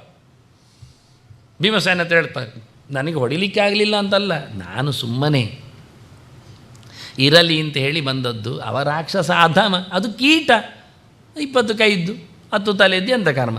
ನಮ್ಮ ವಂಶದಲ್ಲಿ ವಾಲಿ ಗೊತ್ತಿಲ್ವ ನಿನಗೆ? ಹೌದು, ಅವ ಎಂತ ಮಾಡಿದ? ಹಗ್ಗದಲ್ಲಿ ಕಟ್ಟಿ ಆಡಿಸಲಿಲ್ವ ಅವನನ್ನು? ಮತ್ತು ನಾವೆಲ್ಲ ತುಳಿತಾ ಇದ್ದದ್ದು ಅವುಗಳಿಗೆಲ್ಲ ಎಂಥ ಕರ್ಮ. ರಾವಣ ಎಂಥದ್ದು ಅಲ್ಲ, 1000 ರಾವಣ ಒಟ್ಟಾದರೂ ನನಗೇನಲ್ಲ ಅಂತ ಹೇಳ್ತಾನೆ. ಭಾರಿ ಖುಷಿಯಾಯಿತು ಭೀಮಸೇನನಿಗೆ. ಮತ್ತು ನಾನು ನೀನು ಎಲ್ಲ ಒಂದು ಗೊತ್ತುಂಟವರಿಗೆ, ಸುಮ್ಮನೆ ನಾಟಕ ಮಾಡಿತ್ತು. ಪ್ರಮದದ ಸುದ್ದಿಯಾಮೋ ಗದ್ವೇಷ ಭಾಜಾಂ, ಕೆಟ್ಟವರಿಗೊಂದು ಗಮ್ಮತ್ತು ಸುದ್ದಿ ಇರಲಿ ಅಂತ, ಗಮ್ಮತ್ತಿನವರಿಗೆ ಗಮ್ಮತ್ತಾಗುತ್ತೆ, ಆಟ ಇರ್ತದೆ ಅಂತ ಆಟ ಆಡಿದ್ದು ಗೊತ್ತಾಯಿತು. ನೀನೇನು ಮಾಡ್ತೀಯಾ ಕೇಳ್ತಾನೆ. ಹನುಮಂತ ಹೇಳ್ತಾನೆ, ನನ್ನೊಂದು ಸೇವೆ ಉಂಟು, ಮುಂದೆ ಆಗ್ತದಲ್ಲ. ಆವತ್ತು ಹುಟ್ಟಿದವರೆಲ್ಲ ಇವತ್ತು ಬಂದಿದ್ದಾರೆ, ಕೆಲವರೆಲ್ಲ ಉಳ್ಕೊಂಡಿದ್ದಾರೆ, ಸರಿಕಟ್ಟಲ್ಲಿ ಆಗಲಿಲ್ಲ ರಾಮಾಯಣದ ಸೇವೆ. ಈ ಸರ್ತಿ ಕೃಷ್ಣನ ಚರಿತೆಯಲ್ಲಿ ಆಗಬೇಕು ಅಂತ ಉಂಟು, ಆಗ್ತದೆ. ಆಗ ನೀನಿದ್ದಿ, ನಾನು ಬೇಕಾಗಿಲ್ಲ. ನಾನೊಂದು ಕೆಲಸ ಮಾಡ್ತೇನೆ, ಕೃಷ್ಣನ ಅರ್ಜುನನ ರಥದಲ್ಲಿ ನಾನು ಪತಾಕಿಯಲ್ಲಿದ್ದೇನೆ, ಪುರುಸೋತಾದಾಗೆಲ್ಲ ಹಾರ್ತೇನೆ ಅಂದಿದ್ದಾನೆ. ಬೇಕಾದಾಗೆಲ್ಲ ನನಗೆ ಗೌಜಿ ಮಾಡಲಿಕ್ಕೆ ಉಂಟು ಅಂತಾನೆ. ಚಮೂಂ ವಿಗಾಹ್ಯ ಶತ್ರುಣಾಂ ಶರಶಕ್ತಿ ಸಮಾಕುಲಂ ಯದಾ ಸಿಂಹರವಂ ವೀರ ಕರಿಷ್ಯಸಿ ಮಹಾಬಲ ತದಾಹಂ ಬ್ರಹ್ಮೈಷ್ಯಾಮಿ ಸ್ವರವೇಣ ರವಂತವ. ನೀನು ಯಾವತ್ತಾದರೂ ಗೌಜಿಯಲ್ಲಿ ಯುದ್ಧದ ಸಂದರ್ಭದಲ್ಲಿ ಕೂಗಿದೆಯಾ? ನನ್ನ ಕೂಗು ಸೇರಿತು ಅಂತ ತಿಳ್ಕೊಂತ. ತದಾಹಂ ಬ್ರಹ್ಮೈಷ್ಯಾಮಿ ಸ್ವರವೇಣ, ನೀನು ಶತ್ರು ಸೈನ್ಯವನ್ನು ನೋಡಿ ಸಿಂಹರ ಮಾಡಿದೆ, ಭೀಮಸೇನ ಕೂಗಿದರೆ ಜೊತೆಯಲ್ಲಿ ಹನುಮಂತ ಸ್ವರ ಕೊಡ್ತಾನಂತೆ. ಯಾರಿಗೆ ಗೊತ್ತೇ ಇಲ್ಲ, ಅಲ್ಲಿ ಕೂತತ್ತು. ಅದರಿಂದ ಭೀಮಸೇನ ರವೋಭ್ಯಭೂತ ಅಂತಾರೆ. ಇದು ಮಹಾಭಾರತ ಹೇಳ್ತದೆ. ಇಡೀ ಪ್ರಚಂಡವಾದ ಸೈನ್ಯದ ಶಬ್ದ, ಆನೆಗಳ ಗೀಳು, ಕುದುರೆಗಳ ಕೂಗು, ಜೊತೆಯಲ್ಲಿ ಮನುಷ್ಯರ ಗೌಜಿ, ಇನ್ನು ಬಡಿಯುವವರದ್ದೆಲ್ಲ, ಇಷ್ಟೆಲ್ಲ ಸಮಾವೇಶದಲ್ಲಿ ಕೂಗಿದ ಭೀಮಸೇನನ ಸದ್ದು ಜಾಸ್ತಿ ಕೇಳ್ತಿತ್ತಂತೆ ಮೇಲಕ್ಕೆ. ಅದು ಕಾರಣ ಅದರೊಟ್ಟಿಗೆ ಹನುಮಂತನ ಕೂಗು ಸೇರಿತು. ಅದಕ್ಕೆ ಹಾಗೆ ಹೇಳಿದ್ದು, ಕೆಲವು ನಾದದಿಂದಲೇ ಸತ್ತಿವೆ ಅಂತ. ಹೆಸರು ಒಡೆದೆ ಶಬ್ದ ಕೇಳಿ ಬೊಬ್ಬೆ ಹಿಡಿದು ಸತ್ತಿದ್ದಾರೆ. ವಿಜಯಸ್ಯ ಧ್ವಜಸ್ತಶ್ಚ ನಾದಾನ್ ಮೋಕ್ಷ್ಯಾಮಿ ದಾರುಣಾನ್. ವಿಜಯ ಅಂದರೆ ಅರ್ಜುನ ರಥದ ಧ್ವಜದಲ್ಲಿ ಕೂತು ನಾನು ಬೊಬ್ಬೆ ಹಾಕ್ತೇನೆ. ನಾದಾನ್ ಮೋಕ್ಷಿಷ್ಯಾಮಿ ದಾರುಣಾನ್, ಭಯಂಕರ ಕೂಗ್ತೇನೆ. ಅದರಿಂದ ಕರಾಟೆಯವರು ಕೂಗುದು ಹೊಡೆಯುವಾಗ, ಅದು ಕೂಗಿಯೇ ಕೆಲವರಿಗೆ ನಡಗಿ ಬೀಳ್ತದೆ ಅಂತ. ಹೊಡೆಯುವ ಫೋರ್ಸು ಇರ್ತದೆ, ಒಟ್ಟು ಸೇರ್ತದೆ, ಸೌಂಡು ಆ್ಯಂಡ್ ಇದು ಹಿಟ್, ಇದೆಲ್ಲ ಇವನೇ ಹೇಳಿಕೊಟ್ಟದ್ದು. ಕೂಗಿ ಹೊಡಿಲಿಕ್ಕೆಲ್ಲ ಅವರಿಗೆಲ್ಲ ಗೊತ್ತಿಲ್ಲ ಪಾಪ. ನಿಜವಾಗಿ ಅವರೆಲ್ಲ ಹನುಮಂತನ ಫೋಟೋ ಹಾಕಿಕೊಂಡು ಆಡಬೇಕು ಎದುರಲ್ಲಿ. ನಿಜವಾಗಿ ಒಳ್ಳೆ ಆಡಲಿಕ್ಕೆ ಬರ್ತದೆ, ಆಡಲಿಕ್ಕೆ ಆಗ್ತದೆ. ಆದರೆ ಕರಾಟೆಯ ಮೂಲ ಪ್ರವರ್ತಕನೇ ಅವನು. 80 ಕೋಟಿ ಯೂತಪಾನ್ ಪುರಸರಾಷ್ಟ್ರಕಾಯುತಾನ್ ಅನೇಕ ಹೇತಿ ಸಂಕುಲಂ ಕಪೀಂದ್ರ ಆವರಣೋದ್ಬಲಂ. ಕೋಟಿ ಕೋಟಿಗಟ್ಟಲೆ ಜನ ಒಟ್ಟಾಗಿದ್ದಾರೆ ರಕ್ಕಸರು. ತಲಪ್ರಹಾರ ಚೂರ್ಣಿತಾನೆ, ಕೈಯಲ್ಲಿ ಹೊಡೆದಾಗಿ ಸಾಯಿಸಿದ್ದಾನವ. ಅದು ದೊಡ್ಡ ಆಟವನು. ಹಾಗಾಗಿ ನಾನು ಅಲ್ಲಿ ಕೂಗ್ತೇನೆ, ಅದೇ ಕೆಲಸ ಅಂತ. ಮಹಾಭಾರತ ಕಾಲದಲ್ಲಿ ರಾಮಾಯಣ ಕಾಲದ ಹನುಮಂತನೇ ಎಂಟ್ರಿ. ಎಷ್ಟು ಸಮಯದಿಂದ ಅವನೇನು ಮಾಡ್ತಾ ಇದ್ದ, ಕಿಂಪುರುಷಲ್ಲಿ ಕೂತು ಏನು ಮಾಡೋದು ಕೇಳಿದ್ದು, ಇದೇ ಕೆಲಸ ಮಾಡೋದು. ಇದು ಸ್ಕಂದ ಪುರಾಣದಲ್ಲಿದ್ದ ಮಾತು. ವಾಲ್ಮೀಕಿ ಅದನ್ನು ಹೊತ್ಕೊಂಡಿದ್ದಾನೆ, ಸ್ವಲ್ಪ ಶಬ್ದಗಳು ಬೇರೆ ಮಾಡಿದ್ದಾನೆ. ಹಾಗೆ ಎರಡು ಕಡೆಯಲ್ಲಿ ವ್ಯಾಸರು ಕೊಟ್ಟ ಮಾತುಗಳು ಹಾಗೆ. ಹನುಮಂತನಿಗೆ ಎಣೆಯಾದವರು ಯಾರೂ ಇಲ್ಲ. ಯೋಚನೆ ಮಾಡಿ, 50,000 ಮೈಲು ದೂರದಿಂದ, ಅಷ್ಟೇ ಇಟ್ಟುಕೊಳ್ಳಿ, ಗುಣಿಸಬೇಡ ಯೋಜನಕ್ಕೆ, ಅಷ್ಟು 1000 ಮೈಲು ದೂರದಿಂದ ಬೆಟ್ಟವನ್ನು ಹೊತ್ತು ತರಬೇಕಾದ್ರೆ ಮದ್ದಿನ ಗಿಡ ಇರುವುದು ಅಲ್ಲಿ, ಅದು ಅವಿತು ಕೂತಿದೆ, ಹೊತ್ತು ತಂದ ಬೆಟ್ಟವನ್ನೇ. ತರುವಾಗ ಓಡಿದ್ದಾನೆ, ಇಡುವಾಗ ಓಡಲಿಲ್ಲ. ಆಯ್ತಾ ಕೆಲಸ? ಆಯಿತು, ಬಿಸಾಡಿತ್ತು. ವ್ಯಗ್ರ ಬುದ್ಧಿಯಾ ಅಥವಾ ಯಾತಃ, ಆಗ ಗಮ್ಮತ್ತಿನಲ್ಲಿ ತಂದಿದ್ದ, ಈಗ ಅದನ್ನು ಬಿಸಾಡಿದ್ದ, ಹೋಗಿ ಅಲ್ಲಿ ಕಚಕ್ಕ ಕೂತಿದಂತೆ. ನಷ್ಟಚ್ಛೇದಾಂಕ ಹಿಂದೆ ಹೇಗಿತ್ತು ಹಾಗೆ ಗಚ್ಚಕ್ಕ ಕೂತಿದೆ ಅಂತ. ದೊಡ್ಡ ಮಟ್ಟಿನ ಗುಡ್ಡೆ ಎತ್ತು ತಂದು ಬಿಸಾಡಿದವ. ಪರಾಕ್ರಮೋತ್ಸಾಹ ಅತಿಪ್ರತಾಪೈ ಸೌಶೀಲ್ಯ ಮಾಧುರ್ಯ ನಯಾದಿಕೈಶ್ಚ ಗಾಂಭೀರ್ಯ ಚಾತುರ್ಯ ಸುವೀರ್ಯ ಧೈರ್ಯೈ ಅನುಮತಃ ಕೋಪ್ಯಧಿಕೋಸ್ತಿ ಬೋಲುಕೆ. ರಾಮನೇ ಕೇಳುತ್ತಾನೆ, ಯಾರಿದ್ದಾನೆ ಹನುಮನಿಗೆ ಎಣೆಯಾದವರು? ಹೇಗಿದೆ? ಮಮೇವ, ನನ್ನಾಗೆ ವಿಕ್ಷೋಭಿತ ಸಾಗರಸ್ಯ ಲೋಕಾನ್ ದಿದಕ್ಷೋರಿವ ಪಾವಕಸ್ಯ ಪ್ರಜಾಂ ಜಿಹೀರ್ಷೋರಿವ ಚಾಂತಕಸ್ಯ ಅನುಮತಃ ತಾಸ್ಯತಿ ಕಪ್ಪುರಸ್ತಾತ್. ಸರ್ವೋತ್ತಮನಾದ, ಜೀವೋತ್ತಮನಾದ, ಎಲ್ಲ ಮನುಷ್ಯರಲ್ಲಿ ಎತ್ತರದಲ್ಲಿರತಕ್ಕ, ದೇವತೆಗಳಲ್ಲಿ ಮಿಗಿಲಾದ, ಎಲ್ಲ ಶಕ್ತಿಗಳಿಂದ ಎತ್ತರ ಕೊಡ್ತಾ ಹನುಮಂತನಿಗೆ ಎಣೆ ಇದ್ದಾರ? ಕೇಳ್ತಾನೆ. ಅವನ ಮಾತುಗಳಲ್ಲೇ ಕೇಳ್ತಾರೆ. ಇದು ಪುರಾಣಗಳಲ್ಲೆಲ್ಲ ಬಂದಿರತಕ್ಕ ಮಾತುಗಳು ಎಲ್ಲ ಹೇಳಿದ್ರಿ ಅಲ್ಲ. ಹಾಗಾದರೆ ವಾಲಿಯನ್ನು ಸುಗ್ರೀವನಿಂದ ರಕ್ಷಣೆ ಮಾಡುವಲ್ಲಿ ಹನುಮಂತನ ಪಾತ್ರ ಯಾಕಿಲ್ಲ? ಹನುಮ ಸುಗ್ರೀವನ ಸಚಿವಲ್ವ, ಹೊಡೆದವರು ಹಾಕಿದ್ದಾರಲ್ಲ, ಸುಮ್ಮನೆ ಕೂತಿದ್ದಾನಲ್ಲ ತೆಪ್ಪಗೆ. ವಾಲಿಗೆ ಬುದ್ಧಿ ಕಲಿಸಬೇಕಿತ್ತಲ್ಲ. ವಾಲಿ ರಾವಣನನ್ನು ಹಿಡಿಸಿ ಹಾಕಿದ್ದಾನೆ ಬಾಲದಲ್ಲಿ, ಜೋರಿದ್ದಾನೆ ರಾವಣನಿಗಿಂತ. ನೀನು 1000 ಗಂಟೆ ರಾವಣ ಬಂದರೆ ಏನಾಗುವುದಿಲ್ಲ ಹೇಳ್ತಿ. ಹಾಗಾದರೆ ನಿಮ್ಮ ಹನುಮನ ವಾಲಿಯ ಕಥೆಯಲ್ಲಿ ಸುಗ್ರೀವನಿಗೆ ಅನ್ಯಾಯ ಆಗುವಾಗ ಎಲ್ಲಿದ್ದಾನೆ? ಅದಕ್ಕೊಂದು ಮಾತು ಸ್ಕಂದ ಪುರಾಣದಲ್ಲಿ ಹೇಳ್ತಾರೆ. ನಿಜವಾಗಿ ಹನುಮಂತನಿಗೆ ಎಣೆಯಾದವರು ಯಾರಿಲ್ಲ. ಆದರೆ ಒಂದು ವಿಷಯ ನಡೆದಿದೆ. ಋಷಿಗಳ ವನದಲ್ಲಿದ್ದಾಗ ಮಂಗನಾಗಿ ಇದ್ದ. ಋಷಿಗಳಿಗೆಲ್ಲ ಬೇಜಾರಾಯಿತು ಕೆಲವೊಮ್ಮೆ ಅವನ ಚೇಷ್ಟೆಗಳು ನೋಡಿ. ನಿನಗೆ ಎಂಥ ನೀನು ಅಂತ ನಿನಗೆ ಗೊತ್ತಾಗಬಾರ್ದು ಅಂತ ಅವನಿಗೆ ಹೇಳಿಬಿಟ್ರು. ಸುಮ್ಮನೆ ಕೂತು, ಒಳ್ಳೆಯದಾಯ್ತಲ್ಲ. ಹಾಗಾಗಿ ನಿನ್ನ ಬಲಕ್ಕೆ, ನಿನ್ನ ಧೈರ್ಯಕ್ಕೆ, ನಿನ್ನ ಉತ್ಸಾಹಕ್ಕೆಲ್ಲ ಯಾವತ್ತೂ ಎಚ್ಚರ ಆಗದೆ ಹೋಗಲಿ ಅಂತ ಹೇಳಿಬಿಟ್ರು. ಶಾಪ ಆಗಿದ್ದು. ಸಾಮಾನ್ಯವಾಗಿ ದೇವರು ಹಾಗೆ ಲೋಕದಲ್ಲಿ ಬಂದಾಗ ದೊಡ್ಡವರ ಶಾಪವನ್ನು ಇಷ್ಟಪಡ್ತಾನೆ. ನೋಡಿ, ಯಾದವರ ಕುಲ ನಾಶ ಆಗಲಿ, ಗಾಂಧಾರಿ ಹೇಳಿ ಒಂದು ಹೆಣ್ಮಗಳು ಆಯಿತು ಅಂತ. ಅದೇ ಋಷಿಗಳು ಸಾಂಬ ಹೆತ್ತ ಕಬ್ಬಿಣದ ಕೋಲು, ಅದರಿಂದ ಸಾಯಲಿ ಅಂದ, ಆಯಿತು ದೊಡ್ಡ ಸಾಯಲಿ ಬಿಟ್ಟು ಇವ. ಆಗ ಯಾರಾದರೂ ದೊಡ್ಡವರು ಹೇಳಿದರೆ ಅದನ್ನು ಒಪ್ಪಿಕೊಳ್ಳುವುದು ದೇವರ ಜಾಯಮಾನ ಕ್ರಮ. ದೇವರ ಹಾಗೆ, ಇವನು ಹಾಗೆ, ಪ್ರಾಣನೂ ಹಾಗೆ. ಇರಲಿ ಪಾಪ, ಋಷಿಗಳು ಹೇಳಿದ್ದಕ್ಕೆ ಮತ್ತೆ ಬೇಡ ಹೇಳೋದು ಯಾಕೆ? ಒಂದೊಮ್ಮೆ ನಾನು ಬೇಡ ಹೇಳಿದರೆ ಋಷಿಗಳು ಮಾಡಿದ ತಪಸ್ಸೆಲ್ಲ ಗಟ್ಟಿ ಆಗ್ತದೆ. ಅವರದೊಂದು ಶಾಪ ಕೊಟ್ಟು ತಪಸ್ಸು ಹೋಗಲಿ, ಇರಲಿ, ಅವ್ರಿಗೆ ಮಾಡೋದು ಅದನ್ನೇ, ಒಳ್ಳೆಯದಾಯಿತು ಹೇಳಿ ಸುಮ್ಮನೆ ಕೂತು. ಆದ್ದರಿಂದ ನ ಬಲೇ ವಿದ್ಯತೆ ತುಲ್ಯ ನ ಗತವು ನ ಮತವು ಅಪಿ. ಬುದ್ಧಿಯಲ್ಲಿ ಆಗಲಿ, ಬಲದಲ್ಲಿ ಆಗಲಿ, ಗತಿಯಲ್ಲಿ ಆಗಲಿ ಸಮನಾದವನು ಯಾರೂ ಇಲ್ಲ. ಹೌದು, ಆದರೆ ಅಮೋಘ ವಾಕ್ಯ ಈ ಶಾಪತ್ತು ದತ್ತೋಸ್ಯ ಮುನಿಭಿ ಪುರ. ಹಿಂದೆ ಋಷಿಗಳೆಲ್ಲ ಸೇರಿ ಅವನಿಗೆ ನೀನೆಲ್ಲ ಚೇಷ್ಟೆಯಲ್ಲಿ ಜಾಸ್ತಿ ಮಾಡ್ತಾ ಇದ್ದಿ, ನಿಂದು ಬುದ್ಧಿಮಂತಿಗೆಲ್ಲ ಜಾಸ್ತಿ ಆಯಿತು, ಅದು ಕಂಪ್ರೆಸ್ ಆಗಲಿ, ಗೊತ್ತಾಗದೆ ಹೋಗಲಿ ಅಂತ ಹೇಳಿಬಿಟ್ರು ಅದೃಶ್ಯವಾಗಿ. ಆಯಿತು, ಅವ್ರು ಹೇಳಿದ್ರು. ಅದು ಸುಮ್ಮನೆ ಬೆಪ್ಪನಾಗಿ ಕೂತು. ಇದು ಒಳ್ಳೆಯದು. ಕೆಲವೊಮ್ಮೆ ಇಲ್ಲಾದರೆ ಎಲ್ಲರೂ ಕರೀತಾರೆ, ಅದು ತಿನ್ನಿ ಇದು ತಿನ್ನಿ ಹಾಕ್ತಾರೆ, ಕೊನೆಗೆ ತಿನ್ನೋದು ಉಪಾಯ ಇಲ್ಲ ಆಗ್ತದೆ, ಸೋತು ಹೋಗ್ತಾನೆ. ಇದು ಅವನು ಬೆಪ್ಪ ಇದ್ದಾನೆ, ಸುಮ್ಮನೆ ಅವನು ಕರೆಯೋದು ಬೇಡ ಮಾರೆ. ಅವರು ಸಮ ಇಲ್ಲ ಹೇಳಿದರೆ ಖುಷಿ ಆಗ್ತದೆ. ಯಾರು ಕರೆಯೋದಿಲ್ಲ, ದೂರದಲ್ಲಿ ಉಳಿಲಿಕ್ಕೆ ಯಥೋ ನಿವರ್ತೇತ ವಿಮುತ್ಯೇತ ಅದು. ಇಲ್ಲಾದರೆ ಎಲ್ಲರೂ ಕರೆಯೋದು, ಹನುಮಂತ ಇದೊಂಚೂರು ಬಾವಿಯಲ್ಲಿ ಕಲ್ಲು ಮಂದಿ ಒಂದು ಎತ್ತಲಿಗೆ ಬಾ, ಅಲ್ಲಿ ಒಂದು ಇದು ಕೊಡು, ಎಲ್ಲ ಕೆಲಸ ಇರ್ತದೆ, ಎಲ್ಲ ಒಳ್ಳೆ ಇದ್ದಿಂದ, ಟ್ರಿಮ್ ಇದ್ದು ಗಟ್ಟಿ ಇದ್ದಿಂದ. ಇದು ಎಲ್ಲ ಇಲ್ಲ ಆದರೆ ಬಾರಿ ಬೆಳ್ಚಪ್ಪನಾಗಿ ಕೂತ್ರೆ ಸುಮ್ಮನೆ ಅಲ್ಲಿಯೂ ಕೆಲವರು ಕೈ ಹಾಕ್ತಾರೆ ಬಂದು ಜಡಭರತನಾಗೆ. ಆದರೆ ಒಳ್ಳೆಯದು, ಪಕ್ಕ ಯಾರು ಹತ್ತಿರ ಬರೋದಿಲ್ಲ, ಅದು ಪ್ರಾಣಿ ಸಮ ಇಲ್ಲ ಅಂತೇಳಿ. ಹಾಗಾಗಿ ಸುಮ್ಮನೆ ಕೂತಿದ್ದಾನೆ. ಆಯಿತು ಅಂತೇಳಿ ನೀವು ಹೇಳಿದ್ದು ಕೇಳುತ್ತೇನೆ. ನ ಜ್ಞಾತಮಿ ಬಲಮ್ಯೇನ ಬಲಿನಾ ವಾಲಿ ಮಾಡ್ತಾನೆ. ಹಾಗಾಗಿ ವಾಲಿಯ ಸಂಹಾರದ ವಿಷಯದಲ್ಲಿ ಹೊಡೆಯುವಲ್ಲಿ ಅವನು ಸುಮ್ಮನೆ ಕೂತ. ಋಷಿಗಳಿಗೂ ಶಾಪ ಕೊಟ್ಟಿದ್ದಾರೆ, ಇಲ್ಲಿ ಬಾಯಿ ಮುಚ್ಚಿ ಕೂತ್ಕೊಳ್ಳು, ಇಲ್ಲಿ ರಾಮ ಬರಲಿ ಅವನೇ ಹೊಡೀಲಿ ಅಂತ. ಹೀಗೆ ಕೆಲವೆಲ್ಲ ಪ್ರಸಂಗಗಳ ಬಗ್ಗೆ ನೀವು ಪ್ರಶ್ನೆ ಕೇಳಿದ್ದು, ಅದಕ್ಕೆಲ್ಲ ಉತ್ತರ ಕೊಡುವ ಹಾಗೆ ಕೆಲವು ಮಾತುಗಳೆಲ್ಲ ಬಂದಿರ್ತವೆ. ಅದಕ್ಕೆ ಒಪ್ಪಿಗೆಯನ್ನು ಕೊಡಬೇಕಾಗತ್ತೆ. ಮತ್ತು ರಾಮನ ಬಗ್ಗೆ ರಾಮನಲ್ಲಿ ಹೇಳುವಾಗ ವಶಿಷ್ಠರು ಹೇಳ್ತಾರೆ. ಸುಮಾರು ವಶಿಷ್ಠರು ಮತ್ತು ರಾಮನ ಮಾತುಕತೆ ಇರ್ತದೆ, ಅದನ್ನೆಲ್ಲ ತರಲಿಲ್ಲ ನಾನು. ಇನ್ನೊಮ್ಮೆ ತರ್ತೇನೆ ಅಂತ ಬುರ್ಸೋದು ಕಮ್ಮಿ ಇರ್ತದೆ. ಆದರೆ ಕೊನೆಗೆ ವಸಿಷ್ಠರು ಏನು ಹೇಳ್ತಾರೆ ಹೇಳಿದರೆ, ಸರ್ವಾಸು ವಿದ್ಯಾಸು ತಪೋ ವಿಧಾನೇ ಸ್ಪರ್ಧತೆ ಎಮ್ಮಿ ಗುರುಂ ಸುರಾಣ. ದೇವತೆಗಳು ಗುರುವನ್ನೇ ಇವನು ಮೀರಿದ್ದಾನೆ. ನಿಜವಾಗಿ ಬೃಹಸ್ಪತಿಯ ಬಗ್ಗೆ ಹೇಳುವುದು ಅವನಿಗೆ ಅದರಾಚೆ ಗೊತ್ತಿಲ್ಲ. ನಿಜವಾಗಿ ದೇವತೆಗಳ ಗುರು ಅಂದರೆ ಪ್ರಾಣನೇ ಇರ್ತಾನೆ, ಪ್ರಾಣನ ಪರವಾಗಿದ್ದಾನೆ ಅಂತ ಹೇಳುವ ಮುಖ ಅವನದ್ದು. ಎಲ್ಲ ವಿದ್ಯೆಗಳು ಗೊತ್ತುಂಟು ಅವನಿಗೆ. ರಾಮನೇ ಹೇಳುವ ಮಾತುಂಟು, ಅದು ನಾನು ಬರುವ ಶನಿವಾರ ಅದನ್ನು ಇಟ್ಕೊಳ್ತೇನೆ. ರಾಮ ಮತ್ತು ಹನುಮ ಅಂತ ಇಬ್ಬರು, ರಾಮ ಜಯಂತಿಗೆ ಮತ್ತು ಹನುಮ ಜಯಂತಿಗೆ ಒಟ್ಟಾಗಿ ಇನ್ನೊಂದು ಎಪಿಸೋಡ್ ಬರುವ ಶನಿವಾರದಲ್ಲಿ ರಾಮ ಹನುಮ ಅಂತ ಇಡ್ತೇನೆ. ಹಾಗಾಗಿ ಇಲ್ಲಿ ಅವರ ಮಾತುಗಳೆಲ್ಲ ಮತ್ತೆ ಇಡ್ತೇನೆ. ಈಗ ವಸಿಷ್ಠರು ಒಂದು ಮಾತು ಹೇಳಿದ್ದಾರೆ, ಇವನಿಗೆಲ್ಲ ಗೊತ್ತುಂಟು ಅಂತ. ಸೋಯಂ ನವವ್ಯಾಕರಣಾರ್ಥವೇಥ. ನವವ್ಯಾಕರಣ ಮಹಾವ್ಯಾಕರಣದ್ದು ಇವತ್ತಿಲ್ಲಿದ್ದೆಲ್ಲ ಅಲ್ಲ, ಪಾಣಿನಿ ಇದ್ದೆಲ್ಲ. ಪಾಣಿನಿದ್ದು ಬಿಟ್ಟು ದುರ್ಯೋಧನನಿಗೆ ಧೃತರಾಷ್ಟ್ರ ಹೇಳ್ತಾನೆ, ಏನು ಮಾರಾಯ ನೀನು ಎಷ್ಟೆಲ್ಲ ಓದಲಿಲ್ವಾ? ಓದಿದ್ದಿ, ಮತ್ತೆಂಥ ಕರ್ಮ, ರಾಜಸೂಯಕ್ಕೆ ಅಳುವುದಾ? ನೀನೇ ಯಜ್ಞಯಾಗ ಮಾಡಿ ದುಡ್ಡು ಒಟ್ಟು ಮಾಡು. ದಶ ವ್ಯಾಕರಣ ಸಮಂ ಅವನು ಹೇಳುದು. 10 ವ್ಯಾಕರಣ ಪಾಠ ಆಗಿದೆ ನಿನಗೆ. ವ್ಯಾಡಿ, ಚಾಂದ್ರಿ, ಆಪಿಶಿಲಿ, ಪಾಣಿನಿ ಇವರೆಲ್ಲ ಸುಮಾರು ಓದಿಕೊಂಡಿದ್ದಾನೆ. ಒಂದೇ ಅಲ್ಲ, ಒಂದು ವ್ಯಾಕರಣದಲ್ಲಿ ಏನಾಗ್ತದೆ? 16 ವ್ಯಾಕರಣಗಳ ಕತೆ ನಿನಗೆ ಗೊತ್ತಿದೆ, ಚೆನ್ನಾಗಿ ಅಭ್ಯಾಸ ಮಾಡಿದ್ದಿ. ಹಾಗಿರುವಾಗ ಒಳ್ಳೆ ರೀತಿಯಿಂದ ಸಂಪಾದನೆ ಮಾಡಲಿಕ್ಕೆ ಆಗ್ತದೆ ಹೇಳಿಕೊಡ್ತಾನೆ. ಅದೆಲ್ಲ ಬೇಡ ಮಾರಿ, ವ್ಯಾಕರಣ ತರಕ್ಕೆ ಯಾರಿಗೆ ಬೇಕು? ದುಡ್ಡು ಮಾಡಬೇಕು, ಹೇಗಾದರೂ ಮಾಡಿ ಅಂತ ಹೊರಟವ. ಬಿಡಿ, ಶಾಸ್ತ್ರಕ್ಕೆ ಕೈ ಹಾಕಲಿಲ್ಲ. ಕುವರ್ಪವನ್ನು ಆಶಿಸಿಕೊಂಡು ಅದಿರಲಿ. ಇವನು ಹೇಳ್ತಾನೆ, ಸೋಯಂ ನವವ್ಯಾಕರಣ ಅರ್ಥವೇತ್ತ. ನವ ಅಂದರೆ 9 ಅಂತ ಅರ್ಥ ಅಲ್ಲ, ಹೊಸತು, ನ್ಯೂ, ಹೊಸ ಇನ್ವೆನ್ಷನ್. ವ್ಯಾಕರಣಕ್ಕೆ ವ್ಯವಸ್ಥೆ, ಶಬ್ದದ ಜಾಲರಿಗಳನ್ನು ಉಂಟು ಮಾಡಿದವ. ನಿಜವಾಗಿಯೂ ಅದ್ಭುತವಾದ ಚಿಂತನೆ, ಒಳ್ಳೆಯದಾಗಿರತಕ್ಕಂಥ ಶಬ್ದಗಳ ಚಿಂತನೆಯನ್ನು ತಂದುಕೊಟ್ಟವ. ಹಾಗಾಗಿ ಬ್ರಹ್ಮ ಭವಿಷ್ಯತಿ ಅಪಿತೆ ಪ್ರಸಾದಾತ್. ಇವನು ಖಂಡಿತವಾಗಿ ಮುಂದಿನ ಕಲ್ಪದಲ್ಲಿ ಬ್ರಹ್ಮನ ಆಗ್ತಾನೆ ನಿನ್ನ ಅನುಗ್ರಹದಿಂದ. ಅಂದರೆ ರಾಮ ಯಾರು? ಬ್ರಹ್ಮನಾಗುವುದು ಅಂದರೆ ಹೊಕ್ಕುಳಲ್ಲಿ ಹುಟ್ಟಿ ಬರಬೇಕು.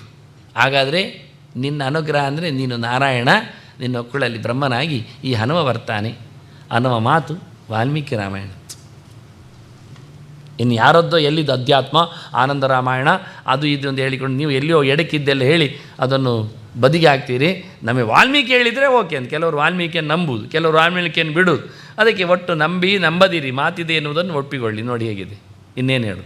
ಬ್ರಹ್ಮನಾಗುವ ಕಲ್ಪನೆಯನ್ನು ಹನುಮಂತನಿಗೆ ಹೇಳಬೇಕಾದ್ರೆ ಇದು ಎಷ್ಟು ದೊಡ್ಡ ವೇದಾಂತ ಯೋಚನೆ. ಇದು ಮಾಧ್ವರು ಹೇಳುವಂಥದ್ದು, ಇವರು ಮಾತ್ರ ಮಾಡುವಂಥದ್ದು. ಅದು ಹಾಗಲ್ಲ, ಹೀಗಲ್ಲ. ಮೊದಲಗೆರೆಯಲ್ಲಿ ಆ ಪ್ರಾಣನ ಅವತಾರಗಳನ್ನು ಹೇಳಿದೆ. ಹಾಗಾದರೆ ಯಾರು ಬ್ರಹ್ಮನಾಗ್ತಾರೆ ಎಂದು ಯೋಚನೆ ಮಾಡಿಕೊಂಡು ಬನ್ನಿ. ಅವತಾರಗಳು ಮುಗಿದಾಗ, 3 ಅವತಾರಗಳು ಕಳೆದಾಗ, ಅಂದರೆ ಈ ವೇದಾಂತ ಕಾನ್ಸೆಪ್ಟ್ ಮುಂಬರುವ ಕಲ್ಪದಲ್ಲಿ ಈ ಪ್ರಾಣನಿಗೆ ಒಂದು ಬಡ್ತಿ, ಮುಂಬಡ್ತಿ ಇಬ್ಬರಿಗೇ ಇರುವುದು. ಹೀಗೆ ಪ್ರಾಣನಿಗೆ ಬ್ರಹ್ಮನಾಗುವ ಒಂದು ಕತೆ ಕಲ್ಪದಲ್ಲಿ, ಶಿವನಿಗೆ ಶೇಷನಾಗುವ ಬಗೆ. ಈ 2 ದೇವತೆಗಳಿಗೆ ಮಾತ್ರ, ಅದರಲ್ಲೇ ಬ್ರಹ್ಮ ವಿಷ್ಣು ಮಹೇಶ್ವರ ಹೇಳುವ ಕ್ರಮಗಳು. ಇವರಿಬ್ಬರಿಗೆ ಮಾತ್ರವೇ 2 ರೋಲ್ 2 ಕಲ್ಪದಲ್ಲಿ. ಇವತ್ತಿನ ಯಾರು ಬ್ರಹ್ಮ ಇದ್ದಾನೆ,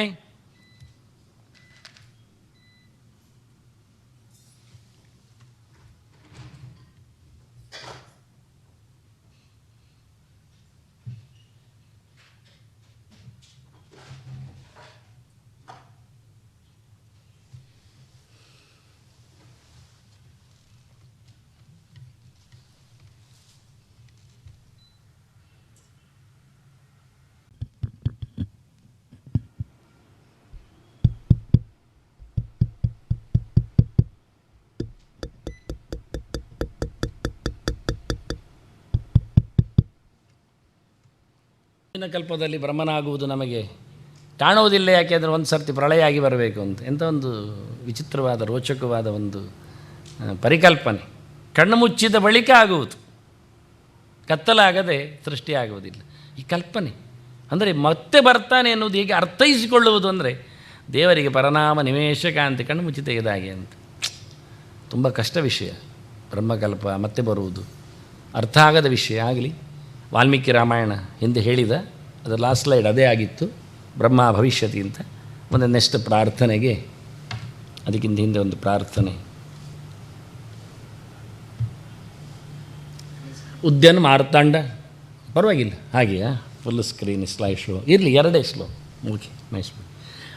ಉದ್ಯಾನ ಮಾರ್ತಾಂಡ ಕೋಟಿ ಪ್ರಕಟ ರುಚಿ ತಂದಾನು, ಮತ್ತೆ ಅಲ್ಲಿ ಸ್ಲೈಡ್ ಶೋ ಹೋಗಿ ಮತ್ತೆ ಸ್ಟಾರ್ಟ್ ವೇಗೆ ಹೋಗಬೇಕು. ಇರಲಿ, ಸಾಕಿಷ್ಟು, ಇನ್ನೆರಡೇ ಪ್ರಾರ್ಥನೆ ಮಾಡಿ ಮುಗಿಸುವ ಅಂತ ಪ್ರಾಣ ಆಗ್ತಾನೆ ಹೇಳಿತು. ಉದ್ಯಾನ ಮಾರ್ತಾಂಡಕೋಟಿ ಪ್ರಕಟ ರುಚಿಯುತಂ ಚಾರು ವೀರಾಸನಸ್ಥಂ ಮೌಂಜಿ ಯಜ್ಞೋಪವೀತಾರುಣ ರುಚಿರಶಿಖಾ ಶೋಭಿತಂ ಕುಂಡಲಾಂಗಂ ಭಕ್ತಾನಾಂ ಇಷ್ಟದಂತಂ ಪ್ರಣತ ಮುನಿಜನಂ ವೇದನಾದ ಪ್ರಮೋದಂ ಧ್ಯಾಯೇದ್ದೇವಂ ವಿಧೇಯಂ ಪ್ಲವಗ ಕುಲಪತಿಂ ಗೋಷ್ಪತಿ ಭೂತವಾರ್ಥಿಂ. ಸಮುದ್ರವನ್ನು ಒಂದು ದನದ ಗೊರಸಿನಲ್ಲಿ ಆದ ಒಂದು ಹೊಂಡದ ಹಾಗೆ ಅಂತ ದಾಟಿಸುವವ ಎನ್ನುವ ನೆಲೆಯಲ್ಲಿ ಪ್ರಾಣನ ಚಿಂತನೆ ಎನ್ನುವುದೊಂದು ಅಪೂರ್ವವಾಗಿದೆ. ಅವನು ಕೂತ ಭಂಗಿಗಳು ಇದು ವಿಶೇಷವಾದದ್ದು. ಕೊನೆಗೆ ಅವನನ್ನು ಹುಡುಕಬೇಕಾದ್ದು ಅವನು ಕೂತದ್ದಿಲ್ಲಿ ಅಂದರೆ ಪಾರಿಜಾತದ ಈ ಸ್ಲೈಡಲ್ಲಿ ಬಹಳ ಚಂದವಾಗಿ ಅಕ್ಷರಗಳು ಮತ್ತೆ ಮೂಡುವಂತೆಲ್ಲ ಮಾಡಿದ್ದು ಅದು ಇನ್ನೊಂದು ಸರ್ತಿ ಬರುವಾಗ ಕಾಣಿಸುವ. ಮುಖ್ಯವಾಗಿ ಆಂಜನೇಯಂ ಪಾಟಲಾಸ್ಯಂ ಸ್ವರ್ಣಾದಿ ಸಮವಿಗ್ರಹಂ ಪಾರಿಜಾತ ದ್ರುಮೂಲಸ್ಥಂ ಚಿಂತೆಯೇತ್ ಸಾಧಕೋತ್ತಮ. ಪಾರಿಜಾತವನಿಗೆ ಭಾರಿ ಇಷ್ಟವಾದಂತಹ ಹೂ, ಹನುಮಂತನ ವಿಶೇಷವಾದ ಅಭಿಮಾನಕ್ಕೆ ಒಳಪಟ್ಟದ್ದು ಪಾರಿಜಾತ.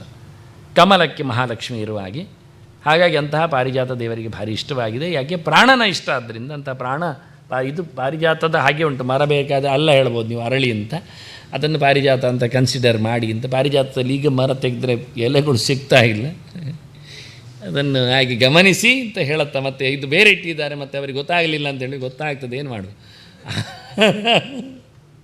ಹಾಗಾಗಿ ಅಂಥ ಪ್ರಾಣನಿಗೆ ಮಗದೊಮ್ಮೆ ನಾವು ಕೈ ಮುಗಿಯುವ ಮೂಲಕ ಪರಿತಃ ಭಗವಂತಂ ಜಾತಂ ಅನ್ವೇತಿ ಅಂತ ಅರ್ಥದಲ್ಲಿ ಪಾರಿಜಾತ ಅಂತ, ಸುತ್ತಲೂ ದೇವರನ್ನೇ ಕಾಣುವವ ಎನ್ನುವ ಎಚ್ಚರದಲ್ಲಿ ಭಗವಂತನನ್ನು ಚಿಂತನೆ ಮಾಡುವ ಅಂತ ಹೇಳುತ್ತಾ ಕೊನೆಗೆ ತಮಗೊಮ್ಮೆ ಎಲ್ಲರಿಗೂ ಧನ್ಯವಾದ ಹೇಳಿ ವಿಶೇಷವಾದ ಕಾರ್ಯಕ್ರಮವನ್ನು ನಡೆಸಿಕೊಟ್ಟವರು ತಾವು ಅಂತ ಹೇಳುತ್ತಾ ಮುಂದಿನ ಚಿಂತನೆಗೆ, ರಾಮ ಹನುಮ ಚಿಂತನೆಗೆ ತಾವೆಲ್ಲ ಬನ್ನಿ ಅಂತ ಹೇಳ್ತಾ ಇದ್ದೇನೆ. ಶ್ರೀಕೃಷ್ಣಾರ್ಪಣಮಸ್ತು. ನಾರಾಯಣ ನಾರಾಯಣ ನಾರಾಯಣ.